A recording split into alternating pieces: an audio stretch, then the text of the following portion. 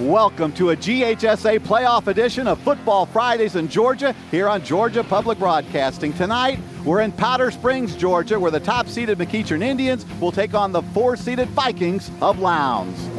And I'm here hanging out with the McEachern Indian. And speaking of McEachern, their toughest challenge defensively is going to be finding a way to contain an extremely well-balanced Lowndes offense and make them one-dimensional. But the Indians have defensive tackle Julian Rochester on their side. He is an anchor to that defensive line and a force to be reckoned with. I'm John Nelson. Coming up in the College Football Hall of Fame recruiting roundup, we have some big stars for both of these squads going to some big Division I schools. And I'm Phil Proctor. In our Extra Points segment, we're going to tell you the keys to the game. So the postseason is here. It is McEachern taking on Lowndes. The All Access Pass pregame show kicks off next, live on GPB.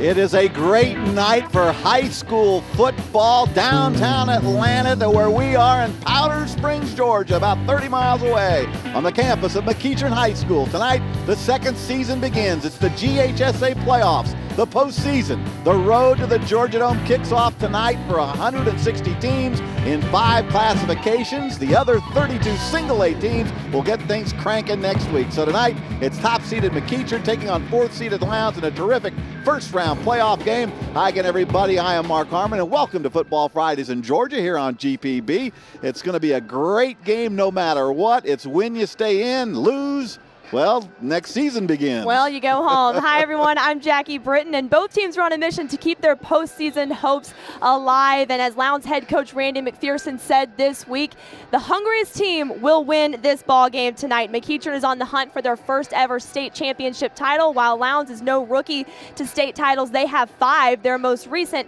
in 2007 under McPherson's leadership. Also, guys, tonight, before we get too much into the X's and O's, we want to let you know that you can interact with us on Facebook, Twitter, Instagram, and Snapchat, all of the social media platforms. But also, as we get closer and closer to the championships, the Dome in December, you want to be connected with all the scores from around the state of Georgia immediately. So the best way to do that is to download the GPB Sports app. It's completely free, keeps you up to date all the time. Now, earlier this week, I'd asked a question on Twitter: who is going to pull off the biggest upset in round 1 of the playoffs, hashtag Cinderella? And we have a few comments so far. Ernest says that Collins Hill will be a team to watch.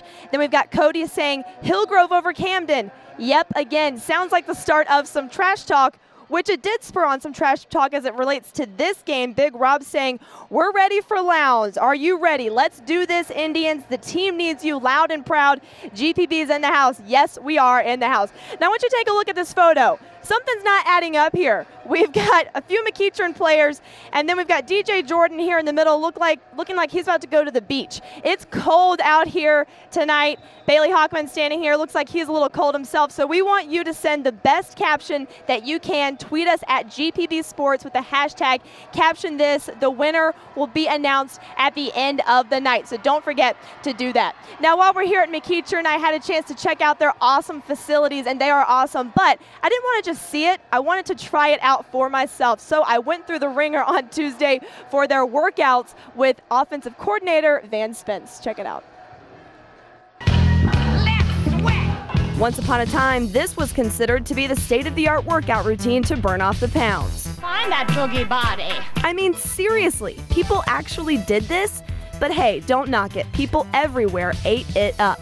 And today, we basically do the same, but it just looks a little different. Fast forward to 2015, McEachern is known for having one of the most impressive weight rooms at the high school level, and not just 1, but 3. And I got to play football player for the day, while offensive coordinator Van Spence ran me through the ringer for their Tuesday workout. What does a Tuesday look like on the workout schedule? What do we have? It is heavy focus on upper body. Okay. We're going to hit the chest and the tris and the bis. The kids love it because they don't have to squat. Okay. So it's a good day. Well, I'm happy for that because I don't really want my shoes to get messed up. It started with a traditional warm-up, and then we hit the weights. But I think Coach might have underestimated my raw talent. Test it out, see right here. There you go. Oh my, this is all you thought I could do? Hey, I'm sorry. I just wanted you to look. That up. Little recovery, maybe? No, we do some curl. We Curl. Then it was time to get those Jane Fonda abs. Then we'll come Got the together. gym going up on a Tuesday.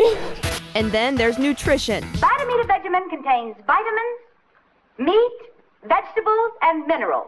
Thank goodness that's over. Today, the football team is sticking to the core principles like protein, carbs, and greens. We're always telling them about nutrition. We usually say sometimes is you want to put gas in the tank, but you got to put the right kind of gas in your tank. You know, not a bunch of stuff that's going to bring you down, and that's why all pregame meals are very well thought through as far as what the kids are putting in their body. So hey, if you want to win on Friday, you have to win in the weight room Monday through Thursday, right, Jane? Very good. You did it. Congratulations. So hey, there's a little flashback Friday for you. A little Richard Simmons, Jane Fonda, whatever keeps you active, no judgment over here. You had everybody but Hans and Franz there to I pump know. you up. I know. Yep, pretty much that's it. All right, good job, good job. Well, tonight's game is going to be a great game between Lowndes and McEachern. Both are teams are winning programs. Both coaches are well respected, and both teams have a ton of talent on both sides of the line of scrimmage. So let's check in with our play-by-play team now. John Nelson and former South Carolina Gamecock offensive lineman Phil Proctor. Time to talk a little X's and O's, a little chalk talk, a segment we call Extra Point. Thank you very much, Mark. Time for the extra point. We'll see if we can knock this one between the uprights. And our first stop, Phil, is going to be with the visitors in a place that you spent some time in college, the trenches. Hey, you know what? And I love the trenches. And this game is going to be about it. Here it is, John.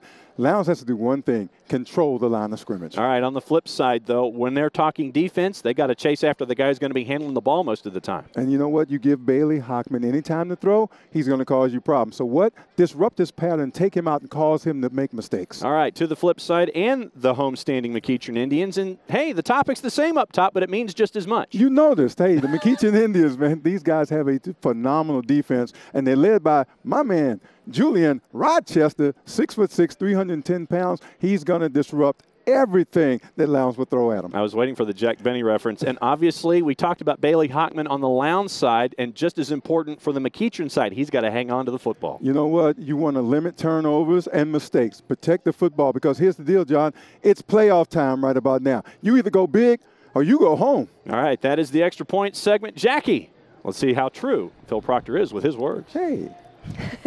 Thanks, guys. We just saw some wacky exercise moves and nutrition, a blast from the past, if you will. And so now to talk about how maybe that might be a little bit different these days is Dr. Robert Hamilton of Cigna. And we want to talk a little bit about fad diets because, let's face it, they've always been around. But let's define that. What exactly is a fad diet this day Well, and age? indeed, fad diets have been around for a long, long time, including like Lucy showed. And really anything that's not sustainable over the long term is pretty much going to be a fad diet. And the real problem is that they work. And so you see that immediate weight loss and you get rewarded in that way, but it can't be sustained. So anything like the name implies is a fad is overly popular. It's the wave of the current time, Right. But you need to really be careful if it's sustainable. So if not fad diets, then what does work? Well, good old-fashioned diet and exercise, healthy nutrition, portion control, avoiding the fatty foods, fried foods, those kind of things. So there's really no substitute for good diet, healthy nutrition, and strong exercise. So back to basics, as it always seems to go. Unfortunately, the Yeah. equation's the same, and it's hard to do. Right. Well, this day and age, you know, people are busy all the time. They're on the road. How can parents and kids avoid the temptation of fast food?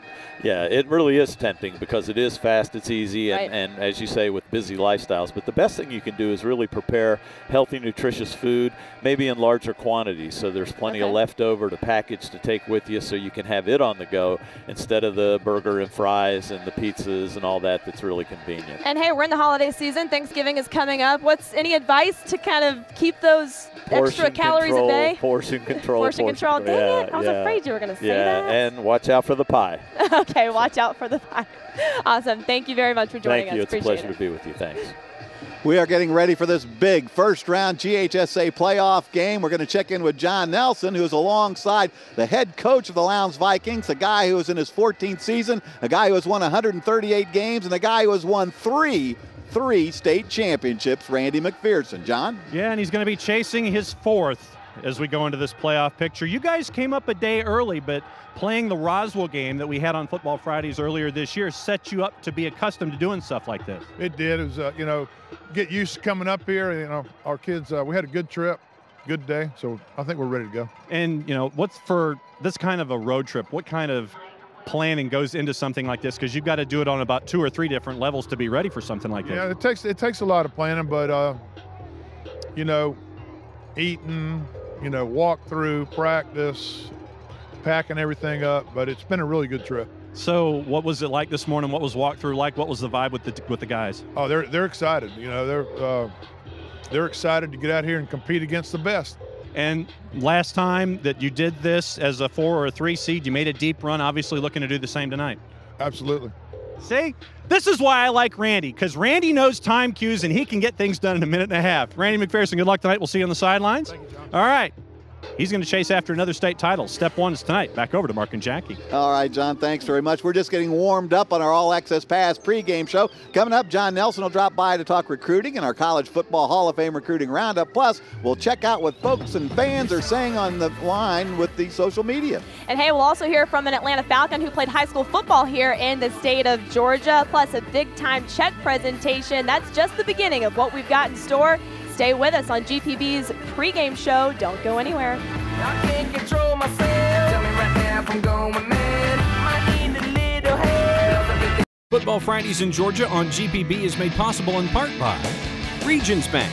It's time to expect more. Georgia's Electric Membership Corporation, lighting the way. Technical College System of Georgia, learn more, earn more. Cigna, together all the way. And viewers like you, thank you.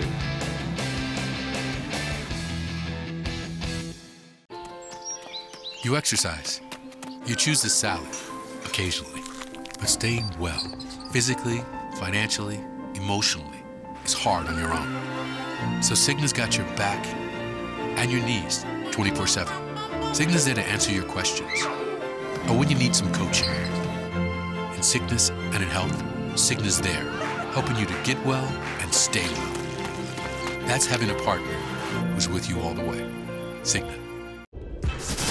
In a state with a dropout rate scary high, students are vanishing.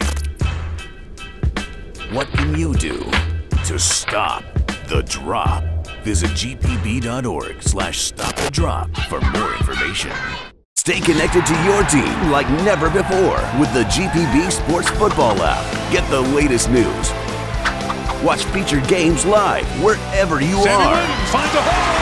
Look at that. Look at that. Find relevant info on schools and take interactive 3D tours of stadiums around the state. Tweet game highlights from the stands and get up-to-the-minute scores all Friday night. The Gridiron has gone digital.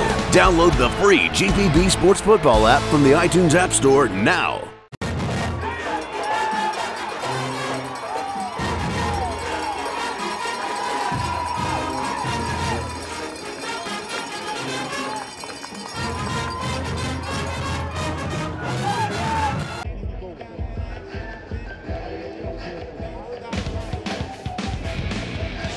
Welcome back to the GPB All Access Pass pregame show. We are live at Cantrell Stadium on the campus of McEachern High School, where the Indians will host the Lowndes Vikings in a first-round GHSA playoff game. That's right. Adam Meadows of the Indianapolis Colts, Gerald McGrath of the Tennessee Titans. Those are just a few of the names of former McEachern Indians who have made it onto the NFL. You will see a ton of talent on the Friday night lights here at McEachern Stadium, and you'll see quite a handful of them on Saturdays next year as well.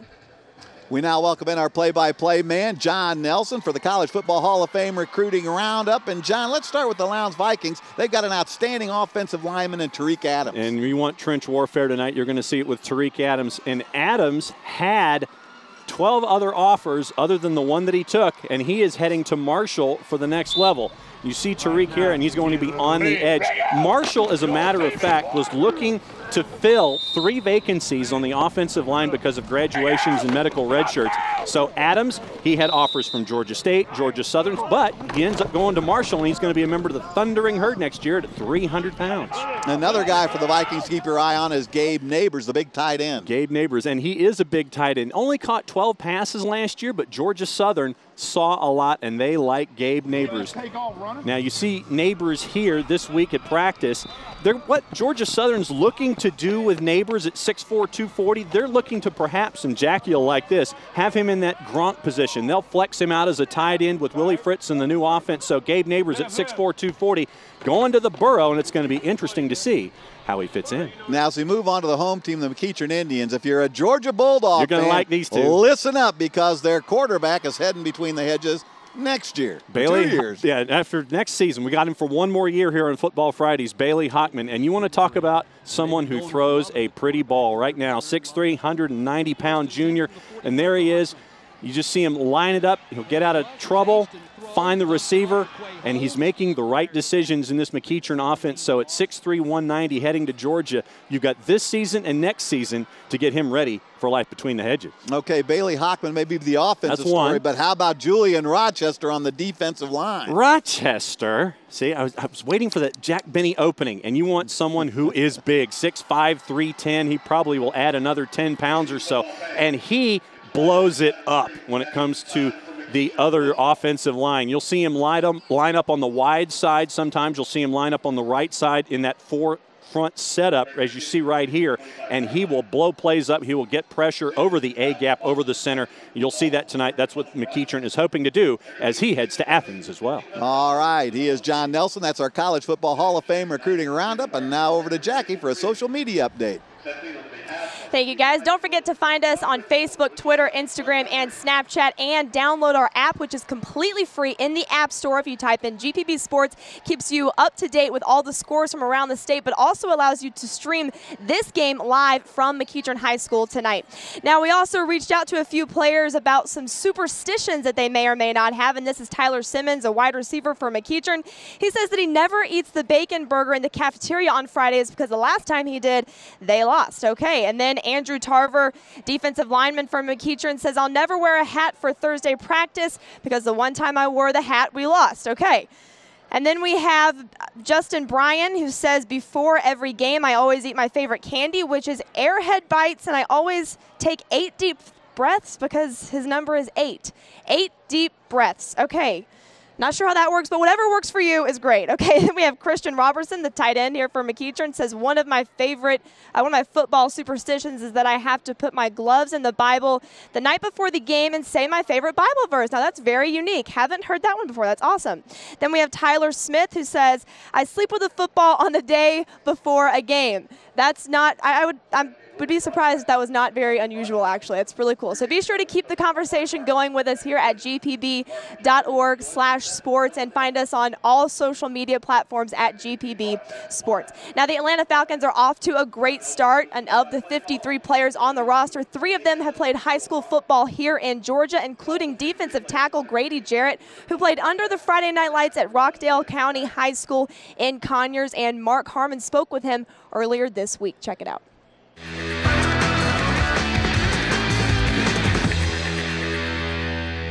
It's Bulldog country, you know, Rockdale County. We had a solid program when I was there, but I heard they've been doing really well as of late. So I mean, it was a really fun place to play, and you know, I'm glad I came out of there.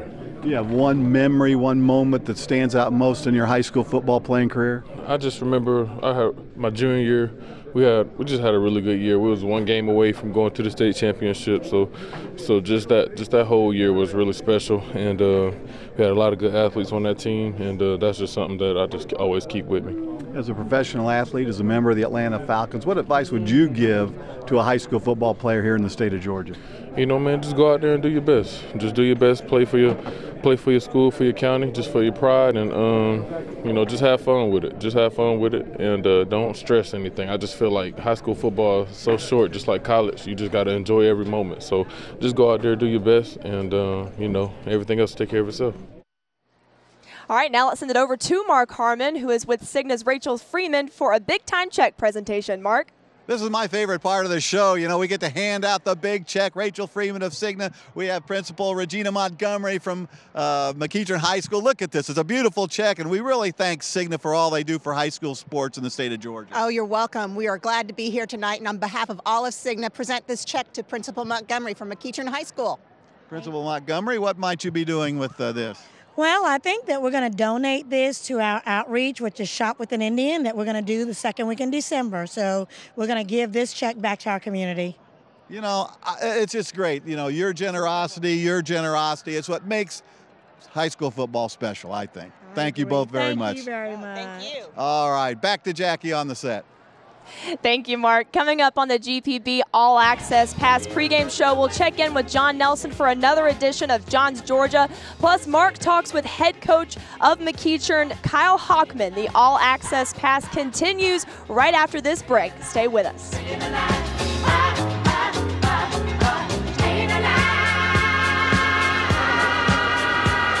It brings out the best in all of us.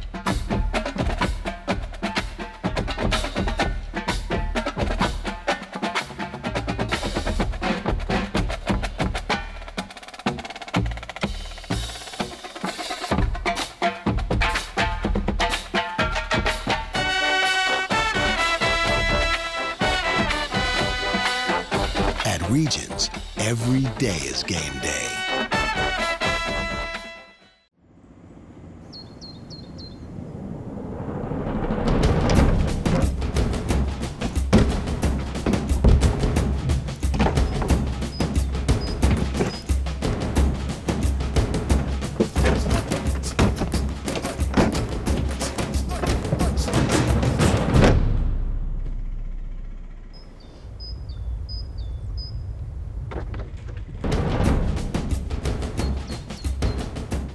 Traveler and Outdoors are back to a little something for everybody. Fantastic natural history, and it starts and ends on a Georgia beach. Catch all the fun, action, and beauty now on Thursday nights. Georgia Traveler at 8 and Georgia Outdoors at 8:30. Thursdays on GPB. High in a vast cave, stalked by killer bees and tigers. An epic race across the world's greatest grassland. A terrifying rite of passage. Life hangs in the balance.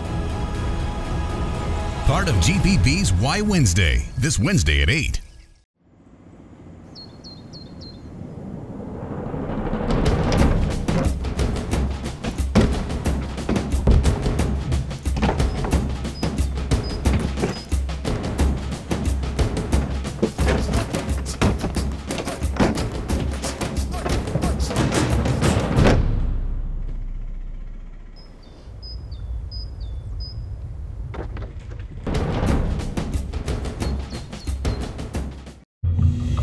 Meet John. John has decided to drop out of school, but what he didn't realize is that now this door will be closed to him. And this one too. Well, you get the idea.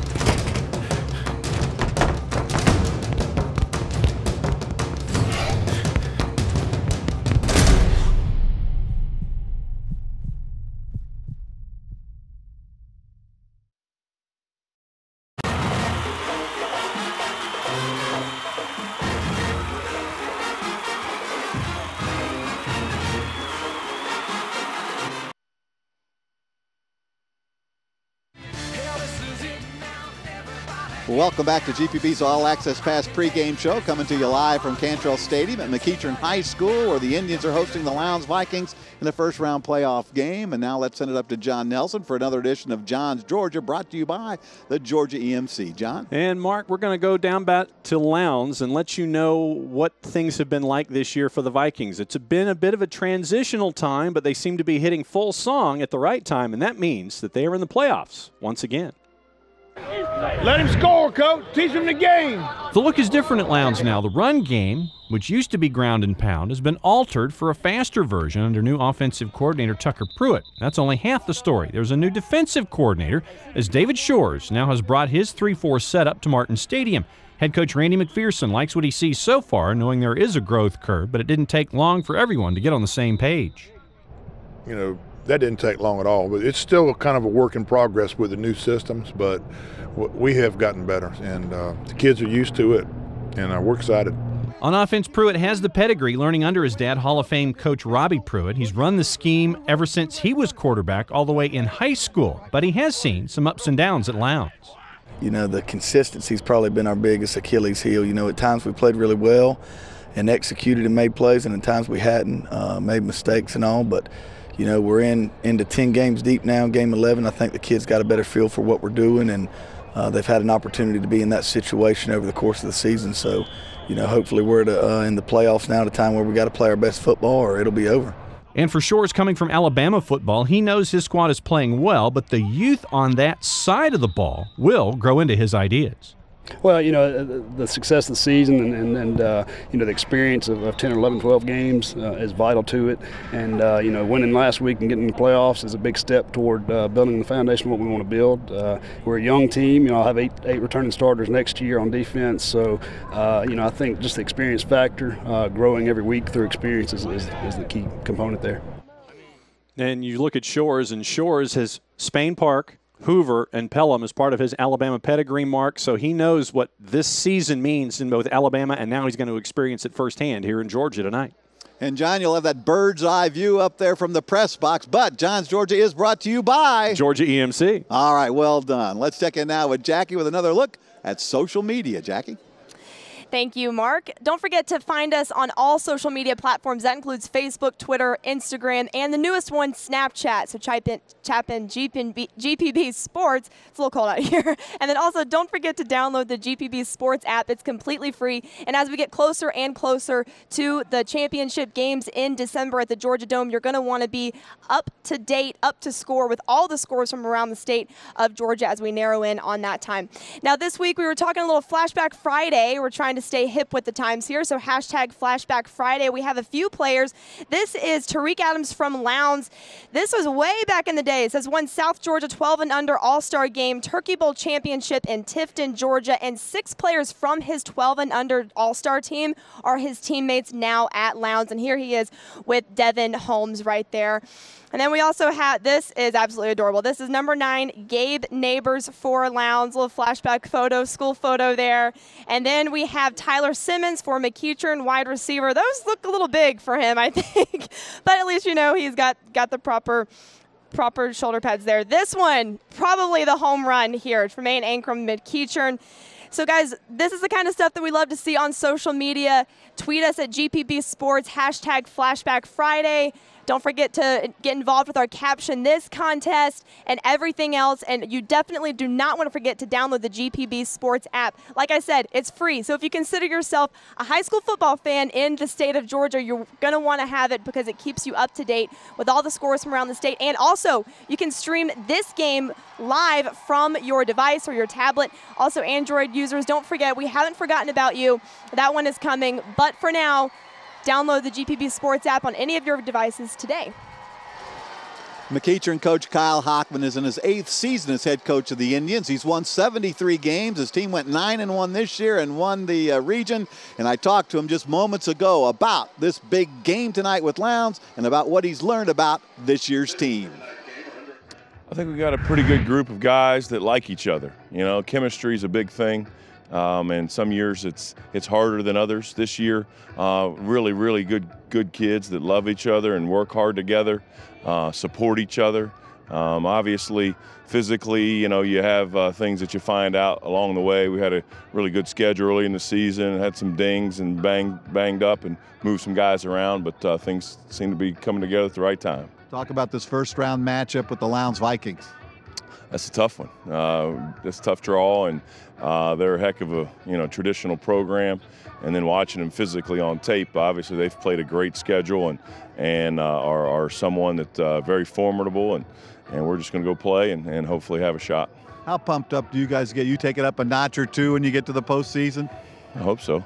I hope so. We're, it's the win or go home type of thing, and we don't talk a whole lot about it, but obviously it's on our minds and on the kids' minds, and just trying to be a little more focused, maybe do a little, an extra meeting here or there, but for the most part, it's pretty much business as usual, and obviously travel and other things start playing into it, which obviously being at home is a nice advantage. All right. Good luck tonight at Cantrell Stadium. Thank you, sir.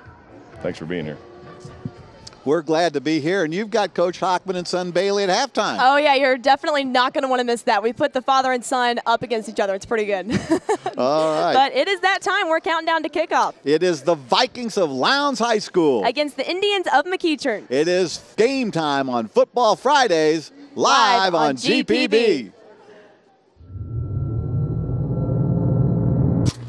I got a fever, and the only prescription is more cowbell.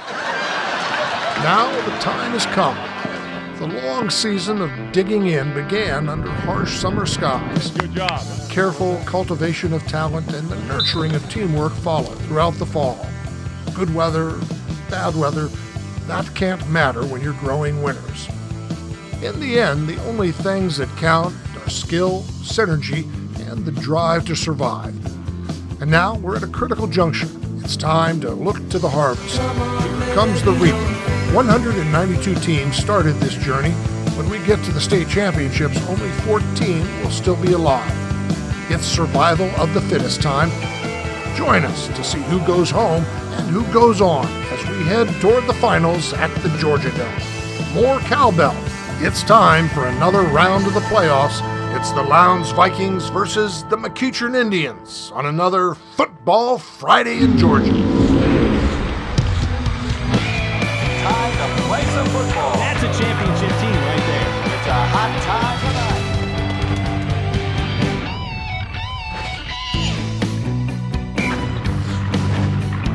From Walter Cantrell Stadium on the campus of McEachern High School, it is the first round of the 2015 GHSA football playoffs, where the 7th-ranked McEachern Indians, the top seed out of Region 4-6A, take on one of the peskiest 4 seeds you will find. The 4 seed out of Region 1, the Lowndes Vikings, traveling all the way up from Valdosta. It is 9-1 versus 6-4. And here's a look at your mini bracket, low right, for those of you following along and filling in the teams as you go. By the time you will have won a championship trophy at the Georgia Dome in 5 games' time, you will face the possibility of chasing after 5 of the top 10 ranked teams in the GPB poll. A tall order is ahead of you. And that is your task ahead. I am John Nelson. This is my tag team partner, Phil Proctor, for the evening. Thanks for accessing us however you are doing so, GPB TV, gpb.org, or the GPB Sports app. And Phil, let's start with the home team this evening.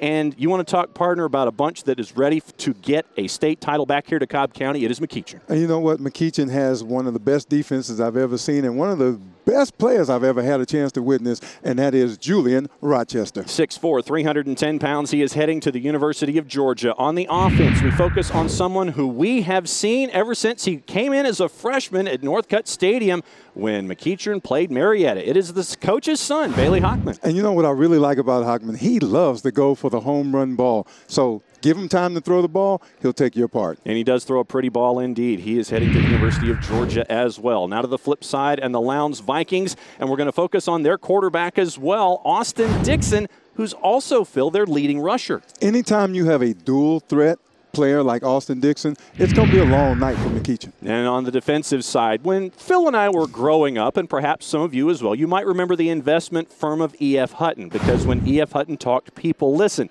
It's the same way for Lowndes defensively and Randy McPherson, because we're going to focus on one guy, number 91, Logan Neely. And Coach McPherson says, when Logan Neely speaks, everybody listens. So if he says anything to me, I'm paying attention to him.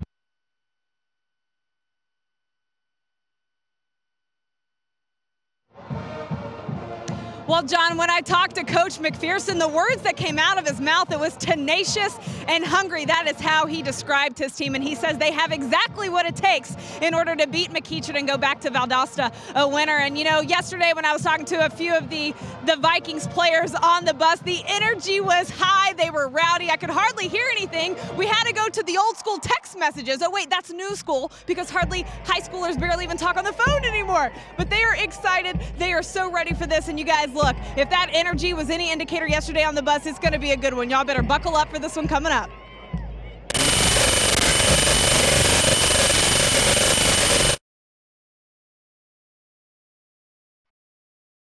Keep talking. Yeah, so you guys, look, McEachern right now, they're getting ready. They know that this is a huge physical battle tonight against the Vikings. And, you know, when I was talking to Coach Hockman earlier, he said these guys, it's about their chemistry. They love playing for each other. This is a team that truly loves each other, you guys, and they're going to lay it all out there on the line. They know what's at stake. It's playing in the Dome for that state championship. It's something that McEachern has been waiting so long for. Lowndes has been there, and Coach McPherson knows that the road to the Dome starts right now.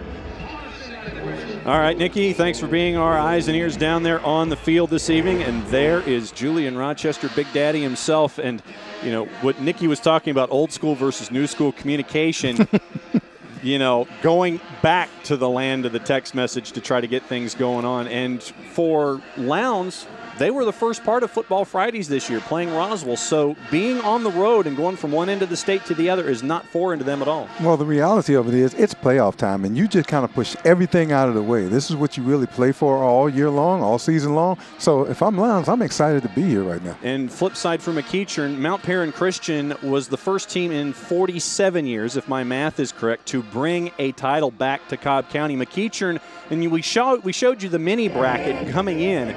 You might have to knock off 5 of the top 10 teams in addition to yourself being in the top 10 if you're going to win that state championship. Yeah, but we both seen McEachern play. Yeah. And all you got to do is just watch them. You know exactly. We'll check down here. You know what? Is this one of your brackets again? Yeah. I can Archer is a 2 seed coming in out of Region 8. Then you have Mill Creek. And that's your mini bracket. That's what you've got to get through just to get to a semifinal berth. And, you know, when you're looking at the 6A bracket is one of the toughest brackets I've seen, and this draw, the McEachern Lowndes draw, was regarded as one of the toughest in the state. Here's your top right, and you see Tucker. They play tomorrow with Hughes. Norcross is a 4 seed and a former champ. Colquitt County's ranked top 5 in the country, and then you've got Walton, who we also saw on Football Fridays early this year. So that is the right-hand side of your bracket with all of these squads who either have pedigree or are ready to win another title. We're ready to light this candle here for the first round of the GHSA playoffs, and we are underway from McEachern. The Indians won the toss and deferred. Kick to the 1, and there's a hole up the middle. They'll bring it out to the 25, and that is where Lowndes will start on offense. And Tucker Pruitt, the new offensive coordinator for the Lowndes Vikings, will bring in an offense that you might necessarily not be familiar with when you're looking at the folks in Crimson. It's a bit of a spread now. And there's your look at Austin Dixon, the 6'2 senior. Completes about 2 out of every 3 passes, which is what you're looking for in this particular offense. And we noticed in the open, we said he's the leading rusher at 478 yards, so he's at about 4.5 yards a carry. McEachern with 4 up front. Pump fake down the middle, complete. Dixon 40, up to close to the 45-yard line, so gain of close to 20. Coming right out of the blocks for Lowndes, and it's Dylan Presley with the completion and 20 yards. Here's a look at your Lowndes offense, brought to us by our friends at Regions Bank. It's time to expect more. The bookends on the ends, Nate Lee at 315, Tariq Adams at just under 300 pounds of your tackles, 250, 255, and on the middle. And there are your receivers who will be getting a lot of work from Austin Dixon if he has his way this evening. You saw Gabe Neighbors there, motion. 1st and 10, toss pitch, getting to the corner, cutting it inside for a couple of yards, gain of 2. So it'll be 2nd down and 8 for the Lowndes Vikes. Let's take a look at the McEachern defense, brought to us by our friends at Regions Bank. Pay attention to 77 and 99 in the middle, 300 and 310, and they will be causing a lot of traffic in the middle there. Your 3 linebackers, Mills, Cooper, and Wagbara, who did play offense and is now playing defense, and your 4 defensive backs, Askew, OK Sims, and Malik Jordan. there's Big Daddy 99 right there. Motion. Dixon looking for swing. Gets it. Met at the second. The ball was completed. So the 2 that they got on first down, they lose on second down. So, Phil, we're at 3rd and 10. And, you know, we talked about a little bit how this defense was going to play. Being able to just come up, and we got a replay coming up. Yeah, and here's the thing, John. That secondary, I was concerned because a lot of times they'll play off the receivers a lot. These guys are very quick, and they react to the ball very quickly. So let's see what Lowndes does here. 3rd down and 10. 4 receivers ready for Austin Dixon. 3 down low. Looks like McEachern might rush 3 with a blitzer up high. Off the edge, down the middle, incomplete. And it'll be 4th down. Lowndes, after the initial 20-yard pass, is going to have to punt from their 44. You know, one of the things I was looking at early on is the fact that if they could get, and that'd be McEachern, if they can get Lowndes 3 and out, they actually have a good chance of, you know, sustaining. Actually, take that back. I said that, but I don't know if that's actually true. Will Solomon back to punt for Lowndes.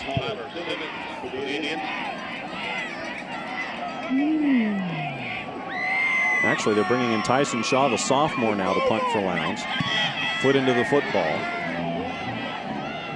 And bounces at the 20. Takes a bit of a McEachern bounce to the 22-yard line. 34-yard punt, no return. And that's where McEachern will take over on offense.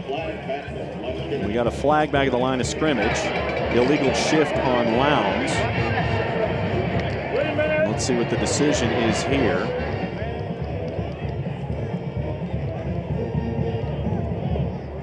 Rick Bodie, your referee.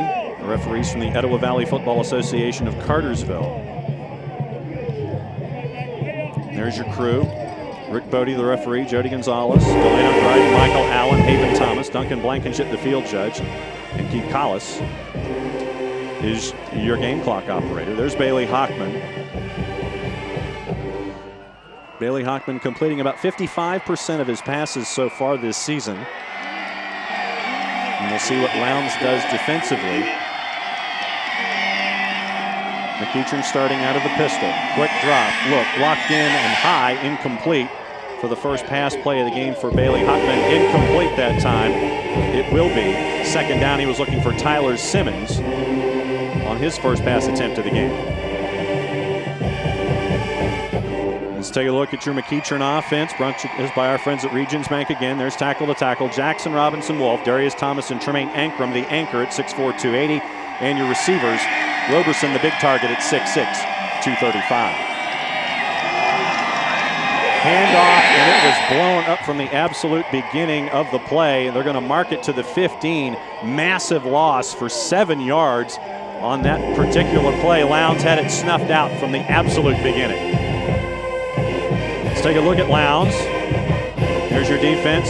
3-4, Buford, Devin Holmes, Gabe Neighbors. Neighbors will play both ways. He'll play tight end.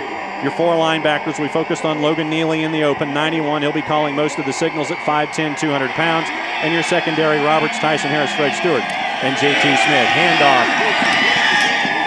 Spinning up close to the 25-yard line. That was Sam Jackson with the carry. Gain of 8. We also talked about, you know, what that jet sweep motion would do. When you see Sam gets the ball, and if you're sitting at home, you're probably seeing that there was sort of like a wall that you could actually just run behind all the time. So that was the 3rd down play. So Hockman, who is also the punter for McEachern, they will punt. So 2 possessions in the first 3 minutes. 2 threes and out, 1 for each side. Hockman left foot into the football, a bit of a wobbler, crosses the 50, bounces at the 46, gets a bit of a sideways bounce, picked up at the 44-yard line, 31-yard punt for McEachern, and no return. Your impression of the first drives on each side? Well, sort of what I expected. I mean, both defenses came out and did exactly what they were going to do. I actually thought on that last drive that McEachern would actually take the ball down a little bit further down the field. But it's early. It's playoff time. You got to get that first set jitters out the way. And after this, I think everybody starts to settle down and you can see a better game. All right, let's see what Austin Dixon does. 6'3", listed at 166 pounds. You say that is, you don't believe it. I'm just reading what Lowndes, there's Randy McPherson. I'm just reading what Lowndes gave us. There's Randy McPherson, the head coach. State champs 2004, 2005, and 2007. We'll go into the Wayback Machine in a little while and show you some of that action. Winding up, first down, over the shoulder, in and out of the hands, incomplete. Could have gotten the touchdown. Xavier Jenkins had it, lost it, incomplete. Let's take another look. And he had him at this point. It's a long ball. He's already beat the defender, and it's just that bad. You just can't get that back. Jalen Askew was guarding and had to come from behind. You see Dixon winding up. And Jenkins had it through the hands, off the knees, second down.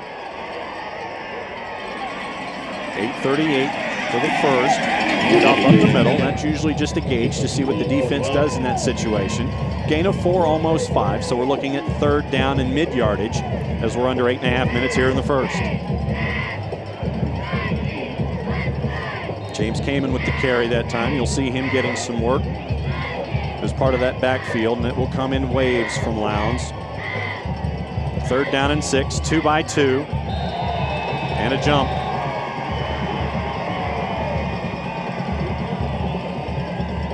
Looks like Courtney Mills crossed the line of scrimmage.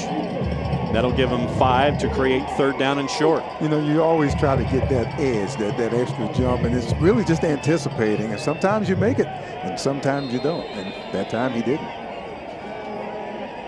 Let's see what these two coaches can dial up here. Third down and short. Lowndes' second possession here. There's Randy McPherson. Has 3 of the 5 titles that Lowndes has won in their history. Right guard and tackle, first down. The Vikings move the sticks. Desmond Copeland with the carry. Watch the blocking for Lowndes, man. They actually pull the guard. He comes around, and there's just enough of a seam for the back to come through. Desmond Copeland, 5'10", 170. Worked at right guard, right tackle gap. We got a flag, and they're trying to sort it out here. Let's see what the call is. There is no flag. They're going to wave it off. So it's a first down for the Vikes as they move the sticks. Copeland with the first down carry. Down to the 38-yard line of McEachern. And in this offense is the spread. This is no different from any others. You're going to get your signals from the sidelines. You'll end up getting square. Then you'll check off pretty much. Well, I was about to ask you, did you expect Lowndes to be on this drive to be as good as they are?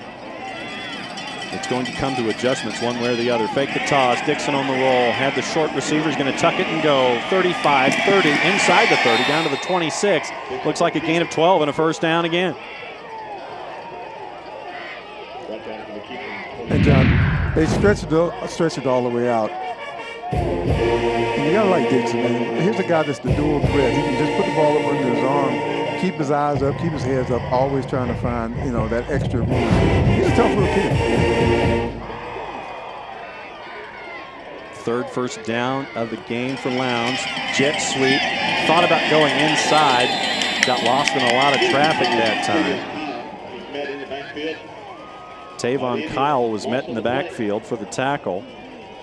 Michael Wagbara, 24 for McEachern. So a loss of 4 takes it back to the 31. Where it'll be second down and 14 as we get close to the halfway point here in the first quarter. I'll tell you this much, I'm already impressed with the Lowndes offensive line. They're doing a very good job against that McEachern front 4. Shotgun, fake the handoff. Looks like they're coming the other way, and they do. The toss to the far side, 25-20, looking to cut back inside the 10. First down and goal McEachern. Tavon Kyle again for a gain of 24. And what a play by Lowndes. First of all, you get kind of mixed up, not even knowing exactly where it's going, and then there's your boy at number 74 out in front, making blocks. All the back does is just find him a place to go. And Tariq Adams clearing the way. There's Kyle's numbers on the year, rushing, averaging almost 16 yards a carry. And And we've got another penalty on McEachern, so it'll move it half the distance inside the 4. And there's Randy McPherson getting a gauge for what's going on. So they're inside the 4 on a first down and goal as we hit the halfway point. Heavy set, 2 tight ends, running back up the middle, power, and they're going to give him the score. Yes, they are. Touchdown, Lowndes. James Kamen goes 3 yards with the score, and Lowndes strikes first at the 5:51 mark, left in the quarter. And our TCSG touchdown replay, TCSG learn more, earn more, and it's just straight power. When you get down this close to the goal line, it's all about man-on-man blocking. You got to just put your pads on somebody and just drive. It really just depends on how bad you want it. And with those 2 300-pound bookends, and they saw something on the 2-point conversion, and they went for 2, and they got it. You'll see that sometimes. You'll line up in an odd formation, look for a mismatch or look for a hole someplace. They looked for it, found it, and got it. Michael Barrett, the 10th grader, who's one of the backup quarterbacks, goes in for the 2-point conversion, and it's 8-0 Lowndes. And on that score, 6+2, surprising McEachern. It is 8-0 Lowndes from Cantrell Stadium here on the great GPB. Stay with us.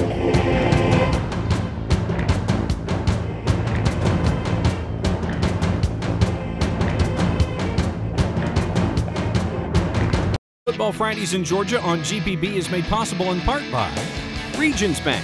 It's time to expect more. Georgia's Electric Membership Corporation, lighting the way. Technical College System of Georgia, learn more, earn more. Cigna, together all the way. And viewers like you, thank you.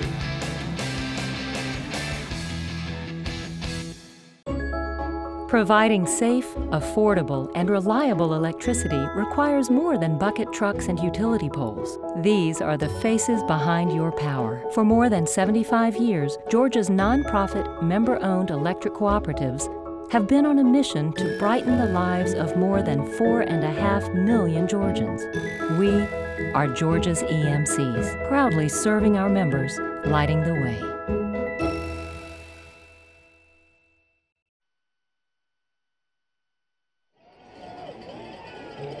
Welcome back, Cantrell Stadium. Halfway through the first quarter, Lowndes is seeing how they scored on their first drive. Let's send it down to Mark Harmon to see who else has scored early on around the state in the first round of the playoffs. Thank you, John. We're kicking it around the great state of Georgia here, and we go to Emory Sewell Stadium in Kennesaw. It's the North Cobb Warriors taking on the third-seeded Valdosta Wildcats, and it is North Cobb leading it 7-0 right now. Coach Shane Queen's squad leading the team from Region 1, 6A down there. Coach Rance Gillespie's squad 7-3 coming in, but it's North Cobb leading right now, 7-0. Back up to the booth. Thank you very much, Mark. We'll be checking in with you all night long as we kick it around the state here in round 1 of the playoffs. And Lowndes shocks you with a 6+2 coming right out of the block. Well, you know, something that was interesting is just before they scored, you could see some of the McEachern players, they were kind of walking around, had their hands up, like they were kind of trying to figure out what was going on. And then all of a sudden there's Coach McPherson. And it's like they were like kind of confused about where they were and what was happening at that point. Your TCSG scoring drive brought to us by our friends at the Technical College System of Georgia. TCSG, learn more, earn more. 7 plays, took 55 yards, 2:47 off the clock. And there was Will Solomon getting ready to put foot into the football. The 5'9", 175-pound senior gets a little loft under it, and he will kick it. It'll be picked up at the 12. 20, near side is open. A couple of tackles broken, 35-40, and close to midfield is McEachern, and they will start things off. Malik Jordan on the return, getting it out close to midfield. 30 yards on the return, and McEachern is in business. And you know, we talked to the coaches the other day in our conference call and asked them how important are special teams. And here you go right now. There's Malik Jordan finding the wedge, or finding that picket fence, as we like to call it, getting it out close to midfield. They get to the 47-yard line, so that's where Bailey Hockman and the Indians will pick up on their possession. 5:40 to go here in the first. Motion. Rolling the pocket. Hockman, the left-handed passer, tries to find it, but he's sacked back at the 30. And John, we talked about this in the pregame. Get the pressure, on Bailey Hoffman. And he just comes straight up. He just beats the block, and there's just nowhere for him to go. Devin Holmes Jr., the 6', 265-pounder, gets the sack, and he'll be around for one more year. There's the vitals, and even more vital, they take it back to the 34-yard line, so a loss of 13 on the play. And it'll be second down, and McEachern confused. They had to burn a timeout. Bailey Hoffman was looking to the sideline. He was kind of gesturing to try to get the play in, and nothing seemed to be happening. So they're going to talk it over after getting that great kick return to give them field position up close to midfield. Then you get the sack and the pressure from that 3-4. And so far on the ground, Bailey Hoffman, 2 rushes for minus 19 yards. And to give you a bit of a window as to see the history of McEachern. There you go, state semifinalists the last 2 seasons. They ran into a buzzsaw last year in Colquitt County, 16 region championships. They've won double-digit games 5 of the last 6 years, straight into the playoffs for the last 7 years. And the man who was a lot of that history in the last quarter century, Jimmy Dorsey, now the athletics director here, 23 seasons, 219 wins. They've been close to state championships, losing to Valdosta once in the late 90s with A.J. Suggs, getting close, and Kyle Hockman wants to get McEachern that title. That elusive first title that McEachern hasn't had. They've been chasing it and chasing it and chasing it, and they want to get it. So after the timeout, let's see what McEachern has dialed up here. Pistol set, motion. Hockman looking, he'll check down, and great tackling close to the 35-yard line. Very little gain there. Clay Holmes got the pass, but no real gain. And it just seems like right now that McEachern is just not in its rhythm. We talked about Bailey Hockman, being able to make the reads, make the adjustments he needs to make. But at this point, Lowndes defense seems to be coming up really big. Roderick Williams with the tackle. You see the senior outside linebacker. No gain officially, so they're going to call it 3rd down and 24 as we're under 4.5 minutes to go here in the quarter. Hockman winding up, settling in the zone, complete in Lowndes territory, and it looks like they're going to be close to the 1st down. Needed 24, and they might get 23. Let's take another look as they spot the football. And we talked about this before. You give him time, let him settle back. He can just plant his feet and make a great throw, and what a great catch.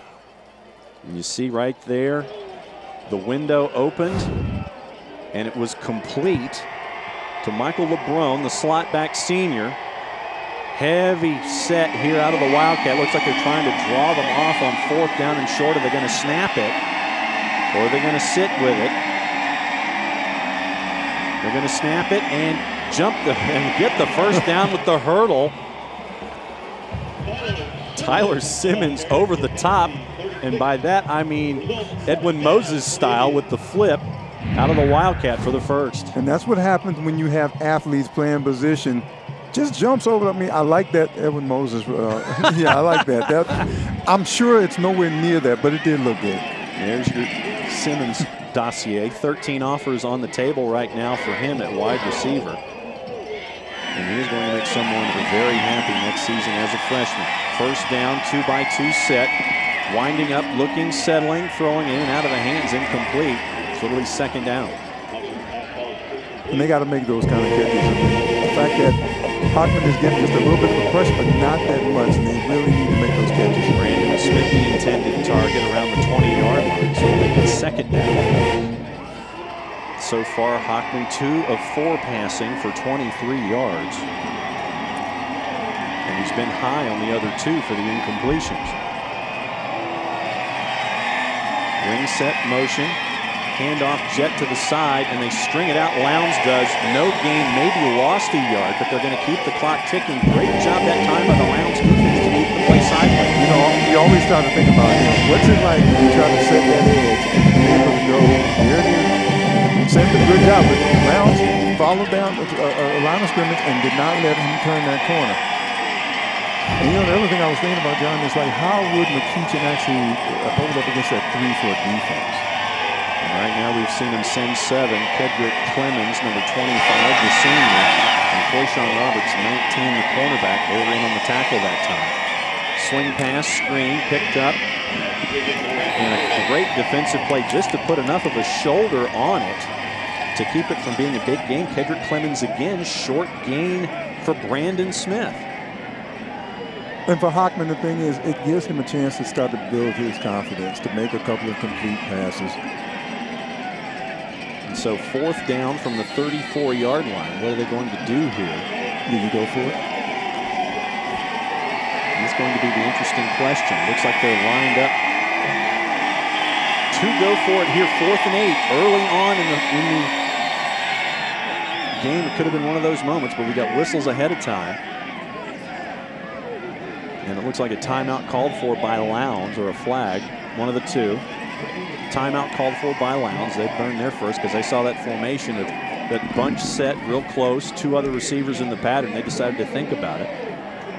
You know, if I happen to look over there and I see like a small trip set, I'm probably just a little bit concerned because there's so many different places you go. But here's the thing I'm thinking about. This game is a game that you would normally see maybe in the 2nd or 3rd. Yeah, there are a lot of those in 6A in the first round, with a lot of the 2s and 3s. And you know, as Nikki said in the open, this being one of your more atypical 4 seeds.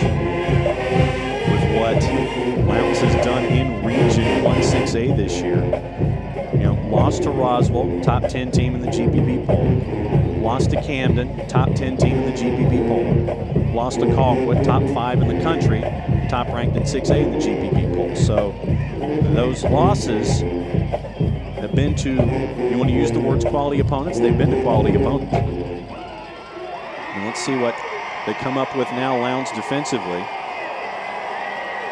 1:53 to go here in the first quarter from Cantrell Stadium on the campus of McEachern High School. There was that bunch set, and now they've broken it out. It looks like it's going to be 5 in the pattern for McEachern here. 4th down and 8, line to gain the 26, complete, and it looks like it was right at the marker for Christian Roberson. That 6'6" target we talked about in the open. And it must be really nice when you have somebody that tall that can catch those passes. And once again, all this does is giving Bailey Hockman a chance to kind of get his reps and get his confidence up. J.T. Smith at 5'6", going up against the 6'6" Roberson. Jet sweep one more time around the corner. 20, just inside the 20 that time was Sam Jackson. So first down, maybe 5 or 6. So it'll be 2nd down and 5 or so for McEachern as we come up on 90 seconds for the first quarter. Here's Jackson's numbers, averaging close to 10 yards a carry. Met by Tyson Harris, the junior. Let's see what happens to the wide side. Jet sweep one more time. Cut back inside the 20.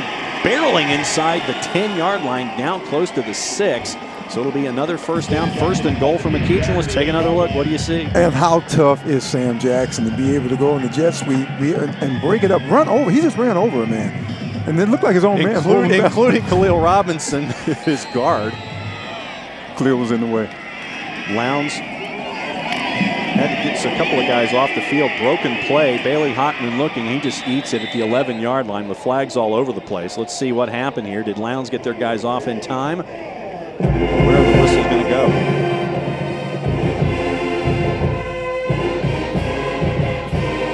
Illegal shift on McEachern. And that'll have Kyle Hockman going back 5 yards. So it'll be 1st and goal from the 13 with just over a minute to go here in the first quarter. And we talked about one of the things that just drives coaches crazy is just to be able to make the mistakes and the miscues that cause you to get negative yardage. There's your illegal shift. It looks like Randy McPherson has declined it, and he took the loss of 3 that Bailey Hockman slid at the 11, remember, at the end of the play. So he'll take the play and not the penalty. So it'll be 2nd down and goal from 11 now. And let's see what McEachern dials up here from the far side of the field.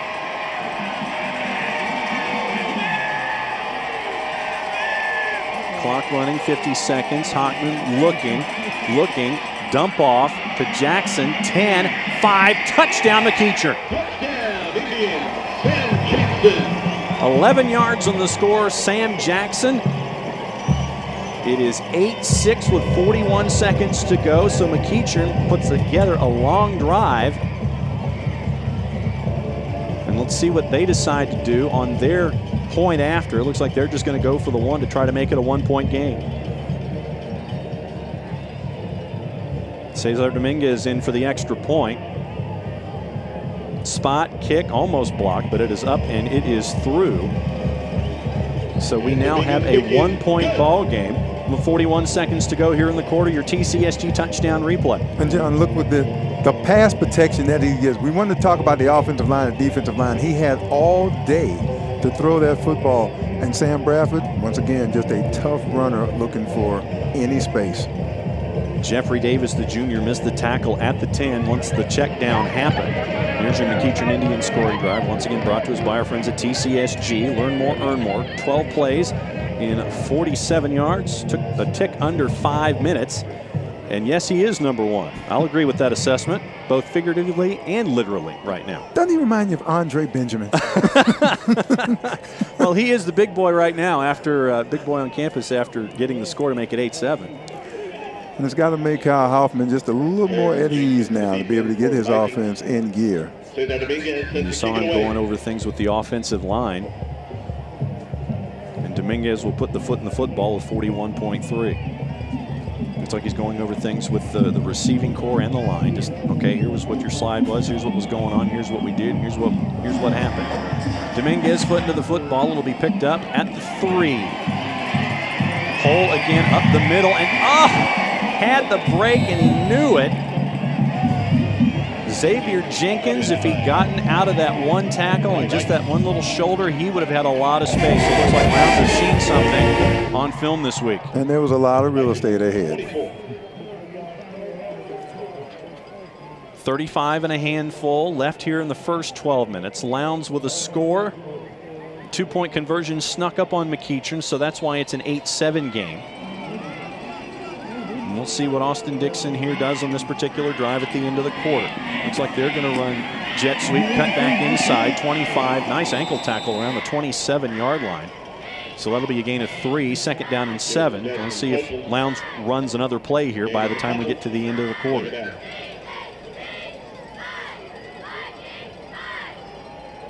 Tackle by Bryce Sims. Looks like Lowndes is going to go one more play here. Power set down low, checking off, and that might do it. That'll do it. First 12 minutes are in the books here in the first round of the GHSA playoffs here, Football Fridays on GPB, and it has been an interesting first 12 minutes. Lowndes not intimidated by their surroundings as a 4 seed going up against the region champs out of Region 4. Lowndes with 8 on the board. McEachern responds with 7 of their own. Second quarter coming up on GPB.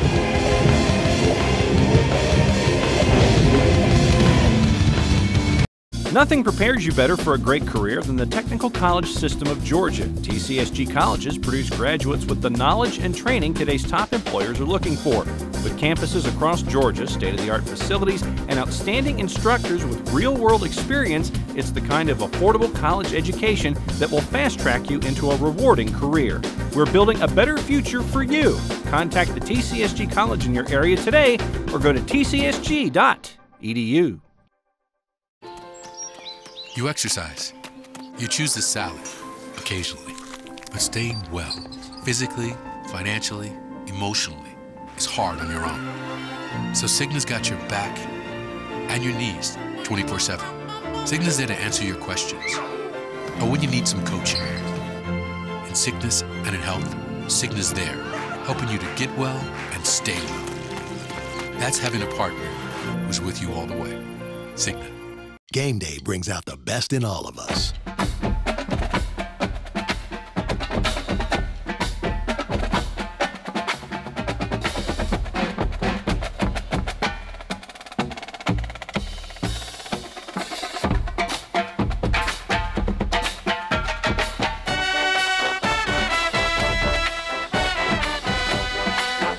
At Regions, every day is game day.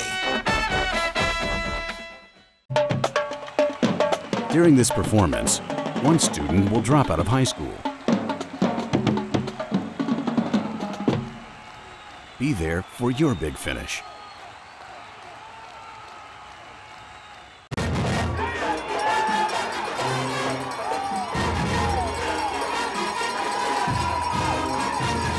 This program on GPB is made possible in part by supporters of the Georgia High School Association, including the following. This isn't just any team. This is your home team, okay? It's not about A team or B team. It's not about your boss telling you to be a team player or to take one for the team. No, home team is about pride. It's about standing strong, pulling together, and going crazy about a bad call you know is right. But because it was against your home team, it must be wrong. Look, some people just don't get it because it's not their team. But Farm Bureau Insurance does, because everyone needs a home team for insurance, and we are that.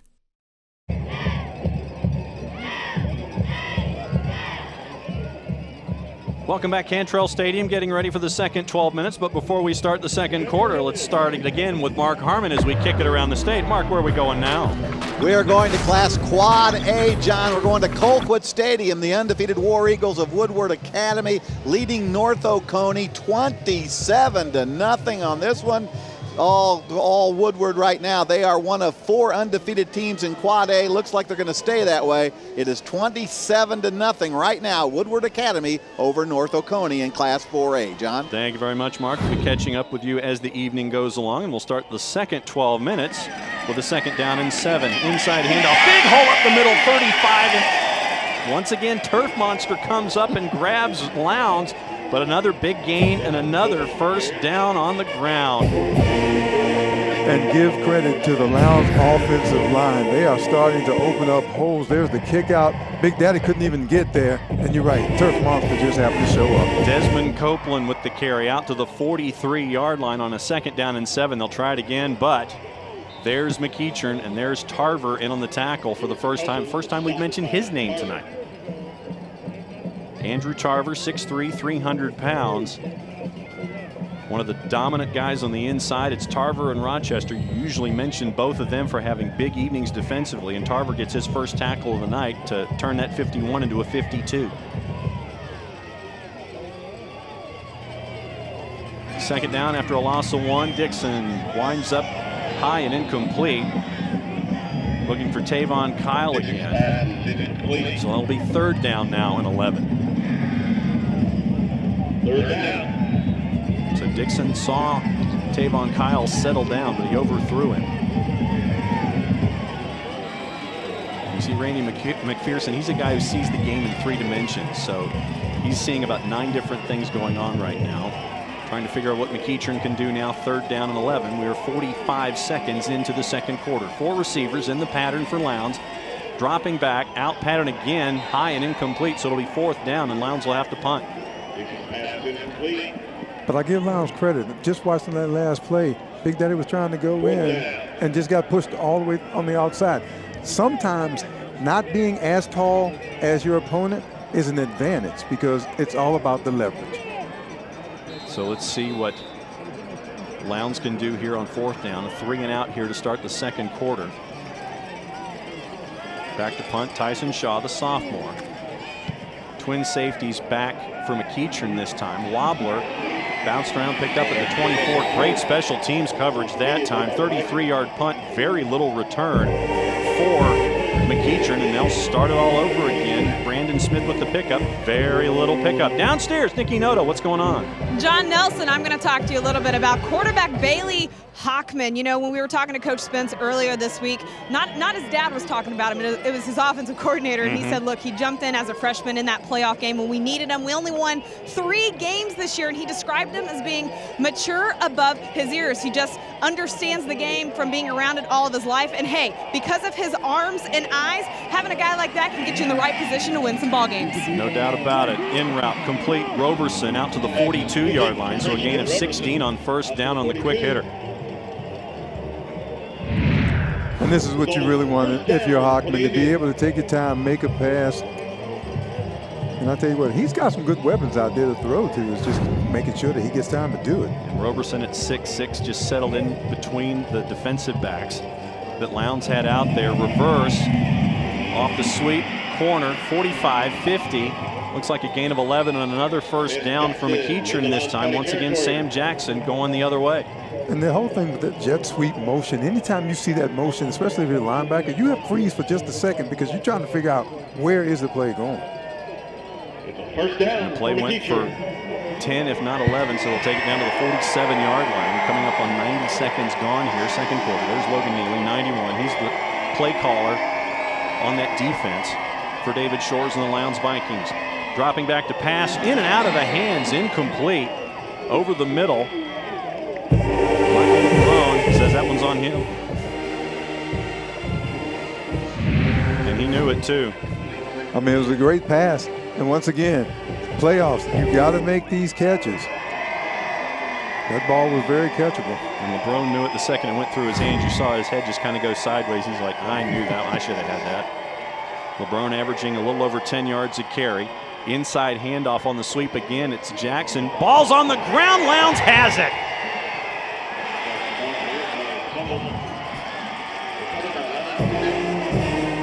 Sam Jackson fumbled. Hands in there for the Lowndes defense. First turnover for the game. Let's see what Lowndes can do with it, but they strike first on defense. And John, we talked about it. You definitely have to protect the football. We mentioned that early on.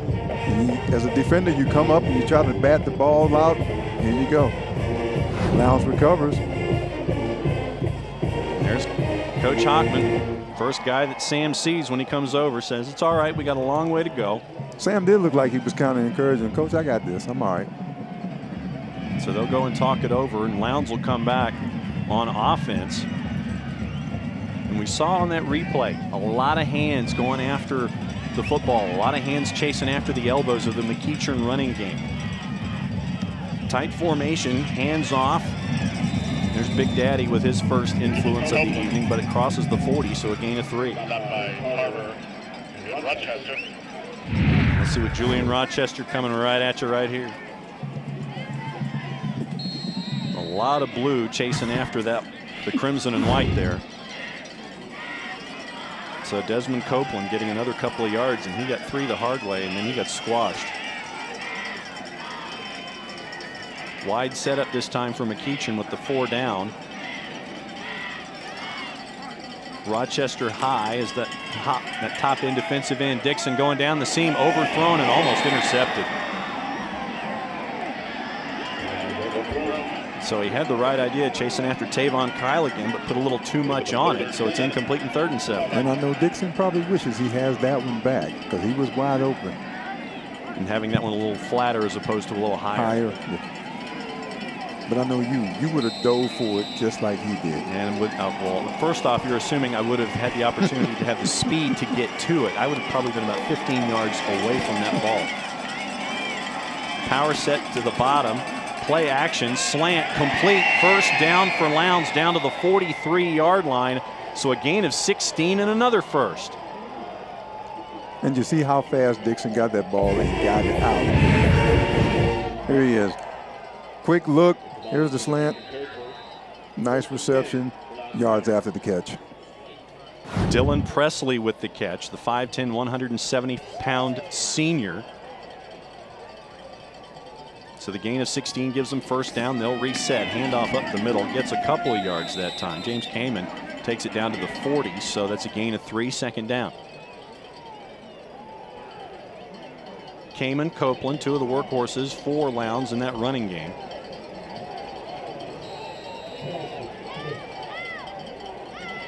Three minutes gone here in the second quarter. Lowndes still leading McEachern by the score of 8-7. Lowndes is driving again. You see the power blocking up high, closed formation. Dixon fakes the pitch, takes it down close to the 35, so it looks like it'll be 3rd down and short. Depends on where they give him forward progress. But you saw him, he was faking the option pitch. It was a little zone read, but he worked the pitch a little early and just tucked it and ran behind right guard and right tackle. Got it down to the 30. Sorry, the 35-yard line, so it'll be 3rd down and about 2. And John, I'm starting to see the McEachern defense starting to put their hands on their hips. I think they've been out there a little bit longer than they anticipated. I thought they would be more 3 and outs. Saw Rochester 99 with the hands on his hips there. Power set for Lowndes. Let's see if they go up the middle with it or if they go to the edge. Right guard and tackle, cut back, nothing happening. Let's see what second effort does. Gets it close, and it's going to depend on where they see it and what happened to it. So it'll be interesting to see where the spot is before the pile move forward. They're going to give him the 33 and a first down.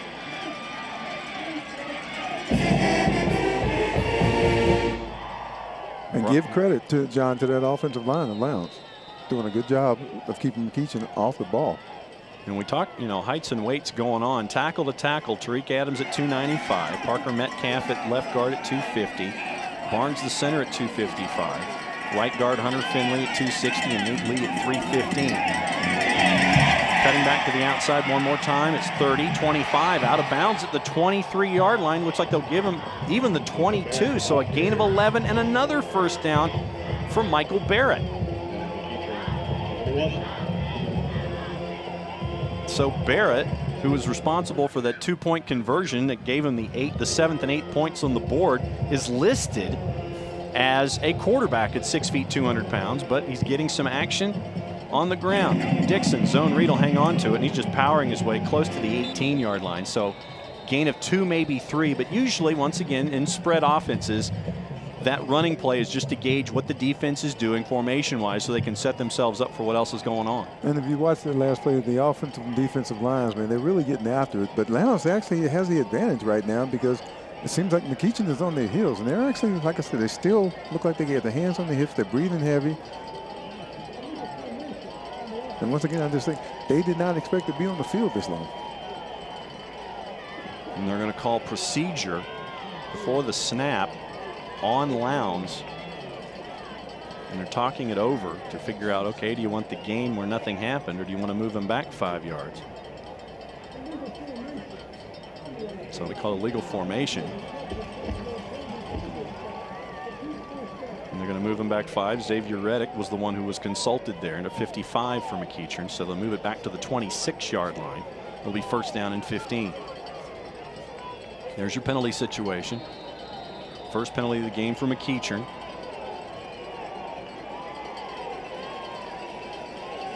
Or for Lowndes, sorry. 2 for McEachern so far. Dixon fakes the dive. Play action going in wide open and just overthrown, incomplete. Once again, Tavon Kyle. And give Dixon credit because he did exactly what he needed to do. The fake into the line and actually just put air up under the ball. Give it a chance to just hang up. Let your receiver make a play. And there you see, just out of the reach of Tavon Kyle, who's been the primary target so far for Austin Dixon. Second down and 15 from the 26.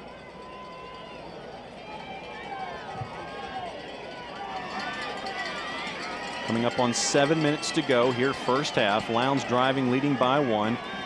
And there was an attempt at right guard and tackle. Two players, as you saw, smacked into each other and created that time that McEachern's defense needed to make the tackle. Let's take a look at the confusion right here. And what you have, John, is a lot of the momentum has been with the Lowndes players right now. And sometimes that's just what you need, especially when you're playing on the road. They got a couple of fans here. But it can be a difficult situation. Michael Fairbanks in on the tackle there. He's only a sophomore. He's listed at 6'3", 240 pounds. So let's see what Lowndes does here. Third down and 18, loss of 2, or loss of 3.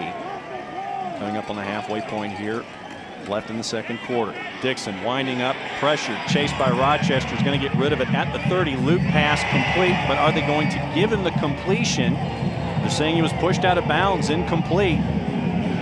So it'll be fourth down, incomplete that time. Once again, Tavon Kyle. Let's take another look. And you know what? When you've got 99 running after you, Rochester, nice spin move, and just does his best to get behind him, but you got to give Dixon credit. And there's just missing that left foot coming down was Kyle. So fourth down and 18 from the 29. And it looks like they're going to try it. 12th play of the drive for Lowndes, and it looks like they're going to bring in Will Solomon for a 46-yard field goal. Right at the edge of his range that Randy McPherson told us he was comfortable with.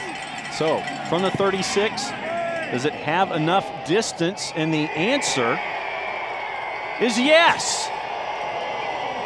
46-yard field goal by Will Solomon. And Solomon gives the lead now a 4-point cushion, going from 8 to 11. And on that 3, and he got all of it and got just enough. 3 points on the board. Lowndes now leads 11-7 on the great GPB. Stay with us.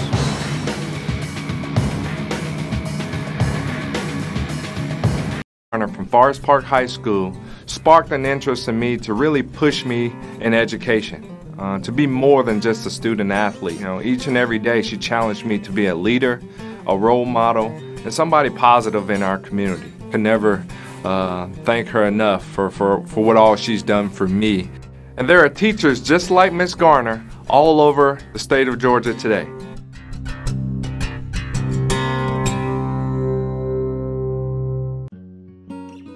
Cotton contributes $2.5 billion to the state's economy annually.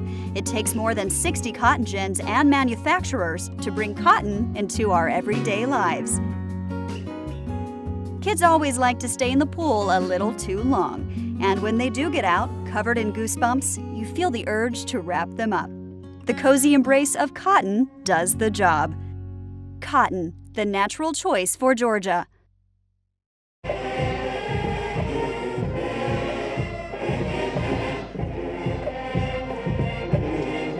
Welcome back, Cantrell Stadium. 6:05 to go for the first half. Lowndes now leading McEachern by the score of 11-7. Let's take a look at our scoring drive, brought to us by our friends at the Technical College System of Georgia, TCSG. Learn more, earn more. 33 covered in 12 for 4 minutes and 20 seconds knocked off the clock. Let's go downstairs to Nikki Noto. What's up? Well, John, we've got some vintage 2004 footage from you guys from the playoffs. Lowndes against Parkview, and we've got number 25 for Parkview with the touchdown. And I am a proud wife because that is my husband, Michael Palmer.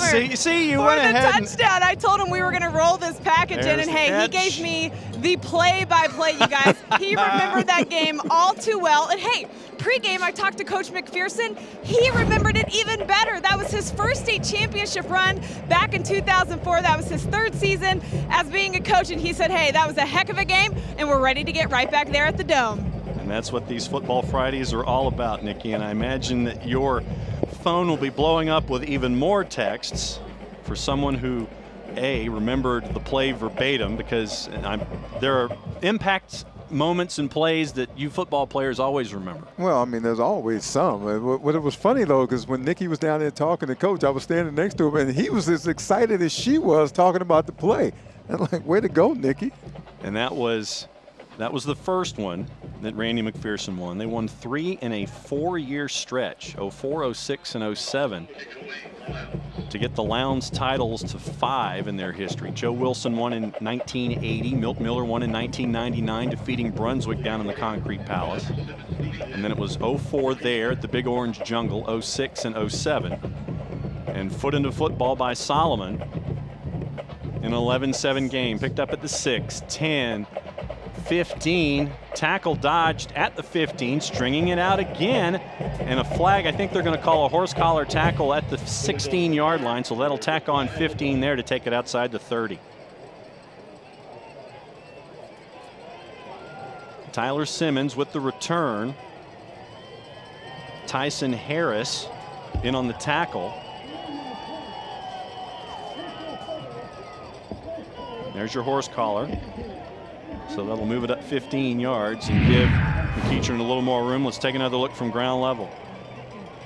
You know, John, sometimes when you're out there playing, you're just reacting, and it's not like you actually are trying to get that. But unfortunately, with that rule, anytime that you go pull back like that, they're going to call it.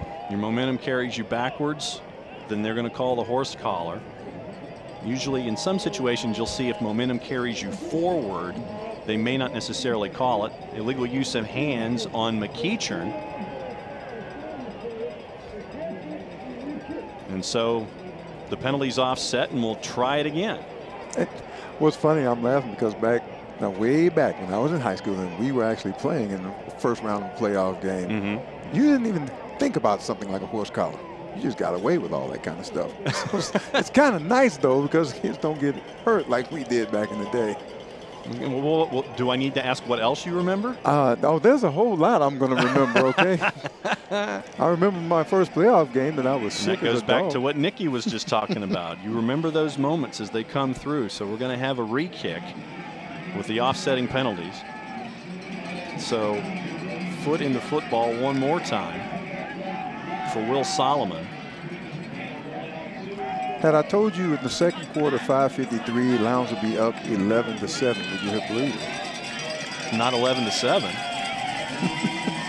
I would have thought that this would have been one of the more competitive 1-4 games, because this is not a #1 seed versus a #4 seed matchup. And I would never have figured 11 points on the board. So the answer, I guess, is no. Foot in football one more time. A little deeper this time. Picked up at the 2, 10, 15, and met. Downstairs, Mark Harmon. Go ahead and kick it for us. What do you got? A team from Region 1-6A is leading here at McEachern, but a team from 1-6A is trailing as North Cobb leads Valdosta 10-0 in the second quarter from Emory Sewell Stadium there in Kennesaw. 10-0. North Cobb leads Valdosta. Thank you, Mark. That's a 2 and a 3. And if you want to follow along for the evening, go ahead and download the GPB Sports app at the App Store if you haven't, because you can follow along all the scores, all the teams, all the places, all the games. We've got 3 games tomorrow that you can follow along, and a lot of games tonight. We'll let you know what's going on with scores at the half. We'll have bracketology in the post-game show, so it is free. Free at the App Store. Did I mention it's free? Why'd you look at me when you said free? I was just trying to be convincing. It's just free. Well, I'm convinced. And a personal foul on McEachern on the re-kick takes it half the distance to the goal, so it looks like McEachern is going to start at the 8. A lot of discussion for that penalty. And a personal foul call means that instead of starting at your 31 after a re-kick, you're starting back at your -8. There's your penalty numbers. 3 from McEachern, 19 more yards. Toss coming wide, 10, 15. Ankle tackle around the 16, 17-yard line, so a gain of 9 on first down for Sam Jackson. Yeah, they look like basically what we used to call the old student body right. Just a quick toss, everybody just pulls, seals the ends, and Sam does all the way. And he almost lost the ball there. Logan Neely was the first one to chase after Sam Jackson. Little shimmy shake for Jackson. 6 rushes and 40 yards so far. Jet inside handoff this time, and it gets some action to the 25-yard line, trying to break tackles again is Tyler Simmons on the inside handoff, and you're seeing what McEachern is doing. They'll run the jet, and then they'll run the inside handoff off motion coming back the other way, and they're getting substantial yardage. Another first down takes it out to the 26. And safe to say it's getting a little chippy. Well, yeah, at this point, but you know what? You got to appreciate McEachern and just their patience, and not to get frustrated, not to do too much too fast. 5 minutes to go, first half. Lowndes leading McEachern by the score of 11-7. Hockman settles. Easy pitch and catch out close to midfield that time. C.J. Wyndham with the catch. And that'll give you a gain of 22 and another first down. And that's what makes Hockman so good. Just to be able to settle in, look, find his receiver. Receiver does all the work. Locked in for another first down, gain of 20+. First down gets him out to midfield. Jet sweep coming again. 45, big hole 40, 35, 30.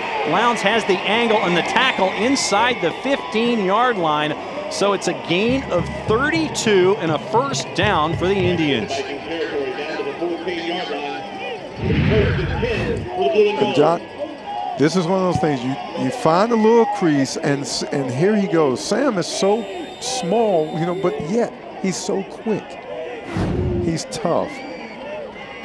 Gain of 39 on the play. Hockman lining up one more time, trying to go to the tall target. Roberson out of the back of the end zone, incomplete. And if you know this, Bailey Hockman, it's like, I wish I could throw that again. Had a little too much under it.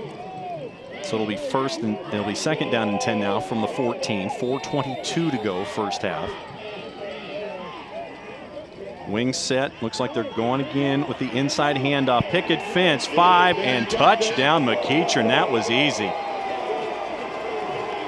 14 yards for Sam Jackson. And McEachern ate up a lot of yards in a very short period of time to take the lead. Let's take another look in the TCSG touchdown replay. And you didn't think it was going to take long for them to get into the groove. We got man-on-man blocking. Everybody puts a body on somebody, and even Sam just lowers the shoulder. Khalil Robinson on the edge, Tyler Simmons on the edge. 51-3 making the hole, and the kick is up and good by Cesar Dominguez, and it is now 14-11. And very quick response that time by McEachern, and that is what a lot of folks have seen this year when this offense is rolling, and it can get it done very quickly. And you know, I'm having to look down, and I'm looking at the McEachern bench, and they are starting to pat each other on the head, starting to give high fives and everything. Mark, what's going on? Kick it for us. All right, we're going to Class 4A. We're going to Centennial Field. Bainbridge taking on Griffin, and it is Bainbridge picking off this pass in the end zone for the interception. The Bearcats lead this one 14-0. The Bearcats are one of the 4 undefeated teams remaining in Class 4A. It's a battle of the Bears. The Bearcats lead the Griffin Bears 14-0 in the second quarter. Thanks very much, Mark. And it is that upper right section, and that is one of the tough ones. That has the 2 seed coming out of that region. That's got Sandy Creek, that's got Pius, that's got Bainbridge. That in the upper right-hand corner of that particular class bracket, that is big. There's your scoring drive. Once again brought to us by our friends at TCSG. TCSG, the Technical College System of Georgia. Will learn more, earn more. 92 yards in 97 seconds. You know, it is a pleasure to be up here with you, Mr. Football. John Nelson probably knows more about football in not only Georgia, but just knows more about high school football than any 5 people I know. I left my wallet in the car. Again? Again. So let's see how Lowndes responds. They're able to get yards, and that'll go through the end zone for a touchback. They'll bring it out. First down, and let's see what Lowndes can do offensively. We've seen Lowndes get some work. And let's see what Nikki has to say on the sidelines. Nikki, what's going on? John, you know, on that last touchdown run by Sam Jackson, I hope you guys noticed on the left side it was Tyler Simmons with a huge block. And when we were talking to the coaches, you know, this week, he said he's just a sponge. We ask him to do a lot. He's a receiver, running back, even a quarterback at times. You know, he's just a kid that we just really like seeing what all he can do. He just gets it, and that was a heck of a block for that touchdown run. Dynamic player. At 6 feet, 195 pounds. You are correct. He was part of that left edge. Simmons kicked it out. Created the hole to the wide. Khalil Robinson on the pull. The lineman there created the hole for the near side from the offensive line. Big hole for the easy score. And there he is. Taking a bit of a break. He's entitled. He's going, I made that block. I made that block. First and 10. Looks like it's going to be zone read, but there's more blue shirts than there are white in the background. So Austin Dixon gets a lost yardage. A lot of folks back there. Let's take another look. And you're right. You got a lot of blue shirts. And this is something that I know McEachern is probably trying to get back in the groove now. That, you know, you've got to score. Now your defense has to start playing big once again. And speaking of big, there he is. Brian O'Kay was in on that. Michael Wright was in on that, 41. So 841, even though it doesn't add up to 99. 99 was a part of it too. Second down, flea flicker. Let's see what happens. Dixon puts a lot of air under it. Could be picked off, and it is at midfield.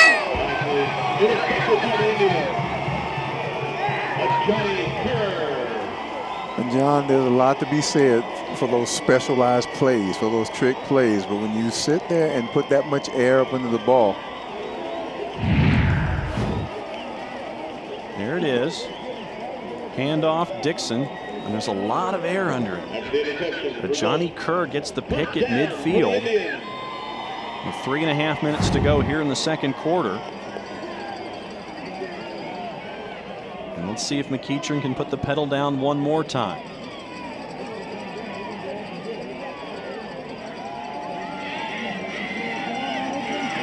Hockman in the eye, fakes the handoff. Everybody bit on the fake, but he's going to go for the home run ball, and it could be almost caught, almost intercepted, but it ends up incomplete. Hockman had all kinds of time on that because of the offensive line, giving him the protection that he needs, gives him an opportunity to look down the field. He's got his primary receiver and just lets it go. And it's also one of those things, you know, it's a jump ball, and he just missed it. Everybody bit on the Sam Jackson run fake. He's going for C.J. Wyndham on the home run. They're going to run the ball this time. Big hole, 45-40 around the corner, inside the 30, out of bounds at the 26, gain of 24 in a hurry. Tyler Simmons again on the end around. And that was just sheer determination. He takes a pitch and, you know, you think about it, like these guys, they don't look that big, but they're very strong. And these guys actually run very hard. Inside cut that time by Sam Jackson gets him a couple. 3.5, maybe 4 as we come up on 3 minutes to go first half. As I was coming in the stadium, I actually walked by Sam Jackson. I was like, this little guy can't play ball. Want to bet? End around one more time, met and tried to run over a couple of folks. Roderick Williams is the player who is down because he tried to tackle Tyler Simmons head on. And Tyler had nothing to do with it. In fact, it was Tyler that actually laid that hit. And Tremaine Ankrum trying to calm folks down on the McEachern side. And let's take another look and show you what happened at the end of the play. Watch 49 in the white. Roderick Williams lay his head down right there. Looked like a clash of helmets. And then some help for the tackle inside the 20 at the 19. Left side of your screen, there it is, lowering of the head to try to make the tackle, and then the tackle was made.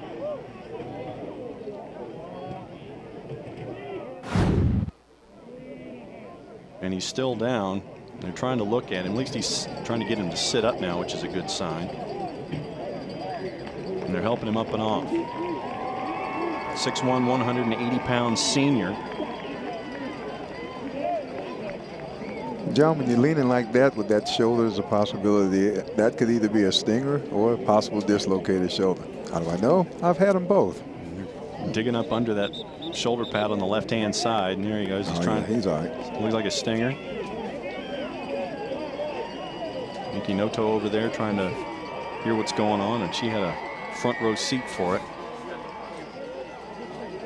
And if you've never had a stinger, ooh, it is. Nikki, what do you know? You guys, I'm watching 49 right now, and he keeps waving it off, saying, I'm all right, I'm all right. He got knocked, though. He was bent over. He was wincing a little bit. He's bending over right now. I'm just keeping an eye on him right now. I'll hopefully have a little bit more of an update for you coming up. Thank you, Nikki. Pass incomplete out of the back of the end zone for Bailey Hockman one more time, going for Brandon Smith.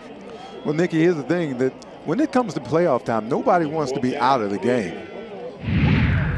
As we take a replay of that last, there's Hockman. I like that low angle look. It's got to be a Daryl Miller special right there. Not the Daryl Miller. The Daryl Miller, incomplete and over the top. But we saw Hockman rolling against body. He's rolling to his right as a left-handed passer, and that's a difficult square to make. So far, 6 of 12, 87 yards for Bailey Hockman tonight. Checked off twice.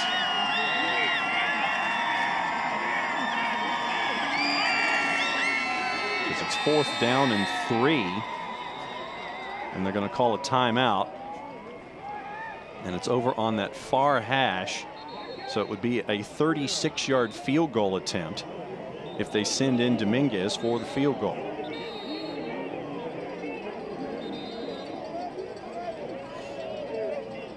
We got a lot of whistles down there. Well, it looks like it's going to be a timeout, but to which side was it going to be knocking a tick off the line for down there at the bottom of the screen?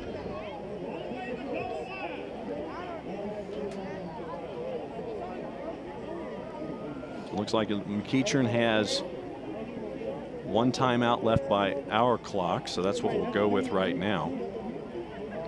Your impressions of the first 22 minutes, what do you think? Well, exactly what I thought was going to happen early on. I thought McEachern would come out and play good defense. I did not expect Lowndes to jump out to the lead they had, but I also expected McEachern to come back. Here's the thing. It's playoff time. I don't care what anybody else says. You throw everything else out the window. This is what you play for. And as I said earlier, you either win tonight or you go home. Right. So you're going to give it everything you got. And even the home crowd, they got into it. Once McEachern was down, they came back, they took the lead. Home crowd started getting back into it. And that's the advantage of playing at home. You've got those folks that pump you up. So even when you're not doing well, you've got a crowd behind you. And that's motivation. And you give the Lowndes folks a lot of credit. Here's a look at the crowd tonight. Rather cold evening. I think this is the first time this year that we've had anything inside the 40s by the time that the game will be in the second half. And it looks like instead of going out for the field goal unit, they're bringing the offense back in. Toss pitch. They've got the edge if he gets there. And it looks like it's going to be with the dive, the first down. Great second effort, Sam Jackson for the first.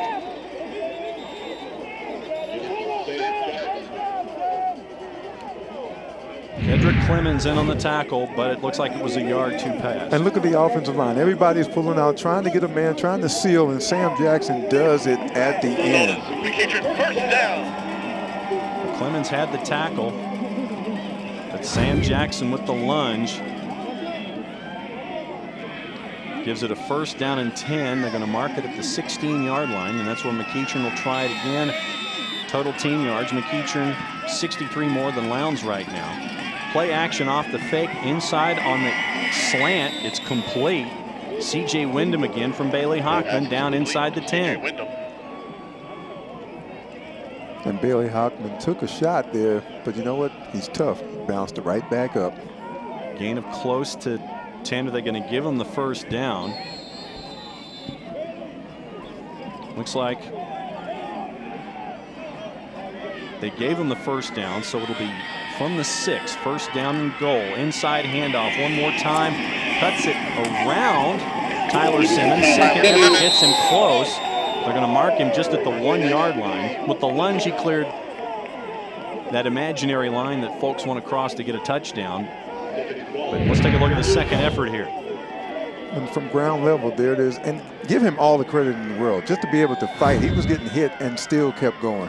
Tyler Simmons and up and over. Touchdown McEachern, Sam Jackson. And we said that name a few times tonight. We have indeed. So Sam Jackson gets the last yard with 82 seconds to go here in the first half. McEachern on the board again. Big Daddy with the big power lift, although for Sam, it may not necessarily be the biggest power lift in the world at 180 pounds. Your TCSG touchdown replay. Up and over, and there it is. And then that's the situation, John. As a lineman, you're trying to stay down as low as you can. Give the back an opportunity to go over the top, which he did. And hurdle over the top of you. So the point after is good by Dominguez. And the lead that was 4 for Lowndes early in the quarter at 11-7 is now a 10-point deficit. McEachern humming along here. And there's your TCSG touchdown scoring drive. TCSG learn more, earn more. Get my tagline right sooner or later. 50 covered in 9 for 2 minutes and 7 seconds. Let's take another look. And here he goes up and over. You always try to keep your pads lower than the opponent when you get down on the goal line. And Sam basically just found himself a spot to jump. Averaging a little over 6 yards a carry so far with the 2 scores. 1 catching TD. 10 carries for 63 for Sam, the senior. So he's had a busy evening. That's not to be a surprise at all. And now let's see how Lowndes responds here in the last 82 seconds. Up 4 now, down 10.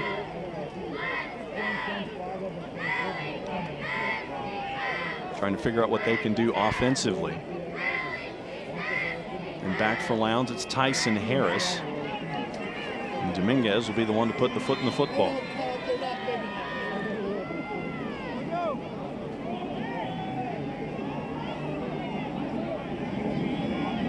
Coming up at the half, we'll have Are You Smarter? We'll have Backroads and Backfields, where we took a look at the mini game that decides things sometimes when it comes to tiebreakers. We'll catch up with the principals, show you the bands. A lot of stuff coming up on the halftime show here for Football Fridays. The first round of the GHSA playoffs all around the state of Georgia, classes 2 through 6. The single A public and private will start next week. Power rankings were released on Wednesday, and so they get a week and a half off. They'll join the playoff picture next Friday. We'll have a look at the brackets in the post-game show. We'll let you know what's going on around the state, see if there are any surprises here in the first round with 1s and 4s and 2s and 3s all around the state from AA to 6A. Handoff by Dixon once again, big hole at right tackle. Nice ankle grab, gets it out to the 28-yard line. Once again, Desmond Copeland with the carry. Lowndes is going to have to do things here on the hop as we're under 70 seconds. Gain of 7, so they'll call it 2nd down and 3. Protection was maxed up high. Now they've swapped it. Handoff one more time, trying to follow the lineman for nothing. We'll make it 3rd down and short. Lowndes is going to have to get up in a hurry just to get the first down and move the sticks. And give McEachern a lot of credit on that play. They just strung it out all the way. Just didn't let them turn it up. Saw the numbers on Desmond Copeland. A little under 4 yards a carry with 25 on the night. And you see the linemen there, Tarver and Rochester for McEachern, hands on hips. Power set for Lowndes as we come up on 20 seconds. You have to do something fast just to get the first down. They'll flop the running back, follow the hole and get the first down, then move the sticks that time. As Dixon followed Desmond Copeland up in between right guard and right tackle for the first down, but we're only at 4 seconds, and it looks like after that gain of 7, they're going to start the clock, and that'll be the half. And that will be the half. So Lowndes surprises McEachern with the first touchdown on the board, followed up with a 2-point conversion, get an 8-0 lead. McEachern comes back for 8-7. They get 11-7. Now they're down 10. Let's catch up with Nikki and head coach Kyle Hockman of McEachern. Coach, it's been the Sam Jackson show first half, finally generating some offense there in the second quarter. How effective have they been for you? Oh, great job. I screwed up in the first quarter. That was my fault on several things. And, you know, obviously we dropped the ball there a couple times, but getting used to the cold weather first time. But I'm proud of them, and we just got to keep battling. Coach, dropped a few penalties, too. How do you neutralize those in the second half? I'm not so sure those were all penalties, and they missed a couple calls as well. So that's the way it goes sometimes. Coach, what are your other concerns maybe about just how the game's going right now that you need to adjust? Well, our tempo on offense is doing well. Defensively, they split us a couple times. Interiorly, we're going to clean up, and we already have made some adjustments. Hit us on the middle of the field once or twice in the pass game on a play action thing. So we'll clean those up, and I think our defense will play really well in the second half. You got a tough quarterback taking some shots. That's football. All right. Thanks so much, Coach, for your time. Let's go ahead and send it back to the set to Mark and Jackie, guys. All right, Nikki, thank you very much. Coming up on the GPB halftime show on Football Fridays, we'll hear from both marching bands, Lowndes and McEachern, and both are sensational. Plus, we'll have scores from around the state on this first day of the GHSA playoffs. Plus, we'll bring you the latest from social media and talk to both principals to see what's going on at their respective schools. And somebody's got to drop and give me 10 in a test of Georgia law. That and more coming up on the GPB halftime show. Don't go anywhere.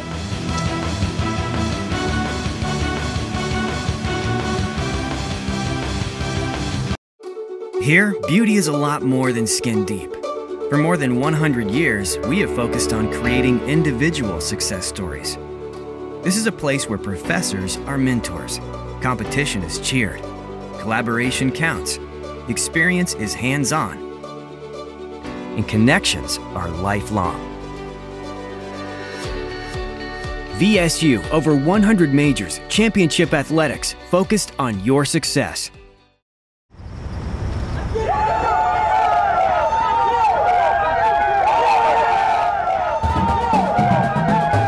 The new College Football Hall of Fame and Chick-fil-A fan experience puts fans closer to the game experience. featuring over 30,000 square feet of college football interactive exhibits. Tickets available at cfbhall.com. You exercise. You choose the salad, occasionally. But staying well, physically, financially, emotionally, is hard on your own. So Cigna's got your back and your knees 24/7. Cigna's there to answer your questions. Or when you need some coaching. In sickness and in health, Cigna's there, helping you to get well and stay well. That's having a partner who's with you all the way. Cigna.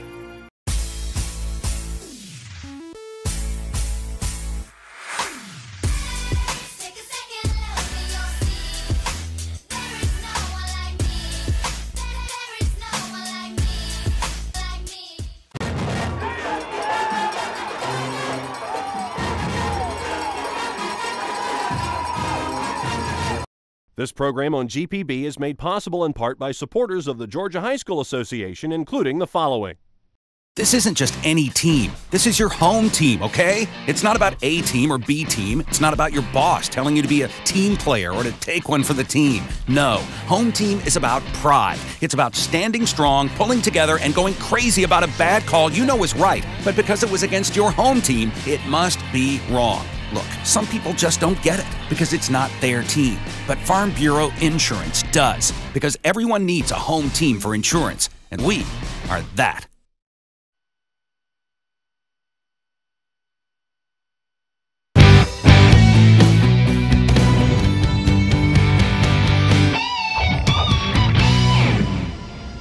We are live at Cantrell Stadium in Powder Springs, Georgia. We're at halftime of the Lowndes McEachern game. The Lowndes Vikings marching band has hit the field, and we'll get to that. But first, let's check in with Jackie for a check on what the fans are talking about on social media. Jackie?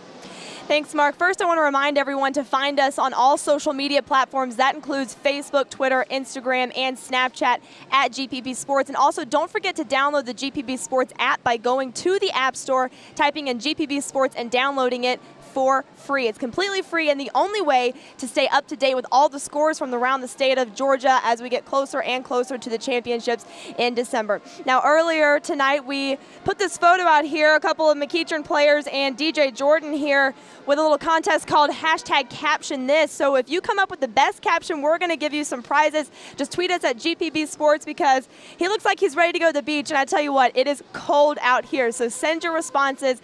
#CaptionThis at GPB Sports on Twitter. Now we have a little trash talk going on so far. It's playoff time. That's expected.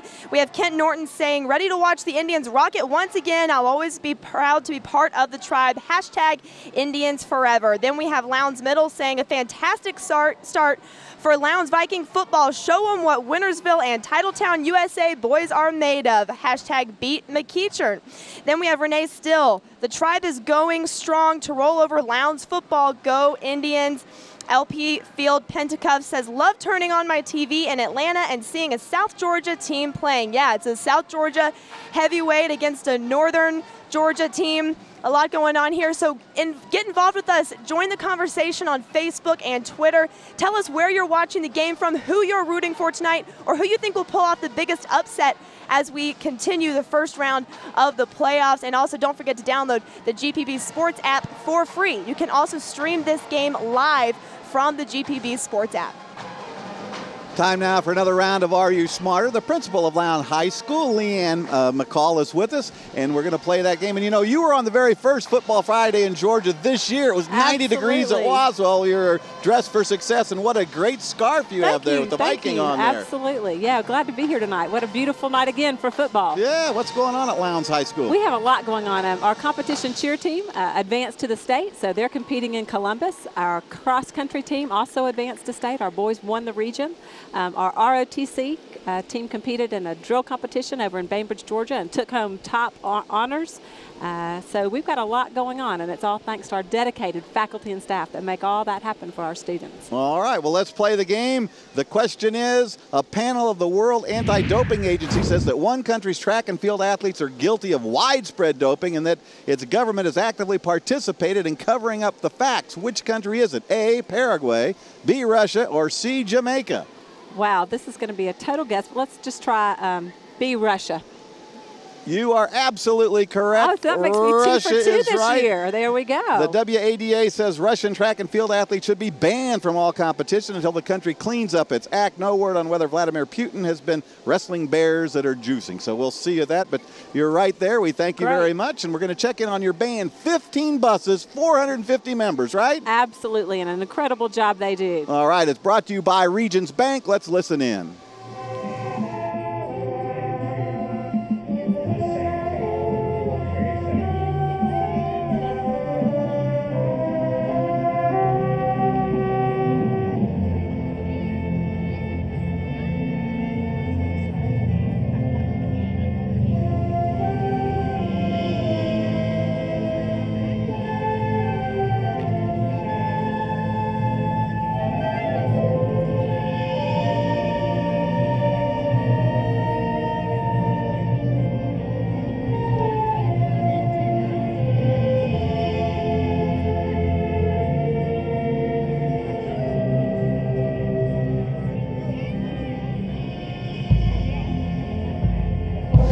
Great job by the Lowndes Marching Band, brought to you by Regions Bank. Now let's check in with Jackie. It's time for her to lay down the law.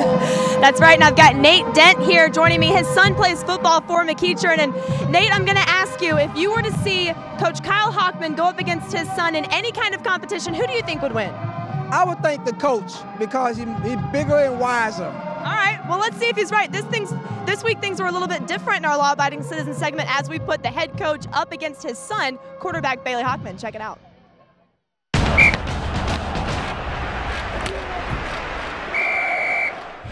All right, so we're hanging out in McEachern today. I've got Coach Hockman and Bailey Hockman. This is more than just a coach and player going head-to-head. This is a father-son going head-to-head. How do you guys feel right now? I'm pumped, man. I'm ready. Pretty intense. Really? You kind of look a little nervous. All right, let's get things started. Okay, first law. I'm going to win, though, just for the record. And we got that? It's on the record. Okay, Guarantee. Good. All right, let's see. In Marietta, it is illegal to spit from a car or a bus, but it's okay to spit from a truck. Is this true or false? This is true? Okay, ding, ding. You guys are equal right now. You're both right. All right. Okay. We're going to get them all right. So smart. Okay, don't jinx it. Okay. In Quitman, Georgia, it is illegal for a chicken to cross the road. Is this true or false? Since false says true, it actually is still true. Believe it or not. Okay, so he's got one up right now. Okay. So hold on. It's 2-1. 2-1. 2-1. So if I win this is the third one. If I win this one, it's over. I win. Right. Okay. So in Cobb County, you may not wash your hands after 3 a.m. in a public place. Is this true or false? He says false. He says true. Dang it! He tied it up. Great. It's false. Overtime. Okay. Here we go. Yeah, Overtime. Now, whoever raises it the fastest and gets it right wins. Okay. This is the tiebreaker. In Georgia, twins are not allowed to work in the same company. Is this true or false? It's true. It says false. You win. All right. Champion. Win. He called it from the beginning. All right. 10 push-ups. Age before beauty. 10 push-ups. Make sure they're good push-ups. Good. Come on, real push-ups. I just threw one up before she even asked the question. Good job, guys. Good job. Well, there you go. Nate had it right. And so your confidence paid off there. How's your confidence about this game? We should win this game because we went far in the playoffs last year, and we still have the same team. We got Copman there as a quarterback. We got to feature some all-star, 5-stars. We should beat this game. All right, confidence down here on the sideline, Mark. Jackie, you got to take it easy on the coach, man. He was putting ointment on his shoulder when I saw him before the game. He was hurt. He was hurt, black and blue. I didn't mean to, man. I think I got too into it maybe this time, just a little bit. All right, he's going to shake it off and play, though. He'll walk it off. Coming up on the GPB Football Fridays in Georgia halftime show, we'll hear from the McEachern Marching Band. Plus, John Nelson visits a play-in game from North Georgia. Jackie gets the 411 from some very proud parents in our rent check section. Plus, I'll give you scores from all around the state. It's all coming up on the GPB Football Fridays in Georgia halftime show. It continues right after this timeout. Stay with us.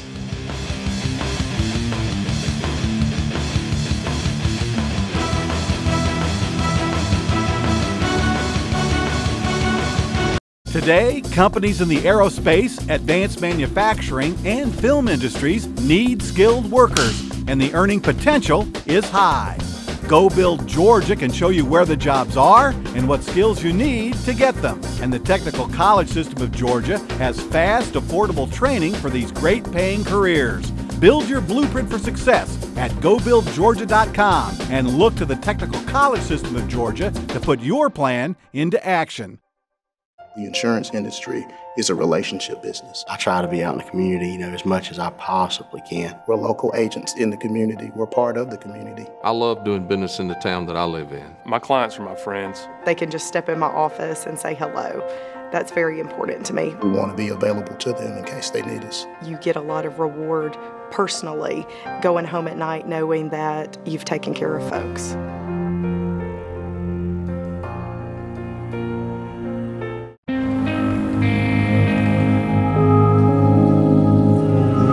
All this going on and on about how different we all are. Here's an idea. Let's talk about how we're all the same. How we live. How we love. The young. The old. The way we wear our hearts on our sleeves. The way we get up, my friends, and the way we get down.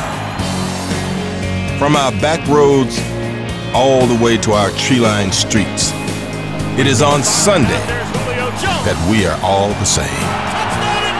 Because on Sunday, we are all Falcons. Traveler and Outdoors are back to back. A little something for everybody. Fantastic natural history, and it starts and ends on a Georgia beach. Catch all the fun, action, and beauty now on Thursday nights. Georgia Traveler at 8 and Georgia Outdoors at 8:30. Thursdays on GPB.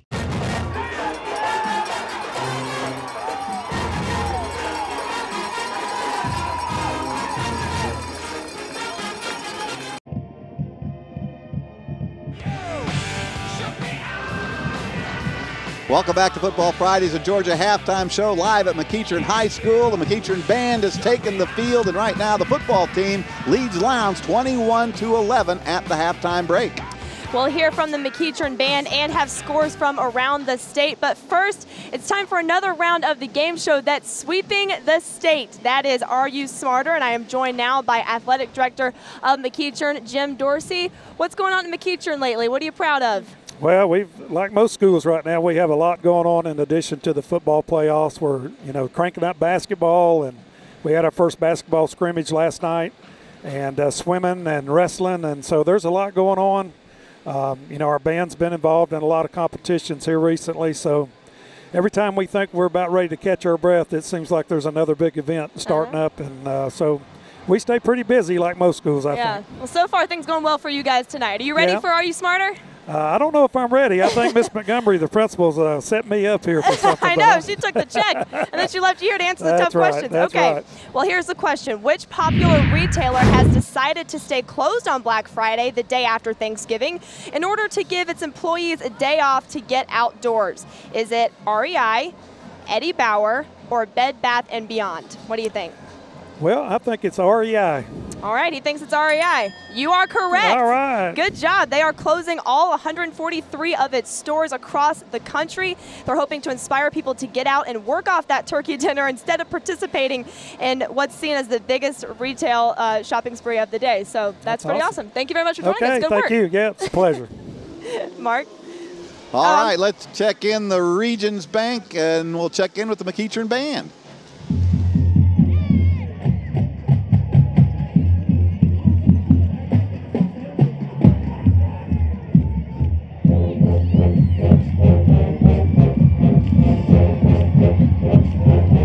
Bo Sodders, the Associate Director of Bands, Sheldon Frazier, and the show theme is Party Rock.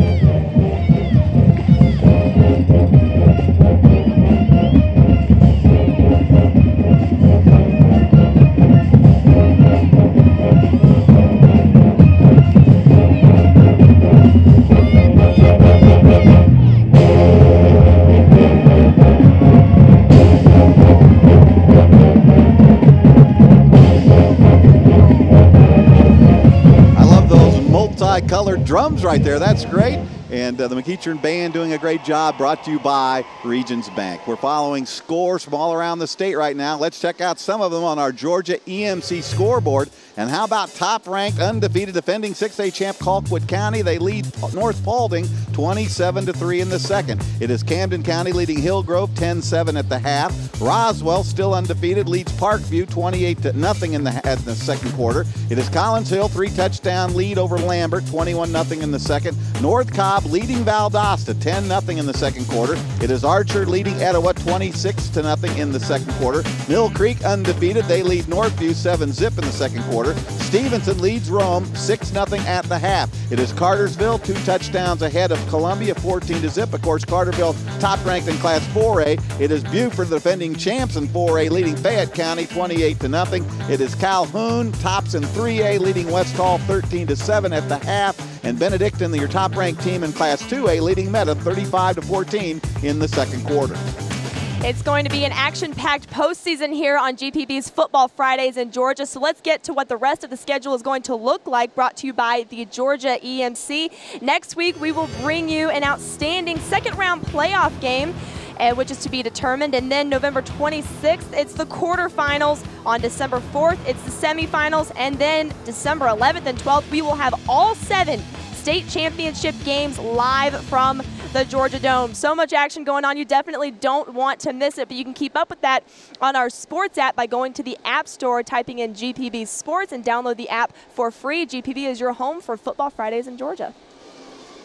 John Nelson now joins us live from atop the broadcast booth for another edition of Backroads and Backfields, brought to you by the Georgia Cotton Commission. The natural choice from up high in Georgia. Oh, yeah, sound great. John, you traveled to a play-in game. You had 3 teams playing for one spot.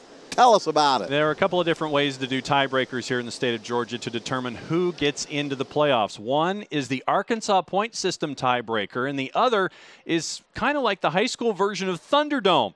3 teams enter in Dalton, 1 team leaves.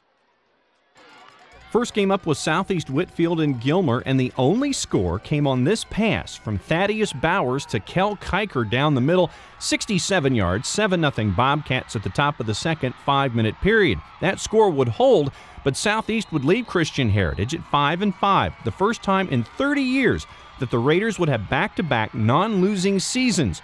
Homegrown head coach Sean Gray is really building something on campus, and there is a lot to look forward to. That meant Gilmer would get Ridgeland for the playoff berth, and Stephon Walker, the freshman, wasted no time for the Panthers. He would take the opening kickoff 85 yards, breaking 3 tackles on his way into the end zone for the 7-0 lead. I was just trying to get there fast, trying to get my first touchdown of the season, which I got. I didn't want to go down, and, I was trying to make a good example, try to get us hyped for the rest of the season. Then the defense would step up, Gilmer driving, but Jeremy Masley with the thievery after the catch to stop a Bobcat drive and take the ball the other way. Gilmer still down 7. I just saw the tight end going out, and I saw nobody back there, so I just went with it, and then when I turned my head, the ball was there, so I just reached out and grabbed it. Then the ground game took over. Jalen Shelton would share in the heavy lifting, putting another score on the board and salting away the 17-0 win. It means everything. More confidence, more everything. Ridgeland head coach Wesley Tankersley got through the mini game, beating his old school to do it, and at 4-6, they get to play another game as the last team in for the first weekend. I had known most of those guys since they were little, and playing them earlier in the year and being able to beat them. We kind of thought that was, got past that hurdle, but then the opportunity to play them again obviously was a little nerve-wracking. But our kids just came out and had my back, and and came out and played their hearts out and made plays when we needed to make plays. And Ridgeland at 4-6 is giving St. Pius a handful. It is 21-13. Ridgeland just scored with about 5 minutes to go in regulation. So, Mark, tiebreakers are all over the place, and the mini game is one way to do it, but it certainly creates for long evenings and a lot of spitting fingernails.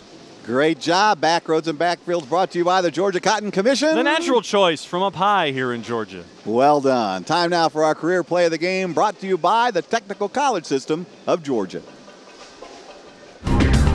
Want to drive a big rig? Learn commercial truck driving for free at the Technical College System of Georgia. Our state's exploding logistics industry needs you. Find a career as a driver, diesel maintenance technician, and more. And keep Georgia moving. A free education in 10 high-demand industries awaits you at the Technical College System of Georgia. Change your life at tcsg.edu.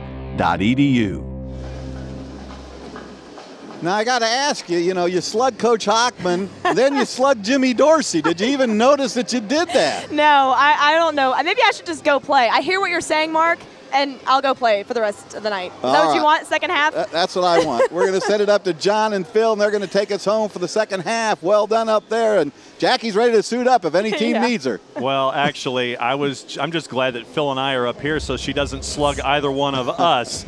We're going to take a look at the first half when we come back. We got 24 minutes of the round one action here in the GHSA playoffs as everybody's heading to the Dome. Cantrell Stadium, your score at the break. McEachern leading Lowndes 21-11. We'll tell you about the first 24 and get you ready for the rest when we come back on the Great GP. Questions can't wait until morning. So I'm one of many nurses at Cigna with answers, anytime, day or night. I'm Lauren, and I've got your back. At the heart of our community are the businesses that don't skip a beat. Georgia's electric membership cooperatives stand behind local commerce. Whether keeping farms running or shining a light on new ventures, we bring business, large and small, to our communities. Creating jobs, driving development, supporting dreams. Georgia's EMCs, powering our businesses, lighting the way. Miss Garner from Forest Park High School sparked an interest in me to really push me in education, to be more than just a student athlete. Each and every day she challenged me to be a leader, a role model, and somebody positive in our community. I can never thank her enough for what all she's done for me. And there are teachers just like Miss Garner all over the state of Georgia today.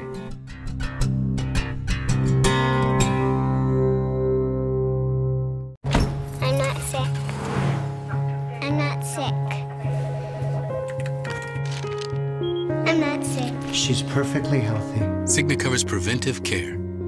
That's having your back.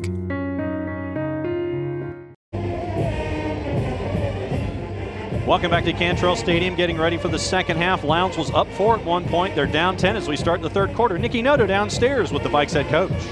Coach, there's still a lot of football left to be played. What was your message to your team in the half? I'm sorry, I couldn't hear you. I said there's still a lot of football to be played. What was your message to your team at the half? Oh yeah, we just got to keep playing. I mean, they got a really good team. We got to make some plays, and we're going to have to find a way to slow down their perimeter run. Absolutely. And, Coach, I mean, you guys had a lot of momentum in the first quarter. How do you get that back? Make some plays. I got you. One last question, Coach. I saw Roderick Williams. He's in a sling. Do you have an update for him? His shoulder dislocated, but it came back in, so he's done for today. All right. Thanks for your time, Coach. John? Thank you, Nikki. Let's take a look at the first 24 minutes. Phil, what do you see here? I saw a lot of offense. And Lowndes struck first, getting that 6. And then they saw something in the 2-point. And Barrett gets the 2 to make it 8-0. And back comes McEachern. And there's my man, Bailey Hoffman with the pass. And it's Sam taking it to the house. Sam I am with the first score that he had in the first 24 minutes. And then it's Sam again. The convoy. And watch at the end, delivers the lick. Oh! And Sam again going airborne. Up and over, down 4, now up 10, 21-11 as we get ready for the start of the third quarter. And look at that, and anything jump out at you there? Total yards, actually, man. Balanced effort by McEachern, 89 and 97, gives you 186, even on first downs. And the momentum that Lowndes had in the first quarter, McEachern had in the second. But look at the last third down conversions, 1 for 5, 0 for 4. Keeping an eye on Bailey Hockman and his numbers, hitting about 50% of his passes for just under 100 yards in the first 24 minutes.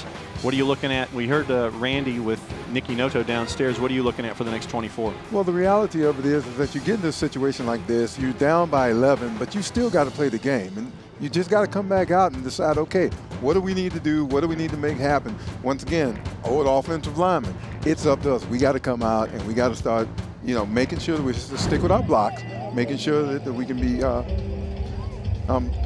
hang on, John, I'm stuck.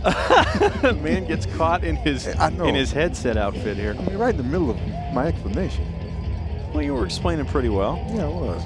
But no, what I was saying is that right now, this is a good time for the offensive line to kind of figure out what they need to do to get Lowndes back in this game.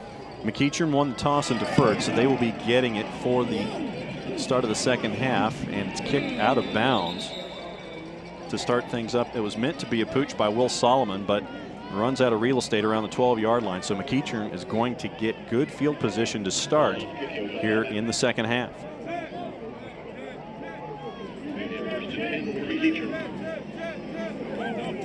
Bailey Hockman in the first half, 7 of 13 for those 97 yards and a score. Randy McPherson trying to figure out how to get the momentum back that he had in that first 12 minutes. Here comes Hockman. Sam Jackson, 10 carries, 63 yards with the 2 scores. Leading rusher for McEachern. Settle. Easy pitch and catch at the 40. A little backtracking, but it goes out to the 47-yard line. So Brandon Smith with the catch and a gain of 12 and a first. And, you know, that's not a problem to be able to start picking up these first downs, you know, a couple of passes at a time. Here's Hockman, nice pass. Receiver makes a nice move, cuts back inside, puts what we call the yards after the catch. First yak reference from you. I'll yak it up all night. Brandon Smith, 5'10", 175 pounds. First down, 50. Cutting it inside, breaking a couple of tackles. Getting close to 10 that time. Once again, Sam Jackson, big yardage on first down.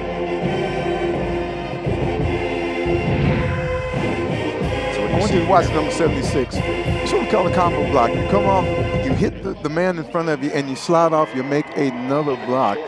Those are just little things that will allow your back to pick up additional yardage. Another handoff inside the 35-yard line. Quay Holmes with the carry. 6 foot, 190-pounder getting his first bit of action here in the second half. I think that McEachern came out and decided to make a statement. It's like, you know what, we're only 11 up. We can put more on the board.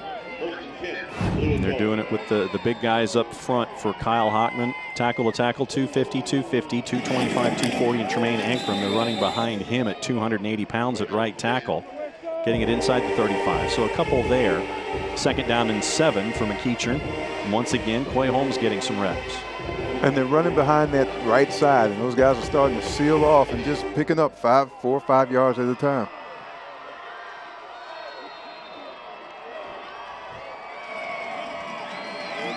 Elgin Griffin lined up against Tremaine Ankrum. Pass is complete, out of bounds to the marker. C.J. Wyndham with the pitch and catch part of it, and it's another first down. And you know what? This is good.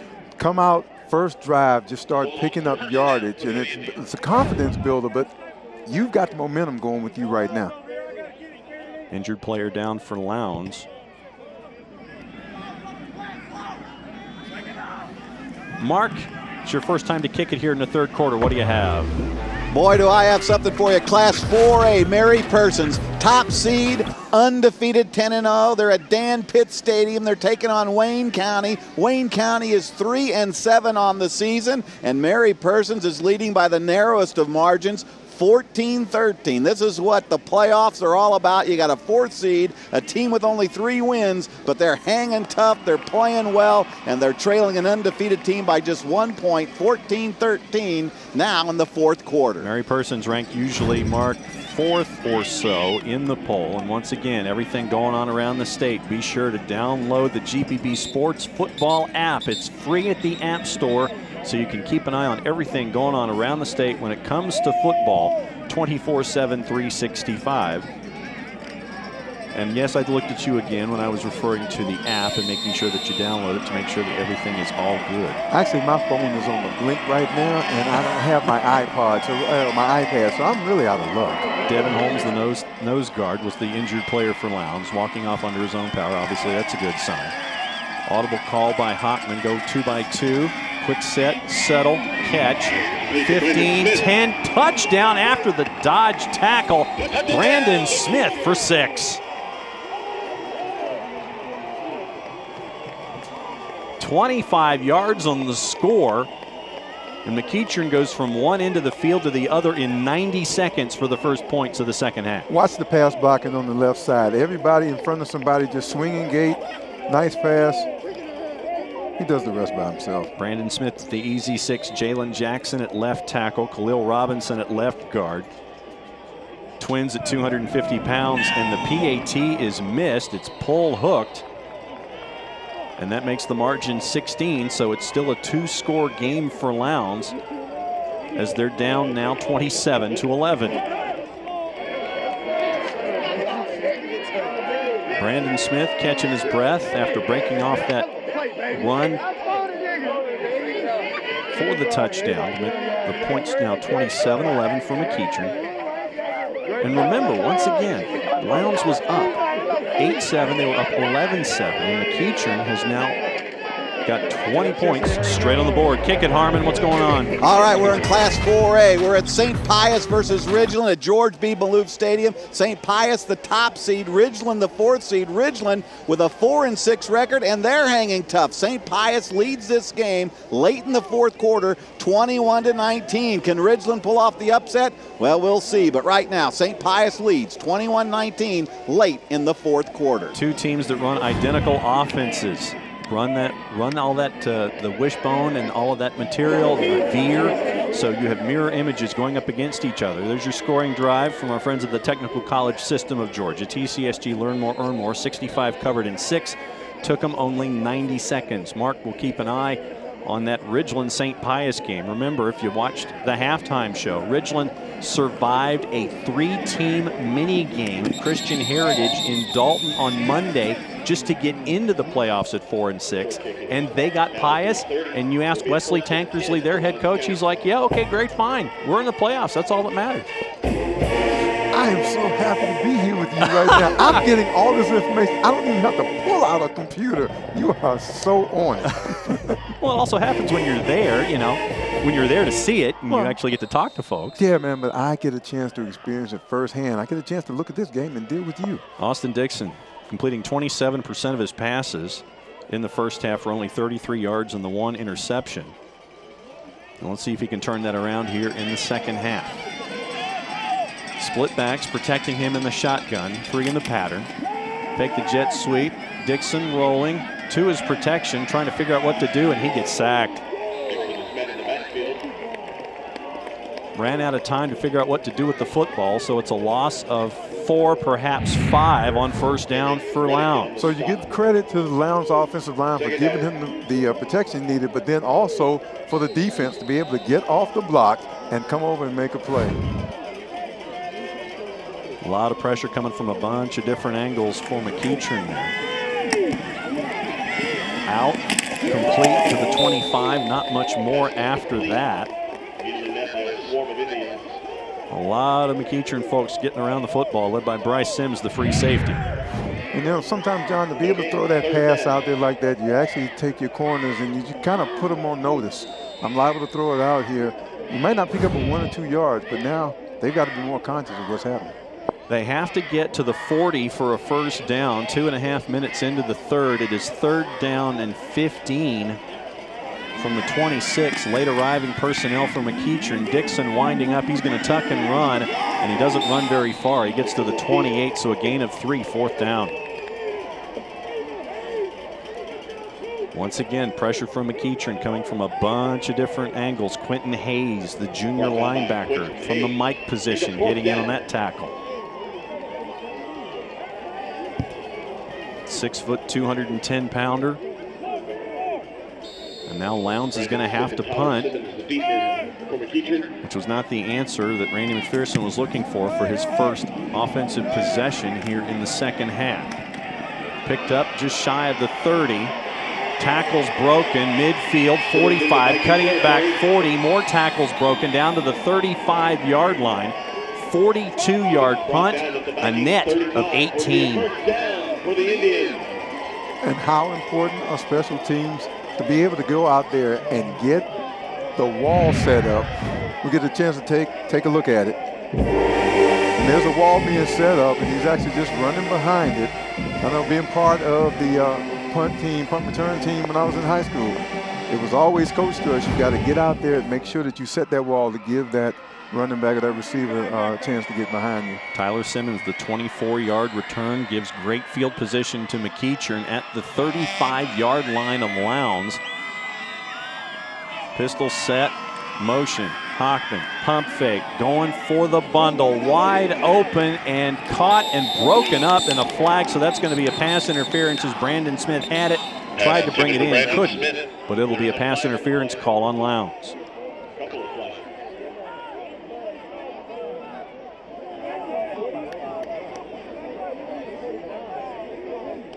So Smith was interfered with on the way down. Let's see what the official call is.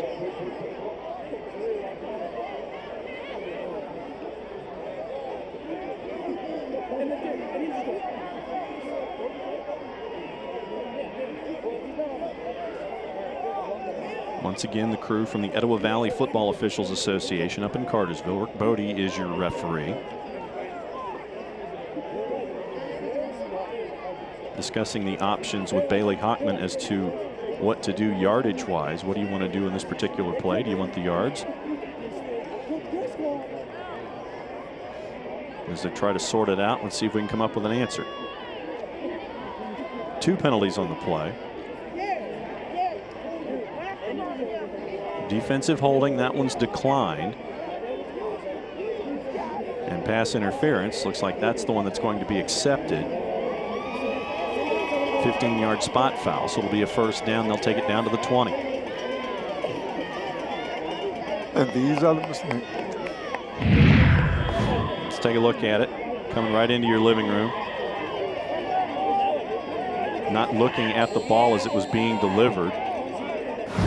Smith had the opportunity to catch it, but no attempt to look at it on the defensive play. Inside screen complete inside the 15-yard line. That time is Michael LeBron with the catch. Gain of 5. Let's take another look. You know, where McEachern was on their horse in the first half, now McEachern seems to be doing the same thing to Lowndes, hitting them with the quick passes. Hockman has Sam Jackson in to protect, settle, incomplete. And another flag on that particular play, headed for Tyler Simmons, so it looks like another pass interference call.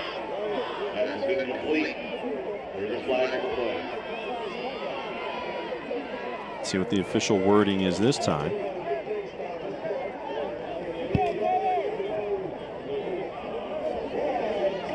They're going to call pass interference. Half the distance to the goal.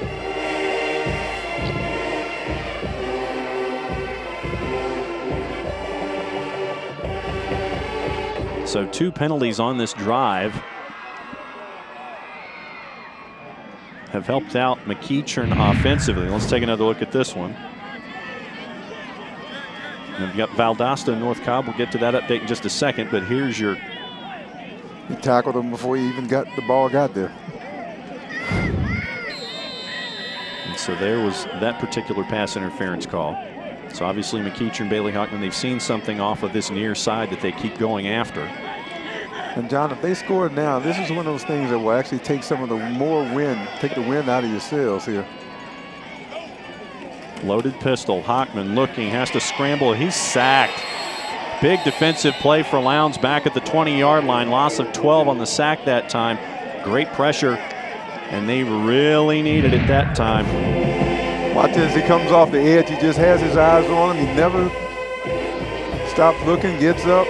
I like that. Gabe Neighbors heading to Georgia Southern as a tight end with the sack. So let's see what McEachern does. Second down and goal now from the 20.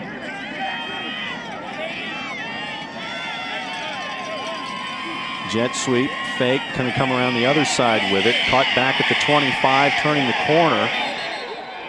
Loss of maybe another 2, so caught behind the line. Lowndes doing what they wanted to do was string the running game out sideways, and they lost another couple. And now you were talking about earlier about, you know, making the adjustments. Lowndes seems to make the adjustment and definitely has taken their defense. They're doing a lot of stunting right at the line of scrimmage. You don't know who's coming, who's not. They string the play out, not allowing them to get to the edge. So defensively, they are starting to change the way that they're actually pursuing. And you've got that 3-4, here they come again.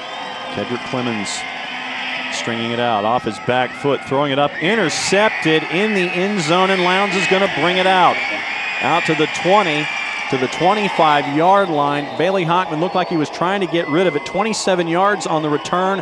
Lowndes catches a big break and a big defensive stand. And obviously, John, Lowndes must have seen something in that offense for them to be able to come back like this. Let's see what Lowndes does when they get the football. Coming back to McEachern, down 16 here in the third.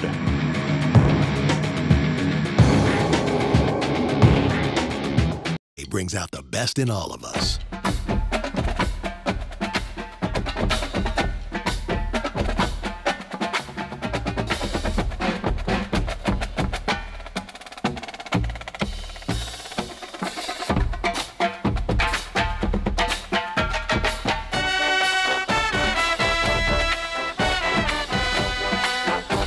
Regions, every day is game day.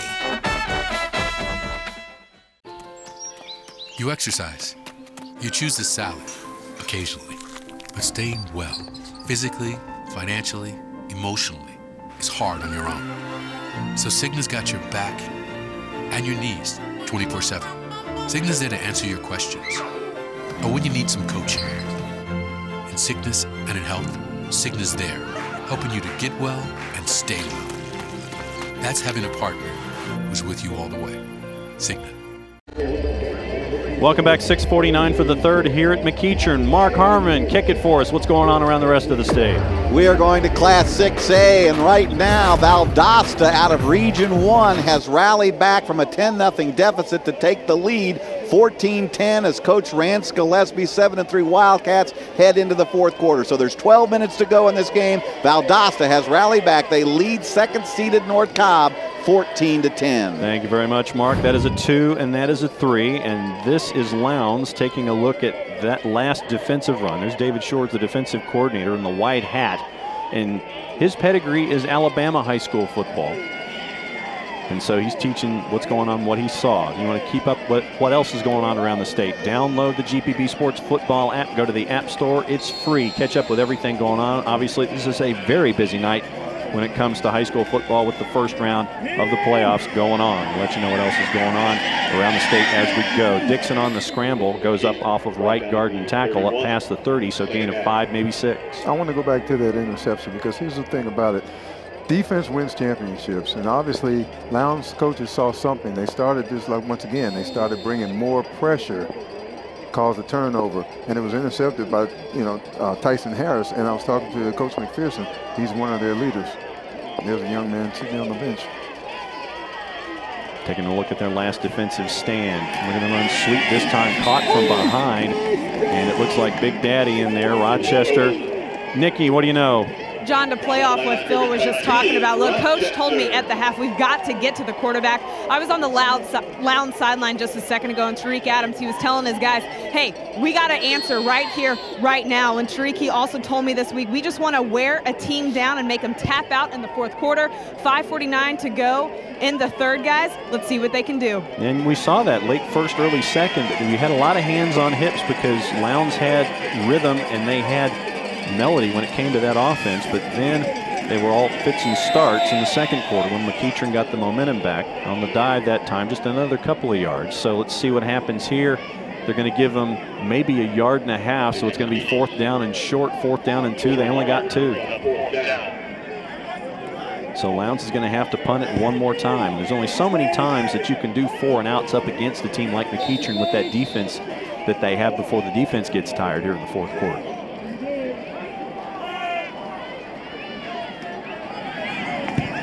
Foot in the football for the punt from the 31, short punt down to the 39-yard line. So a 29-yard punt, fair catch, and no return that time for Tyler Simmons. So Bailey Hockman, they're coming at him in waves, and it's another offensive wave from McEachern. And Hockman is a competitor, so he threw an interception. He wants to come back out and take this drive down the field, and I know he wants to score. And you've got a lot of momentum going with McEachern right about now. And you see his numbers, 11 of 18 for 147. He was 7 of 13 in the first half, so he's hit 4 out of his last 5.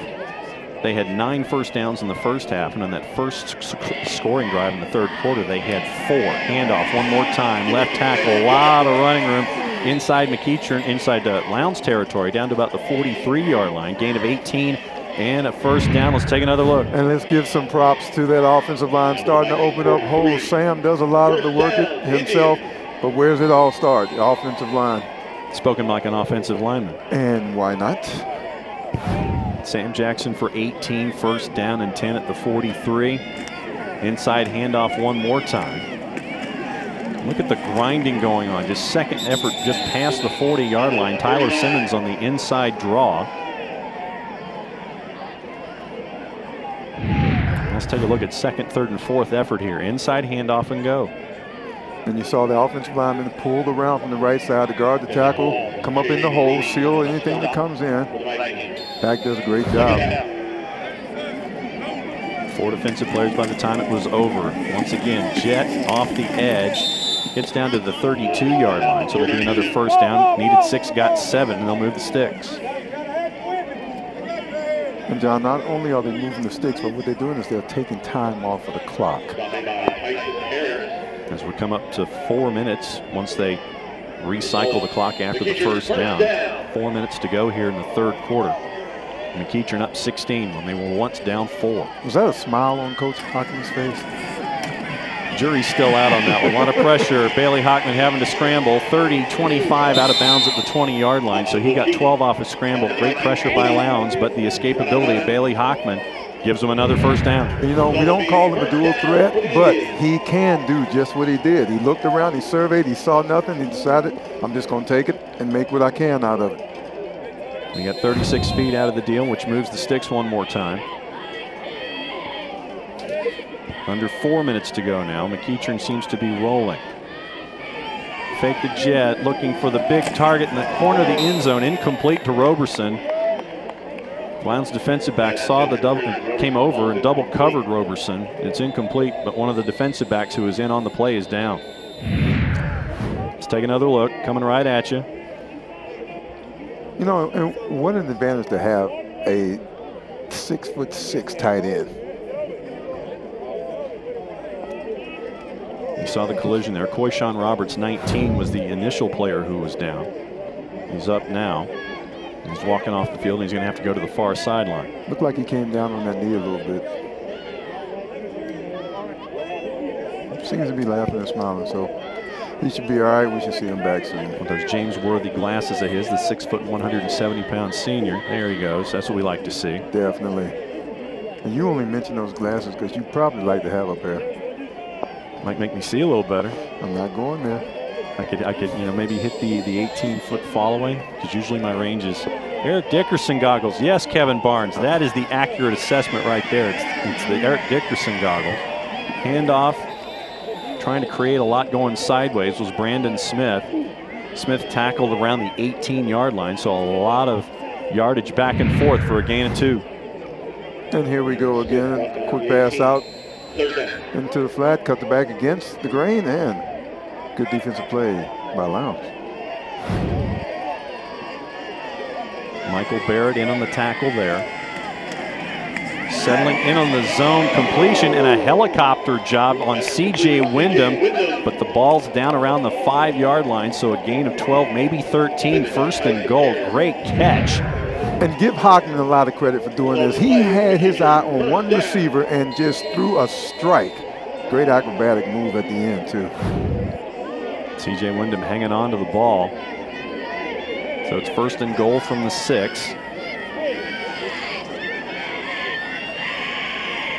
And looks like they're going to call a timeout to think about it. Bailey Hockman was looking at his dad trying to get the signal in from the sideline.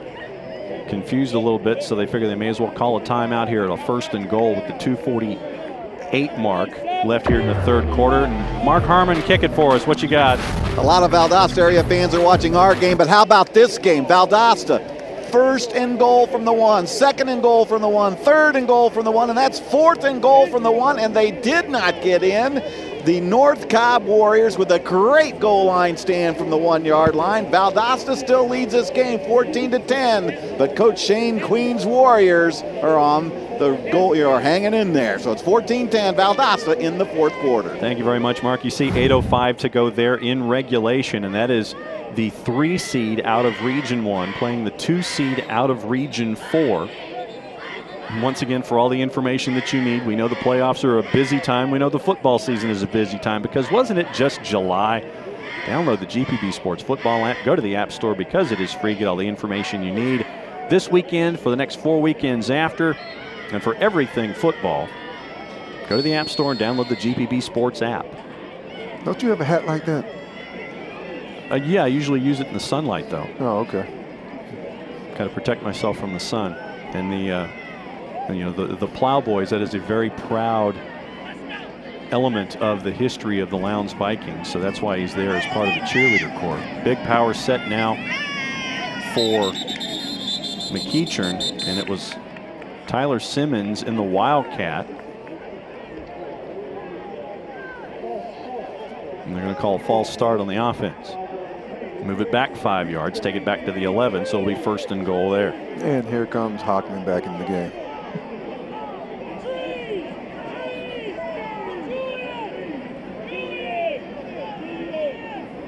And you saw in there, you saw Tarver in there as an extra lineman. You saw Big Daddy in there as an extra lineman for that power set out of the Wildcat, but now that they're back to the 11-yard line, it's more of a traditional set for McEachern and more whistles.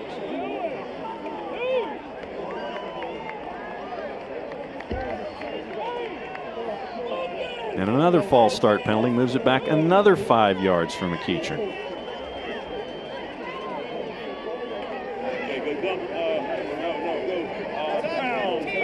So it was 1st and goal at the 6. Now it's 1st and goal all the way back at the 16.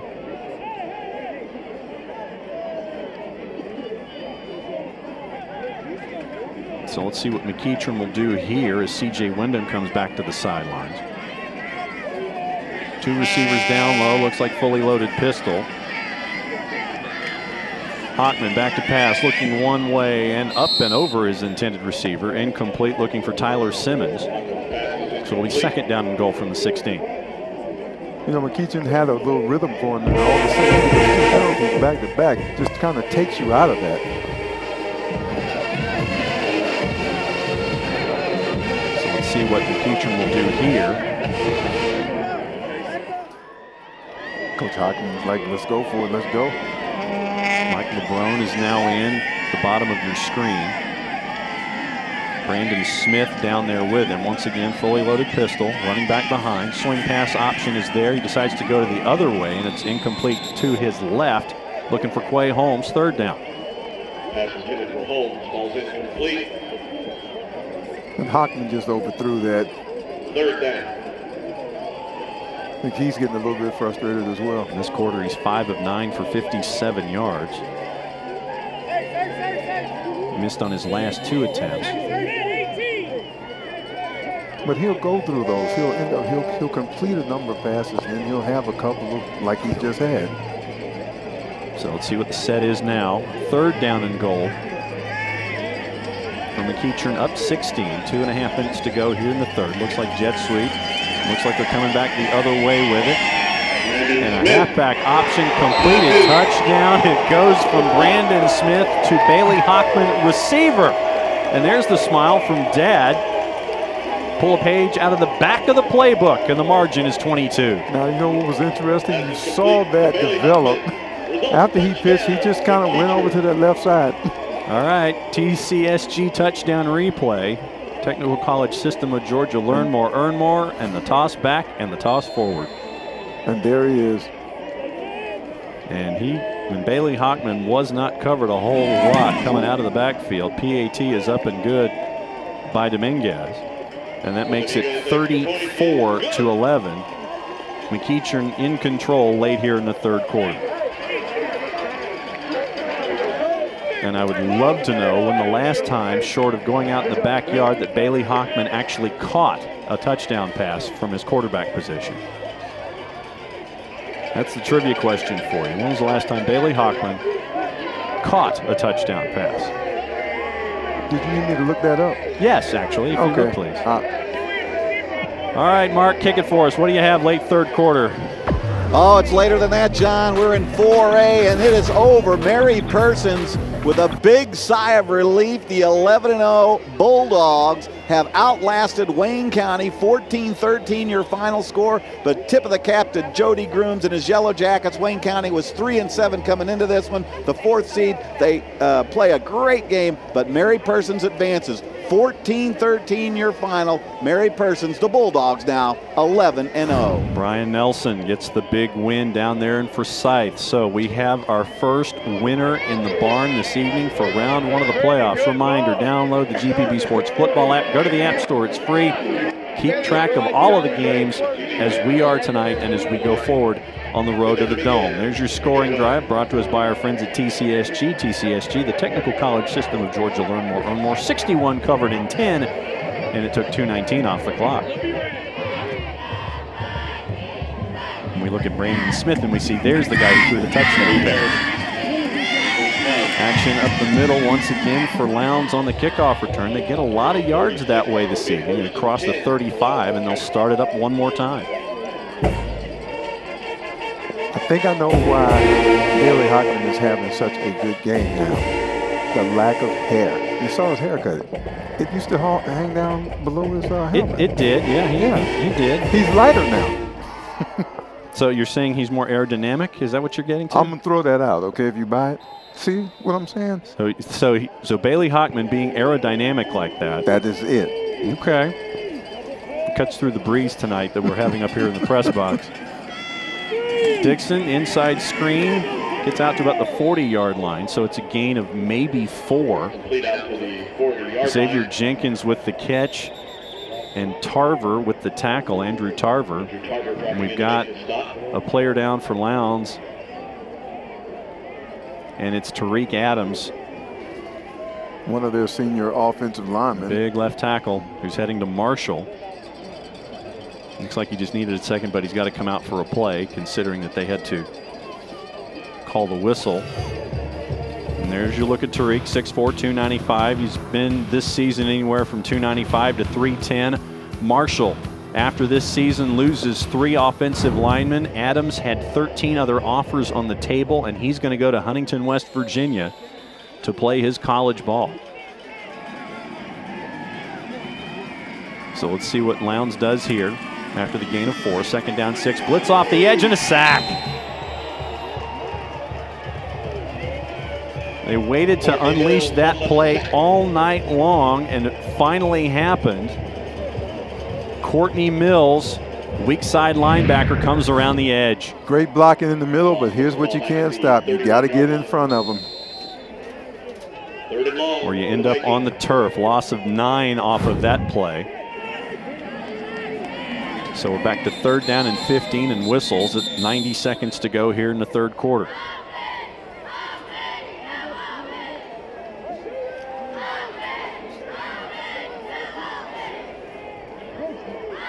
Encroachment on the defense, it'll move it forward 5 to make it 3rd down and 10.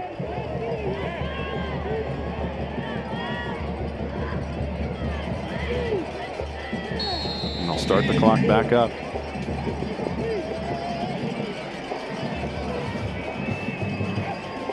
Coming up on 80 seconds to go. Both teams with 5 penalties, so that's been a wash as well. Rushing yards was a wash at the half. Yardage was a wash at the half. McEachern had the advantage on points, and they've expanded it here in the 3rd quarter. Dixon trying to duck in around the defensive line, but Julian Rochester and a couple other folks in there to prevent any kind of movement. Justin Coleman, number 74, the 245-pound junior, in, gets credit for the first half of that sack before Rochester came and helped him put Dixon to the ground. And that was just a bull rush. He just ran over the man in front of him. And you saw offensive coordinator Tucker Pruitt talking to Austin Dixon so they can get ready for the next go-round. Foot to the football, high kick. Picked up at the 27. Running into the Lowndes folks coming down on special teams. 38-yard punt, 2 or 3 yards on the return. Tackled by Fred Stewart. And so with 23 seconds to go here in the third quarter, First and 10 for the McEachern will have it one more time, up 23. You know, John, there's still no reason for Lowndes to panic yet. They just got to get something going. You've got to come up here with a big stop defensively to turn things around.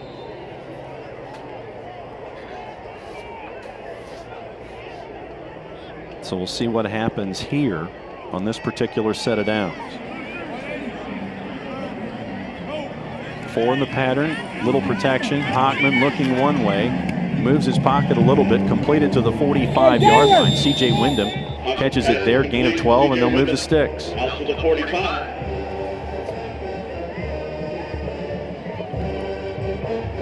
Let's see if McEachern chooses to do one more play here.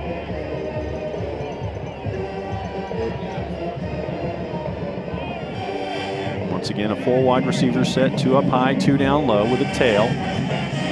Handoff, 45. Still moving the legs up to the 49-yard line as the quarter expires on a gain of 4. Quay Holmes gets the last 4 yards of the third quarter. The third quarter was all McEachern. The margin is now 23 as we head to the final 12 minutes for the first round of the playoffs here on Football Fridays in Georgia on the great GPB.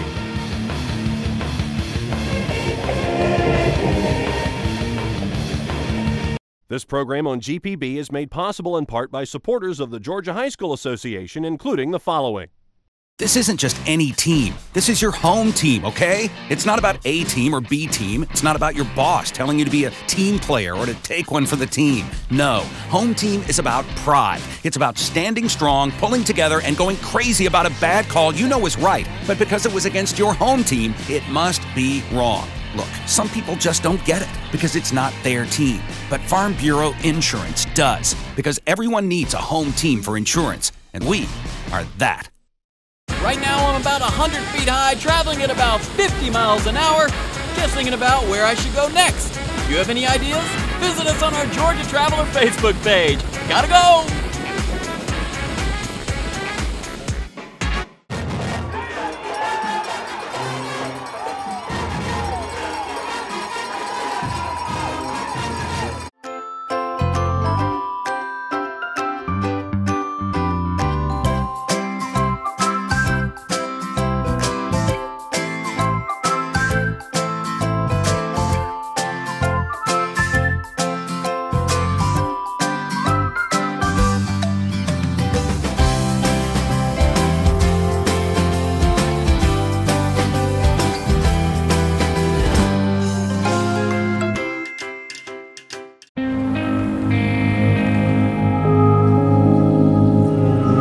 All this going on and on about how different we all are. Here's an idea. Let's talk about how we're all the same. How we live. How we love. The young. The old. The way we wear our hearts on our sleeves. The way we get up, my friends, and the way we get down. From our back roads all the way to our tree-lined streets, it is on Sunday that we are all the same. Because on Sunday, we are all Falcons. Rise up.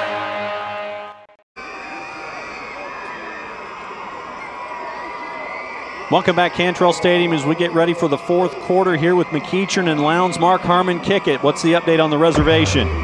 Let me tell you, it's Class 6A. It is North Cobb and Valdosta, and North Cobb has just scored to go ahead 17-14 with 3:45 to play. So the second-seeded North Cobb Warriors lead the number 3 seed Valdosta Wildcats 17-14 with under 4 minutes to go in this football game. Another action going on, Region 1 versus Region 4. Colquitt County is winning over North Paulding, who came into the playoffs at 3-7 themselves. Once again, reminder, download the GPB Sports app, free on the App Store.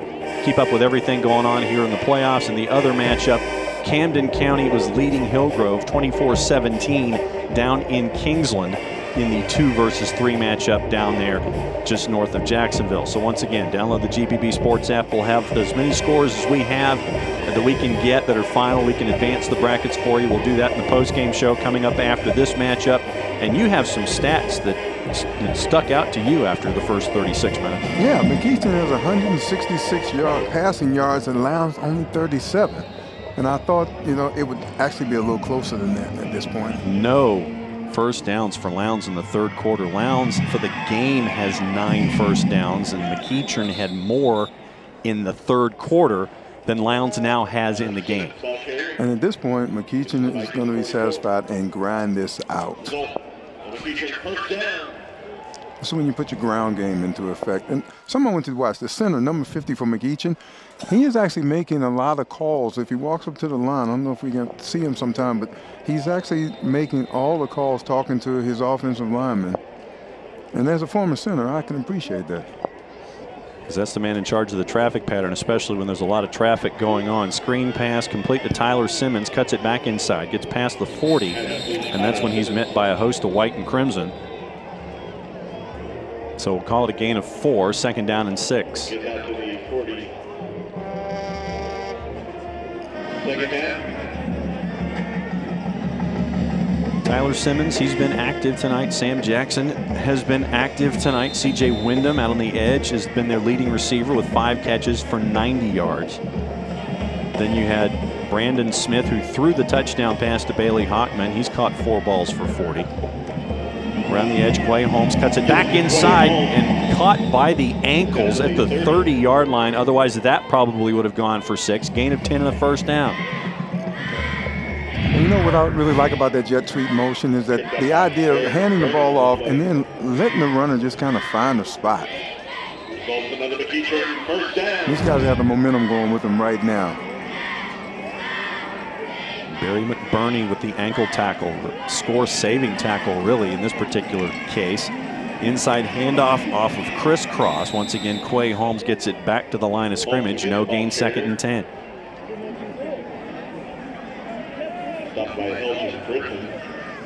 No gain. Elgin Griffin, 6'2", 220 pounds. He's been active a lot of the evening. And I wonder if the Lowndes coaches are going to go back to do what they did earlier, is that start bringing more pressure, start showing more blitz packages. Now let's see what they do here. 3 men down. There's your blitz up the middle, dump off, in and out of the hands of C.J. Wyndham, incomplete. So you ask and they do it. They brought pressure right up the A-gap, right up the middle, forced the pass quickly, ended up down around the ankles. And let's take another look at what happened. And if you see running right up on the line and everybody just kind of goes through, you just find a gap. And that's the thing that you always look for. You have stunts, you have the blitz packages, you have gaps that you can get through. And it's the thing that actually slowed McEachern down a while back. Now you got to start bringing more of that pressure. Coming into the quarter, Bailey Hockman 13 of 23 for 166 yards. So let's see what happens here as he rolls to his left, looking, goes back against the grain, looking for Roberson, coming back across on the drag route at the 15-yard line. That's incomplete, so that'll be 3rd down now. And you can't give Hockman that much time to throw the football. 4th down. Watch out, he just rolls out, and here we go. And that's a difficult throw for any quarterback to come back across your body to do that. It'll be 4th down, and they're kind of in between yardage here at the 30. They'll call it the 30-yard line, right on the 30. So this would be a 47-yard field goal attempt, but it looks like they're going to go for it here on 4th down and see what they can do out of the fully loaded pistol. Fake the handoff, looking for the seam, and up and over, and overthrown, looking for Michael LeBron. So it'll be a turnover on downs, and it'll go back to Lowndes.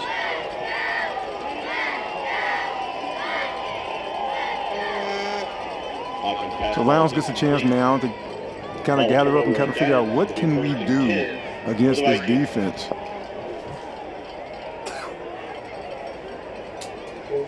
And you saw Bailey Hockman there kind of talking with LeBron about the pattern and what the two of them were trying to do to hook up. So let's see what Tucker Pruitt can dial up here. With 10:07 to go, down 23, you've got, it's a 3-score game, but you've got to get things moving quickly and try try to restore the action that you had in the first 12 minutes to give you the 8-0 lead, and we've got another penalty flag.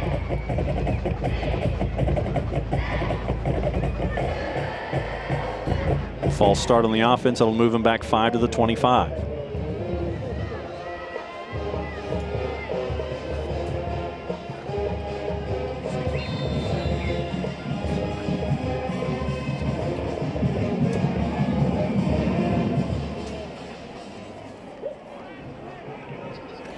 Swing pass looking. Dixon to the 20, 25, 30, and up to close to the 35-yard line. So almost getting 10 of it back after the penalty. So it'll be second down, maybe 5. Let's take another look.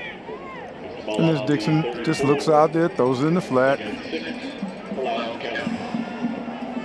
he got a lot of those yards. He got tripped up, but he got a lot of those yards on his own. And here's the thing.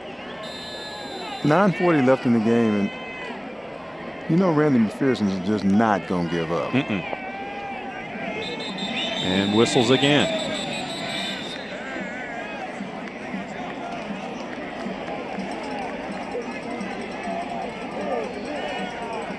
Encroachment on the defense. In the pregame, we talked about limiting the number of miscues and mistakes and penalties.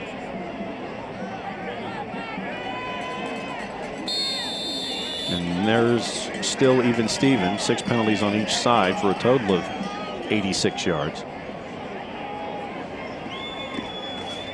Handoff right up the middle between center and guard. Now we'll get him past the 45-yard line. Gain of 6, maybe 7. First down, move the sticks for Lowndes.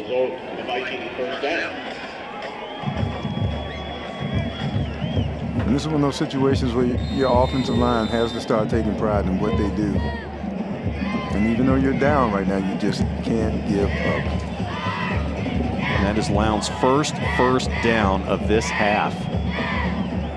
Took them 15 minutes to do it here in the second half against this big McEachern defense. And you see the pressure there, creating another sack. Justin Coleman in for the sack this time.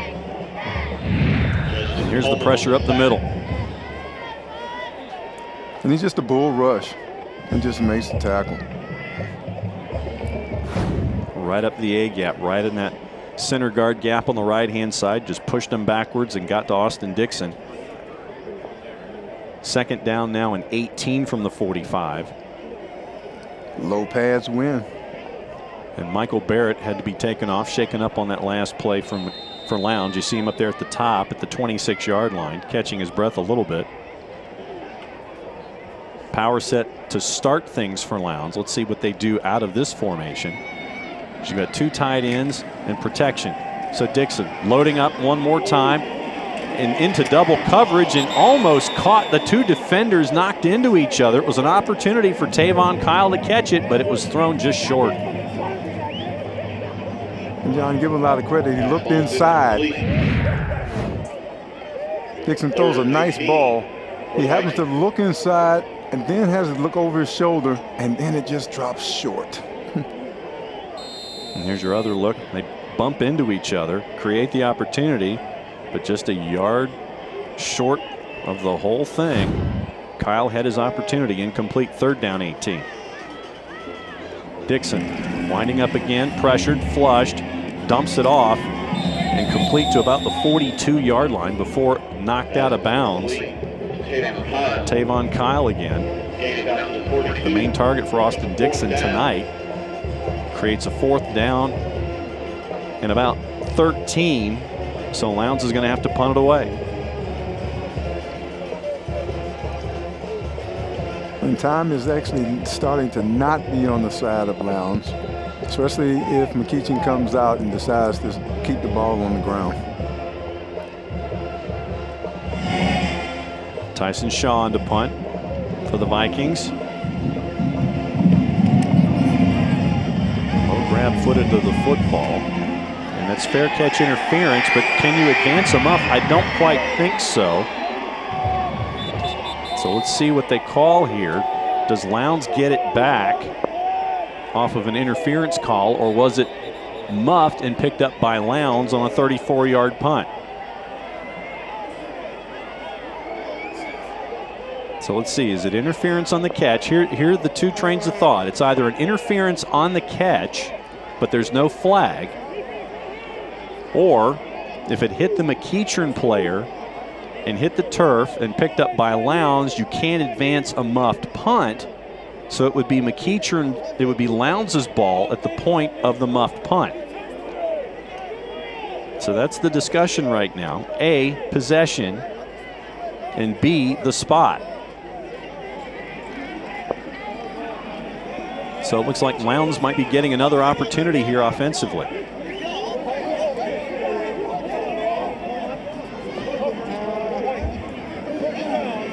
So it's a recovered punt by Lowndes, and Lowndes gets an opportunity from the McEachern 26.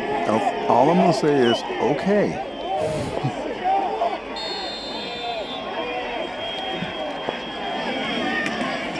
So let's see what they do here. Dixon on the roll, dumps off 20 and out of bounds at the 16-yard line. So a gain of 8, maybe 9 on first down to Louis Regal, a tight end. Dixon just rolling out. Like you said, nice pitch and catch. Get what they give you.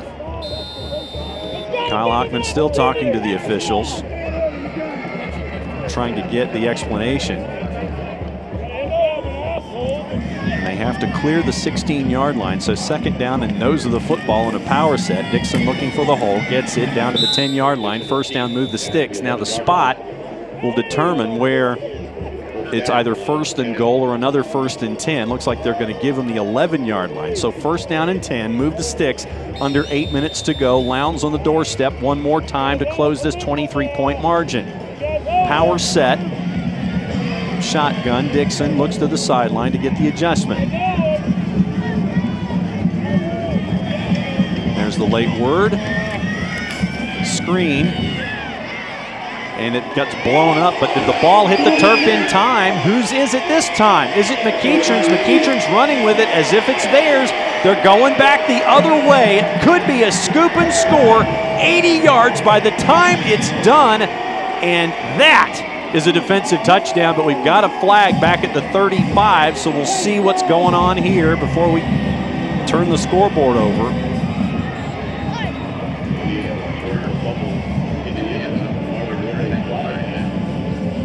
So let's see what the call is and if the touchdown will stand. Gabe Neighbors was the injured player for Lowndes. He's up and walking off the field. Back at the 35 is the flag. So a play that pretty much had everything might just be called back. No, I didn't see. Did the flag go down after the ball was recovered? So we're trying to figure out.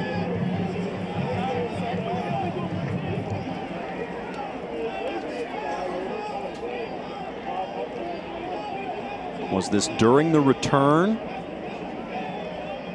or part of the act?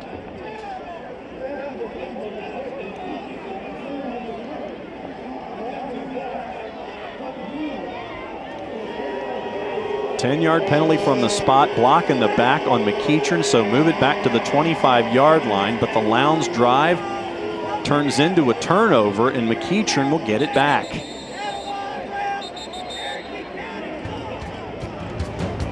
Johnny Kerr's return for score goes for naught, but McEachern will have the ball when we come back. 7:20 to go regulation on the great GPB.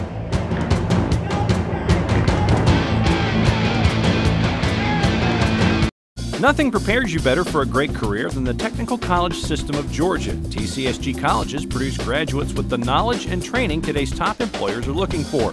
With campuses across Georgia, state-of-the-art facilities, and outstanding instructors with real-world experience, it's the kind of affordable college education that will fast-track you into a rewarding career. We're building a better future for you. Contact the TCSG college in your area today or go to tcsg.edu. You exercise. You choose the salad, occasionally. But staying well, physically, financially, emotionally, is hard on your own. So Cigna's got your back and your knees 24/7. Cigna's there to answer your questions, or when you need some coaching. In sickness and in health, Cigna's there, helping you to get well and stay well. That's having a partner who's with you all the way. Cigna. Welcome back, Cantrell Stadium, 7:20 for regulation. Mark Harmon, kick it. What's going on at North Cobb and Valdosta? Hold on to your hats. It's 6A action. It's Valdosta trailing 17-14, but not trailing for long. Here's your touchdown with 38 seconds left. Valdosta leads this game 21-17 with 20-17 with 38 seconds to go. We'll keep an eye on that 2 versus 3 seed matchup in the battles of Region 1 and Region 4. Big game tonight at the reservation. Follow everything during the playoffs and all football season long, all year long. Download the GPB football app, go to the App Store. And now, let's take a look at the bracket and how things stand. Bottom left, for those of you following along as you fill it out, that's the 3 and the 2 matchup. Valdosta, North Cobb. The winner gets the winner of Milton and Grayson. And then you've also got Peachtree Ridge lurking at the bottom part of that mini bracket, bottom left. So that is a competitive bracket, especially with a second-round matchup that involves Grayson for the winner of the game that we were just following there at the reservation. 7:20 to go regulation. Inside handoff one more time. McEachern seems content just to run the football. They'll get it out to the 30, gain of 4, maybe 5 for Clay Holmes. And at this point, why do anything else? No need putting yourself or, bailing into a situation where you could get a turnover or something like that. Just run the ball, keep it on the ground. Gain of 3 officially, up to the 28. You see Hockman directing traffic, brings Quay Holmes out to a wing near side. Shotgun, handoff deep. And maybe back to the original line of scrimmage that time is Paris Brown, the 9th grader, getting some reps here in the 4th quarter as we get close to the halfway point here of the final 12 minutes.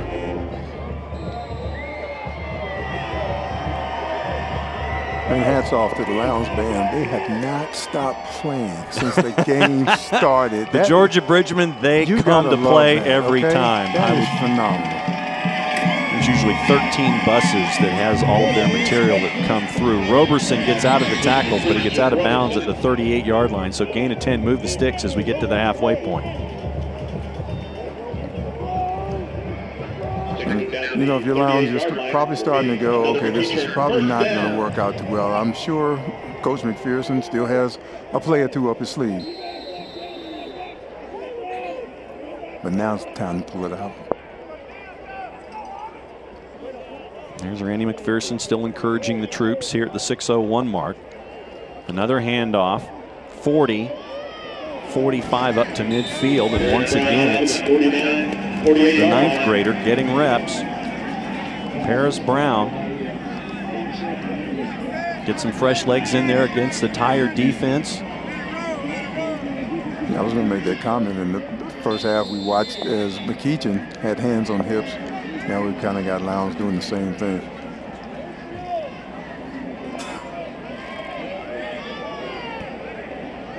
Up to the 48-yard line now.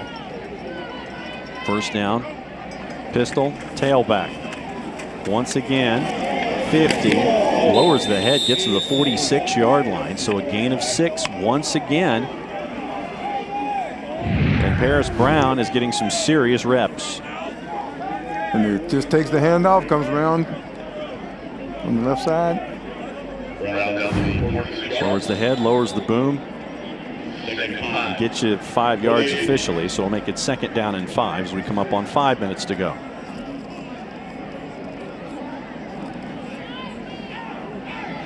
To the 46-yard line.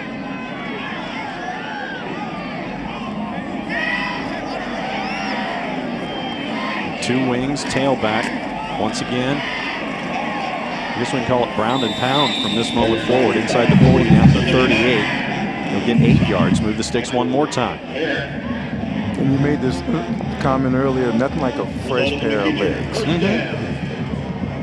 And when you can continue to just do it in waves, like Kyle Hockman can do at McEachern.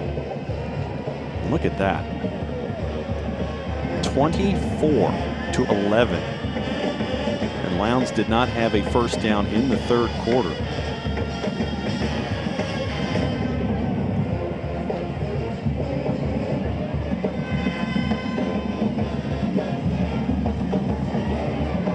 So right now they're just content on running clock, running time. Somebody's got to be with a stopwatch telling them, okay, we're within 10 seconds, go ahead and snap it. And they went under 10 seconds that time before they snapped it. I'm guessing delay or just false start.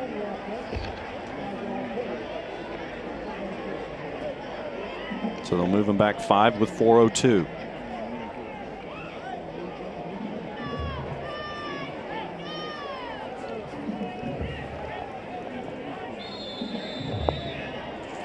And I'm looking down at the stands now, John. A lot of the McEachern faithful still here, even though the temperature's starting to drop. And a lot of the Lowndes faithful here as well. And Lowndes came up here yesterday to prepare themselves for the colder weather. McEachern fans looking to see that first round win. Quay Holmes with the carry inside the 40 down to about the 36. So that gets half of it back. It's only 2nd down and 7. And if you're McEachern, you're starting to smell a little bit like victory here. Even though there's still 3:20 left in the game. And so for Lowndes, their losses, they came in 6-4, but remember the losses that they had were against Roswell. The first week of the season on Football Fridays in August. They also had a loss against Colquitt. They had a loss against Camden. So 3 of the 4 losses were against top-ranked teams, whether nationally or on the GPB poll or both. And the other loss is Quay Holmes gets another carry closer to the first down marker. And that was a discussion early on too, John, about that. You know, you come in 6-4, but those games you lost were against top-ranked opponents. And the other loss was to Valdosta in the Wintersville Classic. Rance Gillespie gets that win for the 2nd year in a row. But Randy McPherson, 2004, 2006, 2007, 3 championships in the highest classification in a 4-year period. And Valdosta gets the win tonight against North Cobb on the reservation. Ball's on the floor, picked up, and Lowndes is going to go the other way with it. Can McEachern get the angle and stop? The answer, no. 60 yards on the return, and Lowndes puts points on the board, but we've got a flag back at the 40.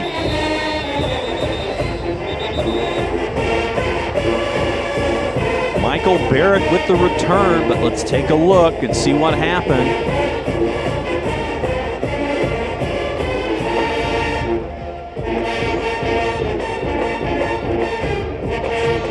McPherson looking to see what the flag was about.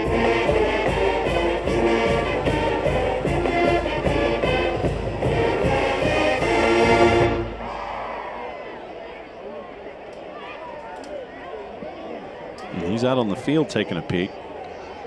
He's talking to his players now. We'll see what the call is.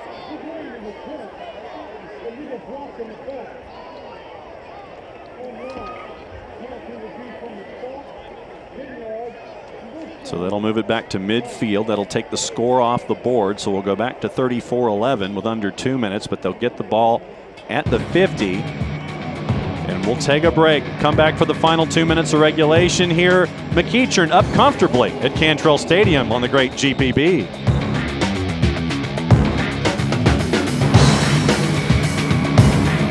Football Fridays in Georgia on GPB is made possible in part by Regions Bank.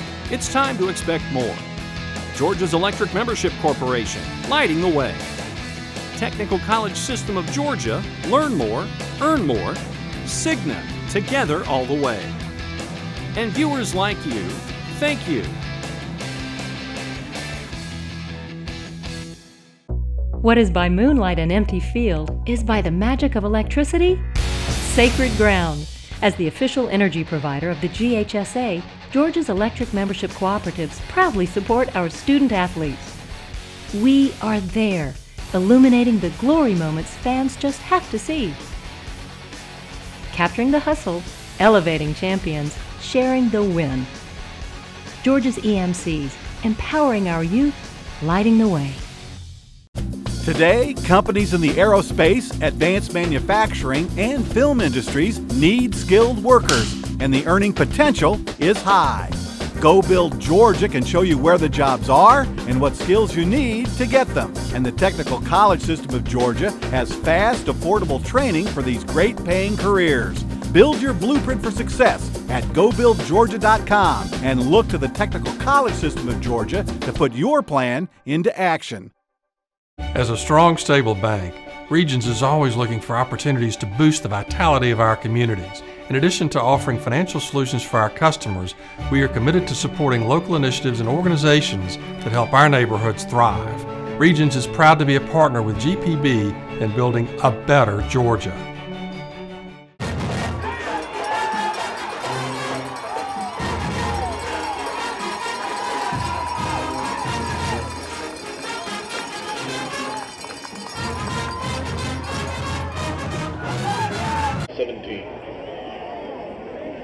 Welcome back to McEachern. 1:57 to go. McEachern up 34-11.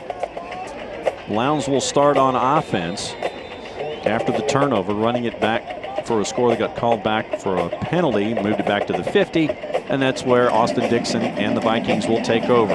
To the corner, 45, down to about the 43-yard line, so a gain of 7, second down and 3. Lowndes trying to do things on the hop to put more points on the board.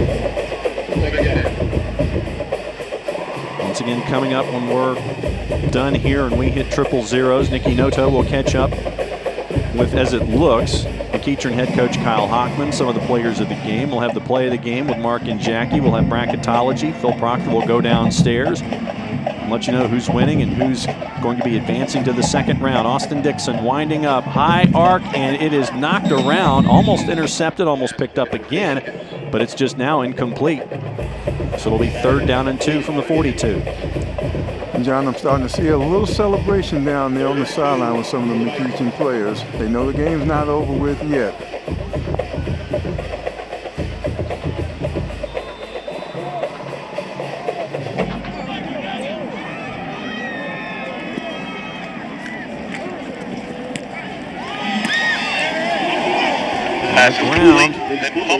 End result, they're going to call a fumble, or they're going to call, what are we looking at here? Yeah, it is a fumble, and it's going to go over to McEachern.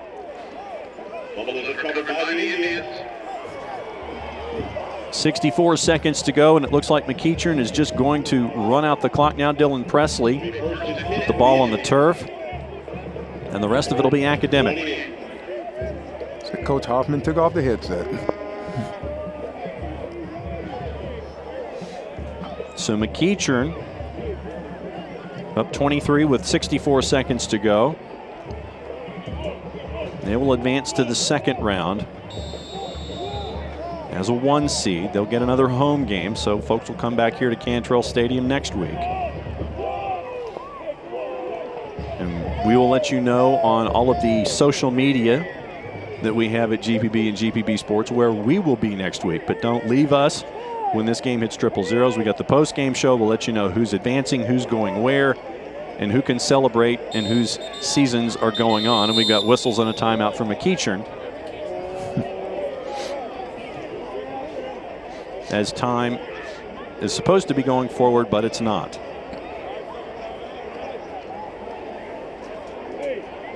We just called a 30-second timeout there, so you've got to take the full 30.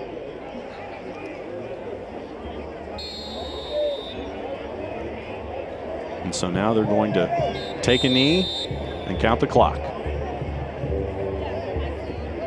All right, partner, what'd you think about McEachern after being down at one point 8-0, then 8-7, then down 11-7, and then they scored 27 straight? McEachern's a team to be reckoned with. I was concerned, first of all, like you said, in the early goings of the game, but they seem to come back. Bailey Hockman has definitely impressed me, being able to throw a couple of bad passes and still come back, make a couple completions. The guy that really blew me away is Sam. 14 carries, 92 yards, and 2 touchdowns. 5'8", 180 pounds. He runs a lot harder. Big night for Sam as we're under 20 seconds, and it looks like they're just going to roll over for handshakes. So McEachern down early, dominant for the final 36 minutes. Bailey Hockman in his junior year, the McEachern Indians will chase after. Round 2. Randy McPherson, the head coach of the Lowndes Vikes, will meet Kyle Hockman at the logo. At midfield, they will shake hands. And McEachern moves on and Lowndes moves home. Lowndes finishes up their year at 6-5. McEachern now goes to 10-1.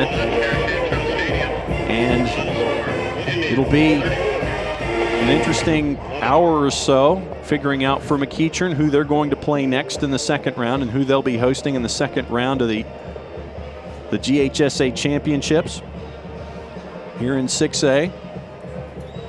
I thought you might have had some of that figured out already. I was looking for your computer. All right, let's send it downstairs. Nikki Noto with the victorious head coach, Kyle Hockman. Congrats, Coach. You move on to round 2 with the win. You have another home game coming up. What'd you learn about your team tonight? Thank you. I think that getting used to every situation. We played, early in the Georgia Dome with a young team, and they did well. Played against Buford in the streak and did well. So everything that we keep doing, we get better. We had a loss, we recovered from it. So you just keep collecting those confidence things, you keep adjusting, and I'm just really proud of our kids. That's a tough football team. Absolutely. Coach, offense put up 34 points. Your defense, Lowndes didn't even have a first down in the third quarter. How'd they help you out tonight? Defense has been great all year, and I think there's a lot of things that our guys do well. Our line of scrimmage play is outstanding. We're just blessed. Jesus has blessed us with a lot of talent, and our kids are trying to do right by him and honor him and how they play. And our coaches do a great job. Coach Minish on offense and Coach Spence on Coach Minish on defense. Coach Spence on offense. They did a great job. Coach, looking ahead, what's going to be your biggest adjustment heading into this week at practice? Well, it's hard to tell yet, but we got to go back and study the film, and there's going to be 1,000 corrections. There always is. But I think, again, I like where we're at. Our kids love each other. They respect each other. They encourage each other. So it's a lot of fun. But this next one's going to be big. Coach, your son, the quarterback, caught a touchdown pass. Are you going to reward him with a round of golf on Sunday? Oh, no question. I think we got a 9 o'clock tee time. Awesome. Good luck, Coach. Thank you. All right, welcome to the GPB Football Fridays in Georgia post-game show, the first post-game show of the year. That's right, absolutely. I'm Mark Harmon, and tonight we had a good one here at Cantrell Stadium. It was Lowndes jumping out to that early lead at 8-0, and then McEachern just kind of ground it, and took charge of the game. That's right. I mean, certainly the goal was to make Lowndes one-dimensional, and you got to hand it to the McEachern defense to keep Dixon at bay. I mean, that was the biggest challenge, I think, for them, and certainly did a great job. Dual threat QB. Tough guy to stop. All right, it was a good one here in the first round of the GHSA playoffs. Let's take a look at some of the first round action, the highlights.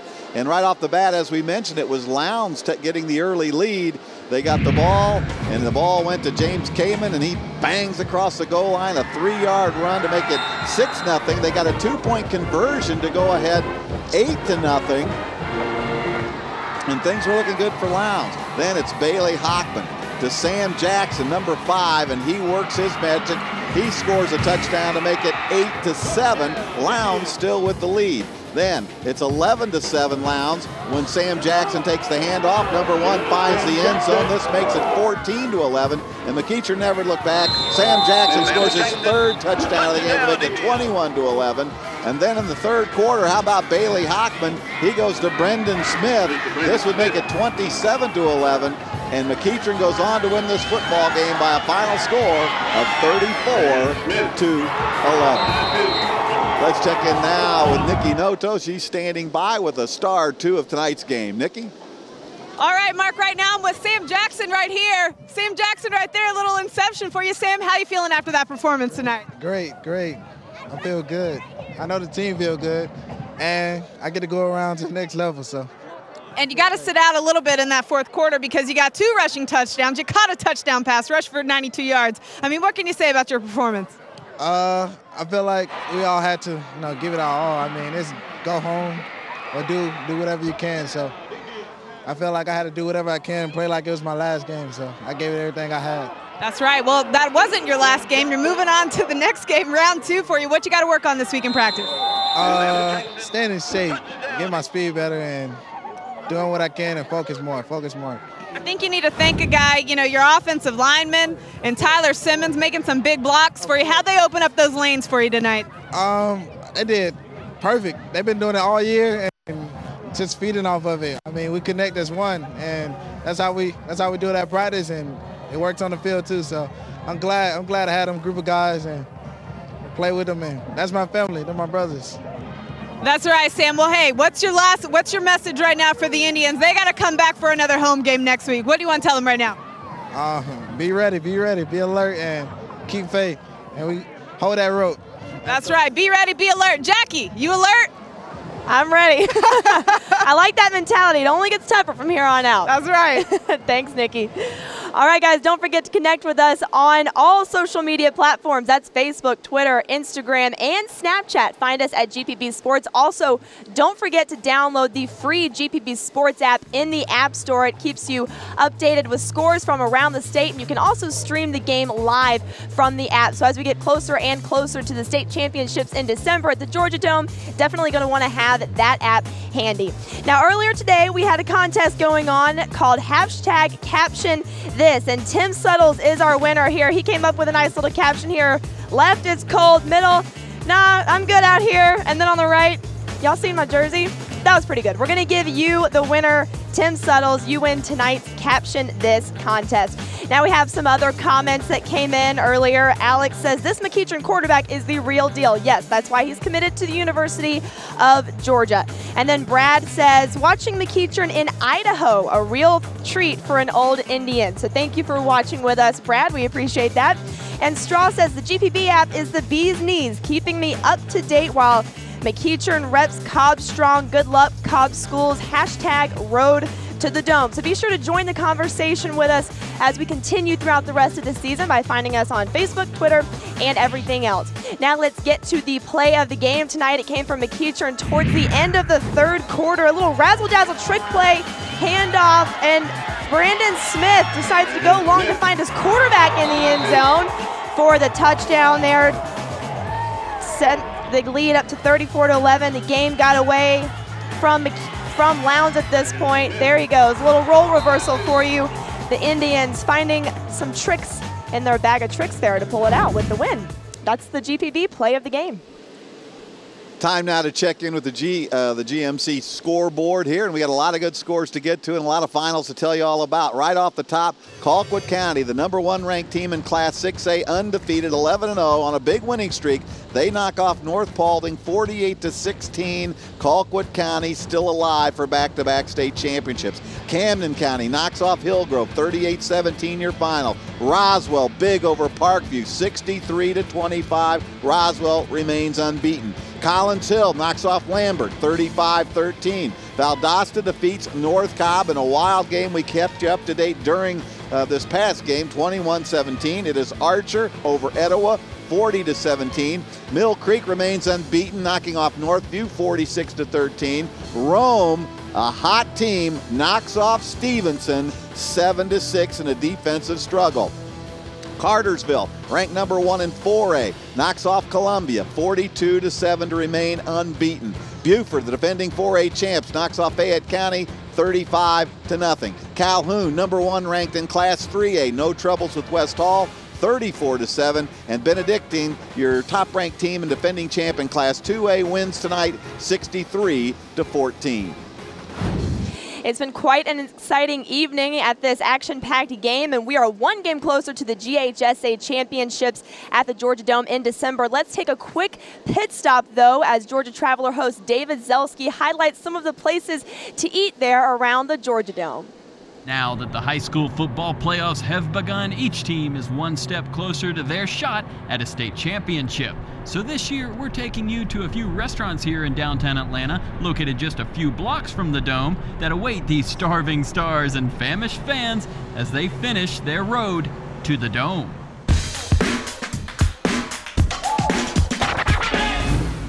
Tucked in the heart of the historic Castleberry Hill neighborhood, entering Nomas Hacienda and Cantina is entering a world of Mexican delights. And no matter what time kickoff is, drop by Nomas and they'll be ready to serve you. Well, I'm very hungry, and we are here in the morning, which is unexpected at a Mexican restaurant. Hey, we're already here at 7 a.m. in the morning prepping for all the stuff we're gonna make during the day. So what I did is I was like, let's add some breakfast to that. So we're gonna make one of my favorites.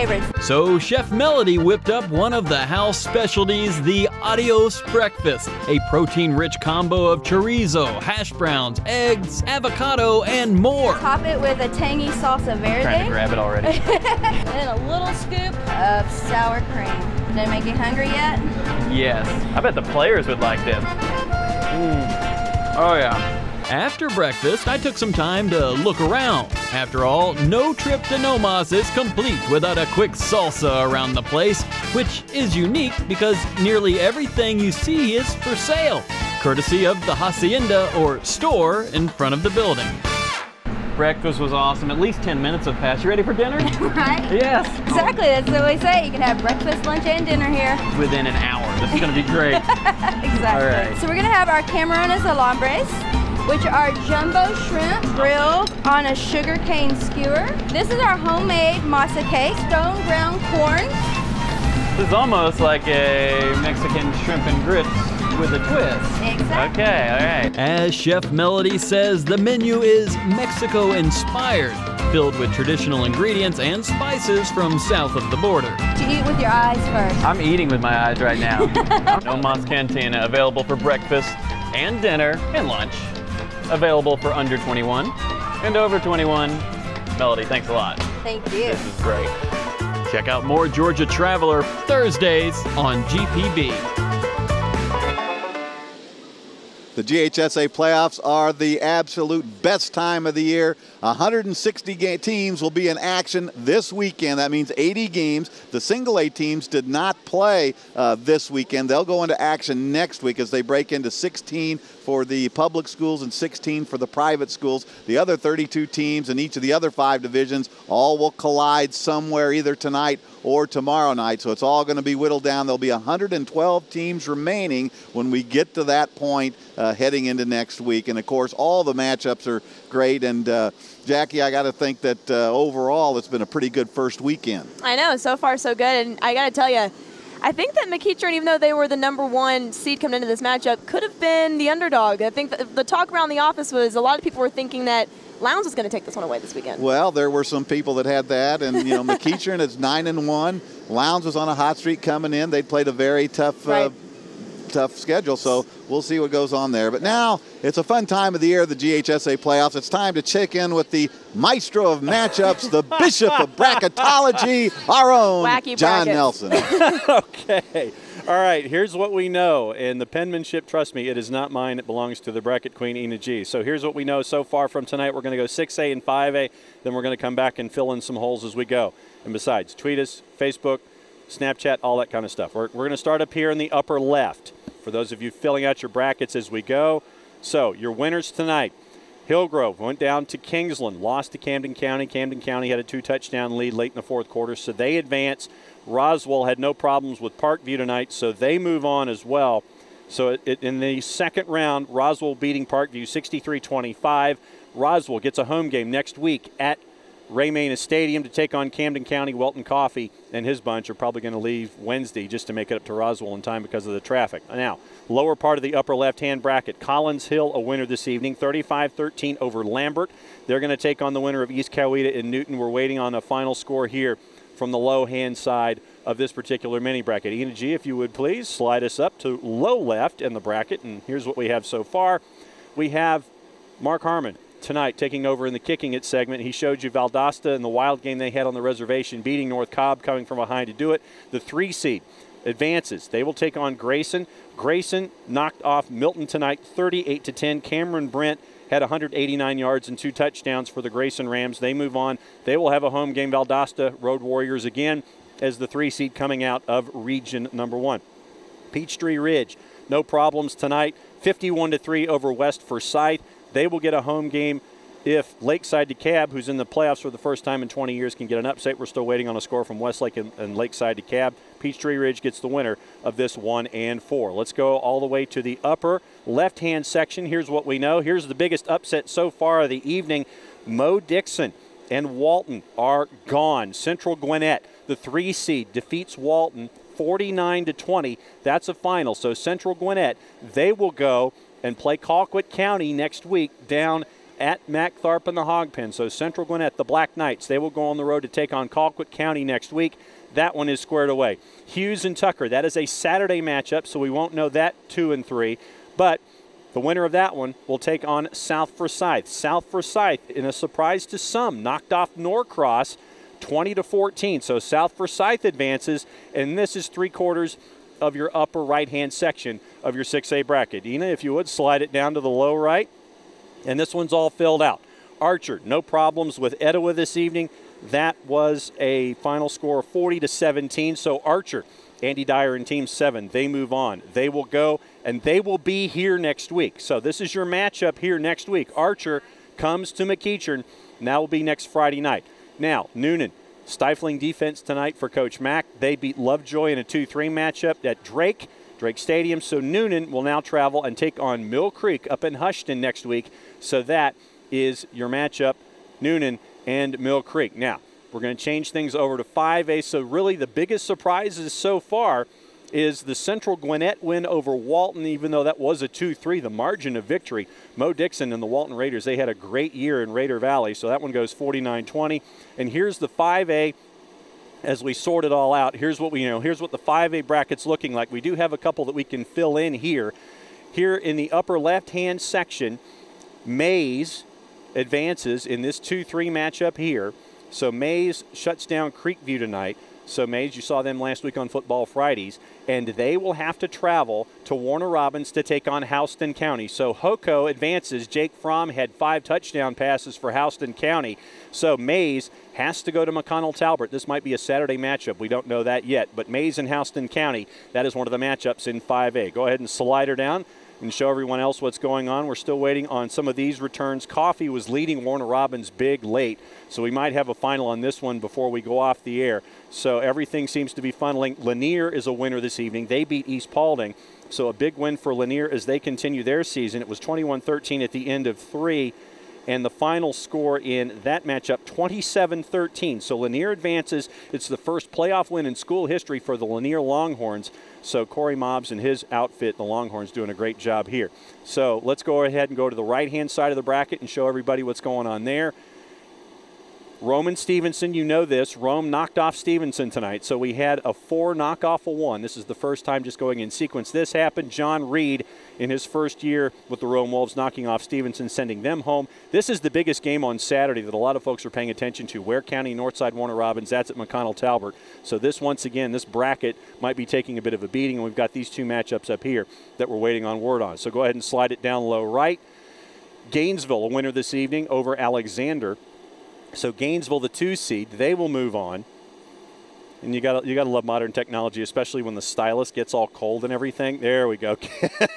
And you're putting up with it. That's braver than I am, and I'll tell you that. So Gainesville advances. They'll play the winner of Columbus and Stockbridge. Glen Academy, a winner in a back-and-forth game with Jones County tonight. And they will play the winner of Creekside and Dalton. So the 5A bracket kind of filling itself out as well. So once again, recapping 5A, biggest matchup here. Mays and Houston County, early returns, big matchup on Saturday on the right-hand side. We'll have 4A and 3A when we come back.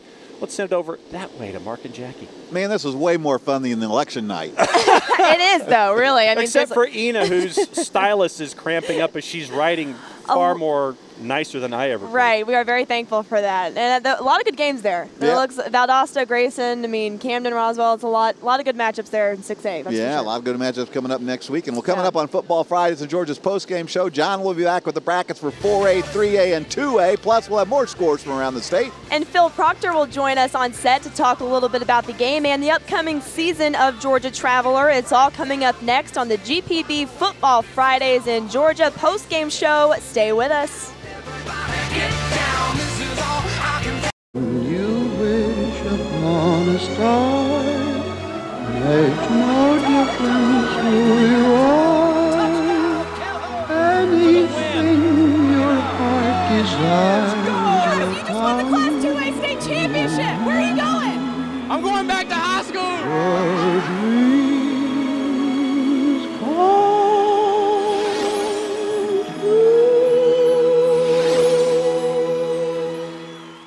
connected to your team like never before with the GPB Sports Football app. Get the latest news.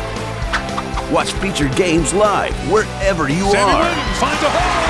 Look at that. Look at that. Find relevant info on schools and take interactive 3D tours of stadiums around the state. Tweet game highlights from the stands and get up-to-the-minute scores all Friday night. The Gridiron has gone digital. Download the free GPB Sports Football app from the iTunes App Store now.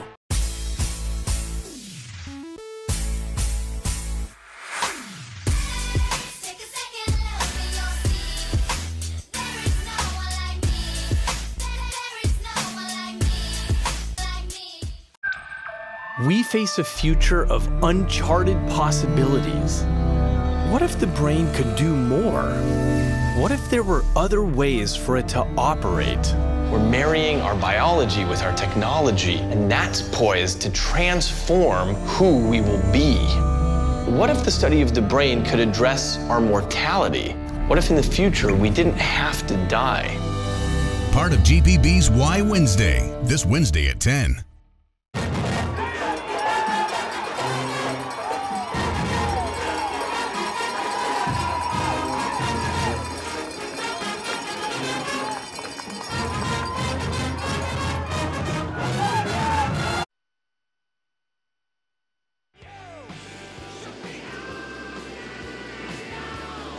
Welcome back to the GPB post-game show. We're live at McEachern High School in Powder Springs, Georgia, where McEachern has defeated Lowndes by a score of 34-11 to advance to the second round. It's certainly been an exciting day of touchdowns and tackles and everything else as games are wrapping up all across the state, not just here from Cantrell Stadium. So let's check in with our bracketologist, John Nelson, for more scores and updates from around the state in 4A and 3A, I believe, John. Okay, actually, we're going to go breaking news here, and we're going to go to AA real quick because we're getting some action here in the low right part of the bracket. Bowden and Union County. This game went back and forth all night. Last week you found out about Union County and backroads and backfields. Bowden went for 2 and won late, 56-55. And I know it's basketball season, but that was the final score. Bowden wins 56-55. They go on to play the number 1 seed in that mini bracket, Macon County. Macon County winners over Pelham tonight.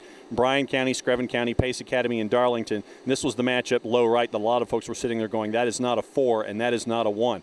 Also, go ahead and slide up and show everybody what else we're looking at as we go forward. This is what it's looking like in here.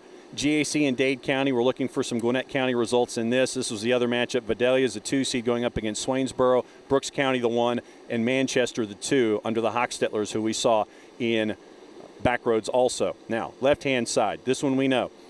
Benedictine comes through beating Metter 63-14. They are rolling right now. Danny Britton, the Cadets, put up a big number early, and they made sure that they were coasting early on, put up a big number. They put up 63. They knock off the 4 seed. They advance to the next round to play the winner of Chattooga and Lovett. We're going to be getting action from all of these other brackets. This was the other matchup a lot of folks were paying attention to. Fitzgerald and Putnam County, the 2 and the 3. Let's go down low left.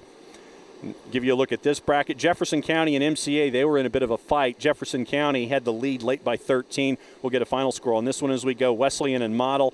Wesleyan and Model, we can give you a final score on that one. And if my math is correct, Wesleyan got the win, or if I could type, when it came to all of my fingers being fat because of the cold weather. Go ahead and heckle. You guys can go ahead and heckle all you want. Wesleyan and Model. So Wesleyan advances, the 3 seed here. So Wesleyan wins 45-27 over Model. They will go on the road next week unless MCA comes back to win. So this one was looking like Wesleyan and Jefferson County. Rabun County we're looking at here against Bremen, Early County, and Lamar. So go ahead and pull that back out. That's your look at AA. We're going to send it back to you so we can get some more finals and fill in some more brackets. So we'll let you know what else is going on, 3A, 4A, and everything else that's going on. We'll be back in a sec. And as you can see, we welcome in Phil Proctor now. And great job calling the game, by the way. You do everything here. You run camera, you call the game, You host Georgia Travelers sometimes. And now I get to hang around you. And I'm telling you what, that's exactly what I enjoy hanging around you. How was that game? It was pretty good, huh? Oh, it was fantastic. Yeah. You know, and anytime you get to call a game with Nelly, I mean, that's just one of those things you just have to enjoy. Yeah, I'm talking about you, all right? But it just makes it that much more fun. Well, you do a lot with Georgia Travelers, one of the hosts of the show, and recently you got to go shoot a bow and arrow. What was that like? All right, look, I won my first merit badge in Boy Scouts as an archer. And I always thought maybe I could be the future Robin Hood. So I went down to Douglasville and found out there's a place where I can not only fish, that I can shoot clay pigeons, and you really don't want me shooting clay pigeons, and actually still act like I'm Robin Hood. Check this out.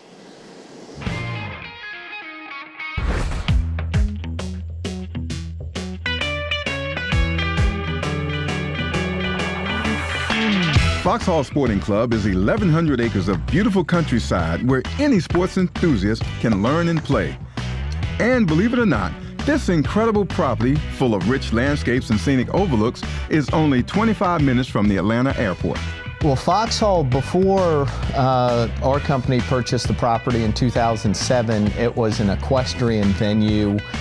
It was built in 1993 by Jim Richards, the son of Roy Richards, founder of Southwire. Built it for the '96 Olympics for the Olympic equestrian team to train here. The stables, all the beautiful fields down below, the 400 acres of polo fields, pastures that just make it so different from anything you see around Atlanta. Known as the first urban sporting club in America, Foxhall provides members and guests access to a host of sporting activities. The options are limitless. We have every activity someone wants to do, and if you have one we don't have, we'll come up with it. What we're best known for right now is our shooting grounds. We have a 15-station Beretta Trident sporting clays course. The shooting grounds is open to the public. We have ATV rides that people can come out and enjoy. And then all the other activities from the fishing, the golf driving range, the swimming, tennis, is all available to the groups to come out and have events out here, as well as our membership program. Individuals can come out and get a social membership that gives them access to all the facilities, activities, and amenities. Archery is one of the programs we put in place not knowing how people would react, how many people would want to be interested. Most people have tried it at camp, but other than that, haven't had much exposure to it, and it's become one of the most popular activities out here for our members and guests. Archery? Now that's what I'm talking about. I met up with the head outfitter, Ryan Snyder, and we headed out for the range. Ryan, this brings back memories, man. One of my first merit badges as a Boy Scout was in archery. I loved it, man. I'm about ready.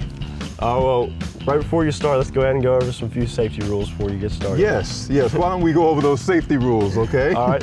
If you don't mind, I'm going to borrow your bow from you. All right. So the first thing is always you don't want to dry fire a bow. Dry firing a bow means pulling it back and letting it go without an arrow in it. All right. If you do that, you could crack the limbs, and it has potential to break. So always, anytime you pull the bow back, if you're going to let it go, make sure there's an arrow in it. The next thing is when you do knock an arrow into this rest here, you want to treat it like a loaded gun. So you'll knock your arrow on that string and slide it down into your rest. Once you have your arrow in the rest, keep it pointed down range at all times. All it takes is a little flick on this string for that arrow to be shot. So just be very careful with that. Now, I think I'm about ready. But I remember one thing they used to do. Yep. We used to yell, "Is the range clear?" Fantastic. I missed the whole doggone thing, didn't I? Must be the contacts, dog. It's got to be. It could be. Yeah. Dude, something wrong with your arrows, man. Man, this is like not as easy as I remember. There it is, baby. That was the bullseye. That was the money shot right there. Once I got my groove, there was nothing stopping me. Now, I couldn't leave Ryan out, so I challenged him to a little competition. But I know you probably got some skills of your own, right? A little bit here and there. Okay. So why don't you grab a bow and let's do something right here? Unless you got better skills. Well, if you want to make a competition, we better go a little bit further then. That's what I was waiting on, the competition. Let's move over to maybe that one over there. That sounds great. Let's do it. Ho. How you got a release? I don't have one.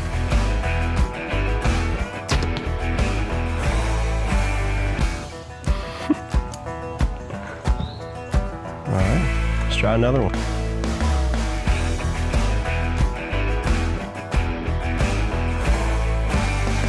We really wanted to create something that people could come out and have access to that they typically wouldn't anywhere close to a major city.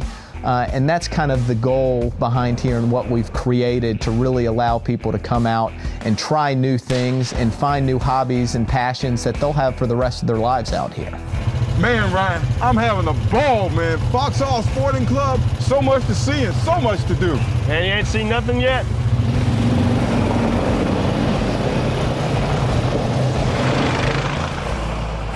Well, that was great, Phil. Good work. Why you say it like that, okay? And just so you know, no armadillos were harmed in the making of that production. That's good to know because I was a little concerned about it at first. And you know what? But if you really want to get into something, that's a great place to just go hang out. Mark, you would enjoy it because it's got the golf range down. It's got fishing and stuff. Jackie, they got weights down there, too. Since y'all didn't see, Jackie actually flexed on me and actually showed me her muscle. No, not until you can't prove it, you know. Oh, I got tape. Oh, I'm sorry. I have digital media. Right, yeah. There you go. Well, let's check in with John Nelson one more time. I think he might take us through the 3 and 4A brackets, John. Yeah, we're going to go with 3A here because this is where we're getting all of our information being fed in. Okay, Ina G, bracket queen, let's go upper left and tell the folks what we know. Westminster, a winner tonight over Southeast Bullock, is the 3 seed. They advance, and they will play Callaway. Callaway, they're having another tremendous year with what they're doing. This was one of these trouble games. Hart County was a troublesome 4 seed coming out of the toughest region in AAA.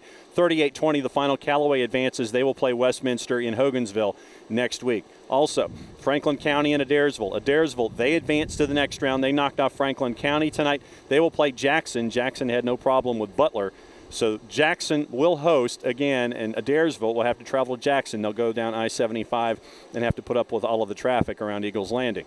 And, yes, that was something that Jackie knows a whole lot about. Now, let's go down the lower left-hand corner and let you know what we know here. Pierce County, Cedar Grove. This is Saturday. Remember, this was a coin flip. Blessed Trinity and Cedar Grove.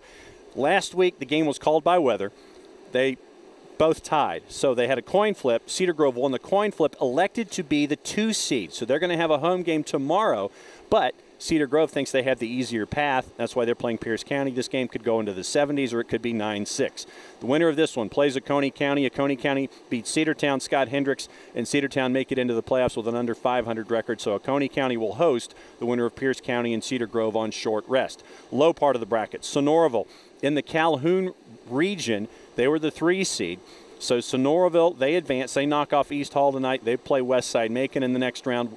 Westside Macon with the upset over Laney. So Laney goes and they lose. So this is another 4-1 that we have happening tonight, a 4 upsetting a 1. Now let's go to the upper left-hand side and let you know what we're waiting on here. Elbert County and Central Carroll. This was another big 2-3 matchup. Elbert County with Mecole Hardman. Mecole Hardman, one of the toughest athletes here in the state. A lot of folks are keeping an eye on him. Jackson, Atlanta, and Dodge. Jackson having to travel all the way to Eastman to take on Rex Hodges in the Dodge County side.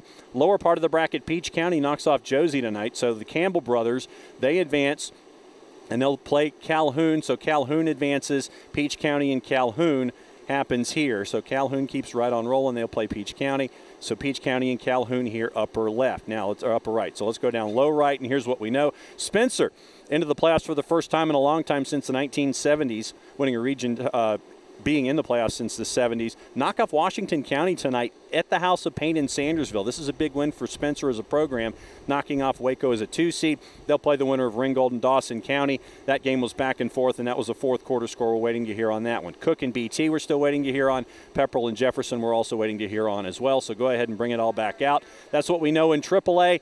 Once again, go to your phones, download the GPB Sports app. You can follow along with us and fill out your brackets as far as we go. There are a lot of brackets and a lot of teams and a lot of matchups. And when we know our matchup for next week, we'll let you know on social media, on all the social media platforms that we have about what's going on for next week. Guys. Well, it's been a pretty good day, I think. We've had upsets, we've had blowouts, we've had barn burners, we've had all kinds of games tonight. This time of year especially, anything can happen. You can't go by the rule book on some of these games, and as we saw tonight, You just never know. That's what the playoffs are all about. That's what I love. The playoffs. Playoffs. The playoffs, yeah, Jim Moore. Well, 160 teams play this weekend, and 80 will move on, and then they'll be joined by the 32 single A teams. And so 112 teams will be rocking and rolling next weekend. And we certainly hope that you've enjoyed tonight's broadcast. The second we know where we're going to be next Friday, we will update you immediately on our Facebook page. So be sure to check all of our social media platforms. And as John said earlier, if you haven't done it yet and you consider yourself a high school football fan in the state of Georgia, you've got to download the GPB Sports app in the App Store. It's completely free, and not everyone is as lucky as us to have John Nelson in their office every day talking about scores and keeping us updated. That's right. We are the lucky ones. I know. We are the lucky ones. And, of course, we've got a rebroadcast of this game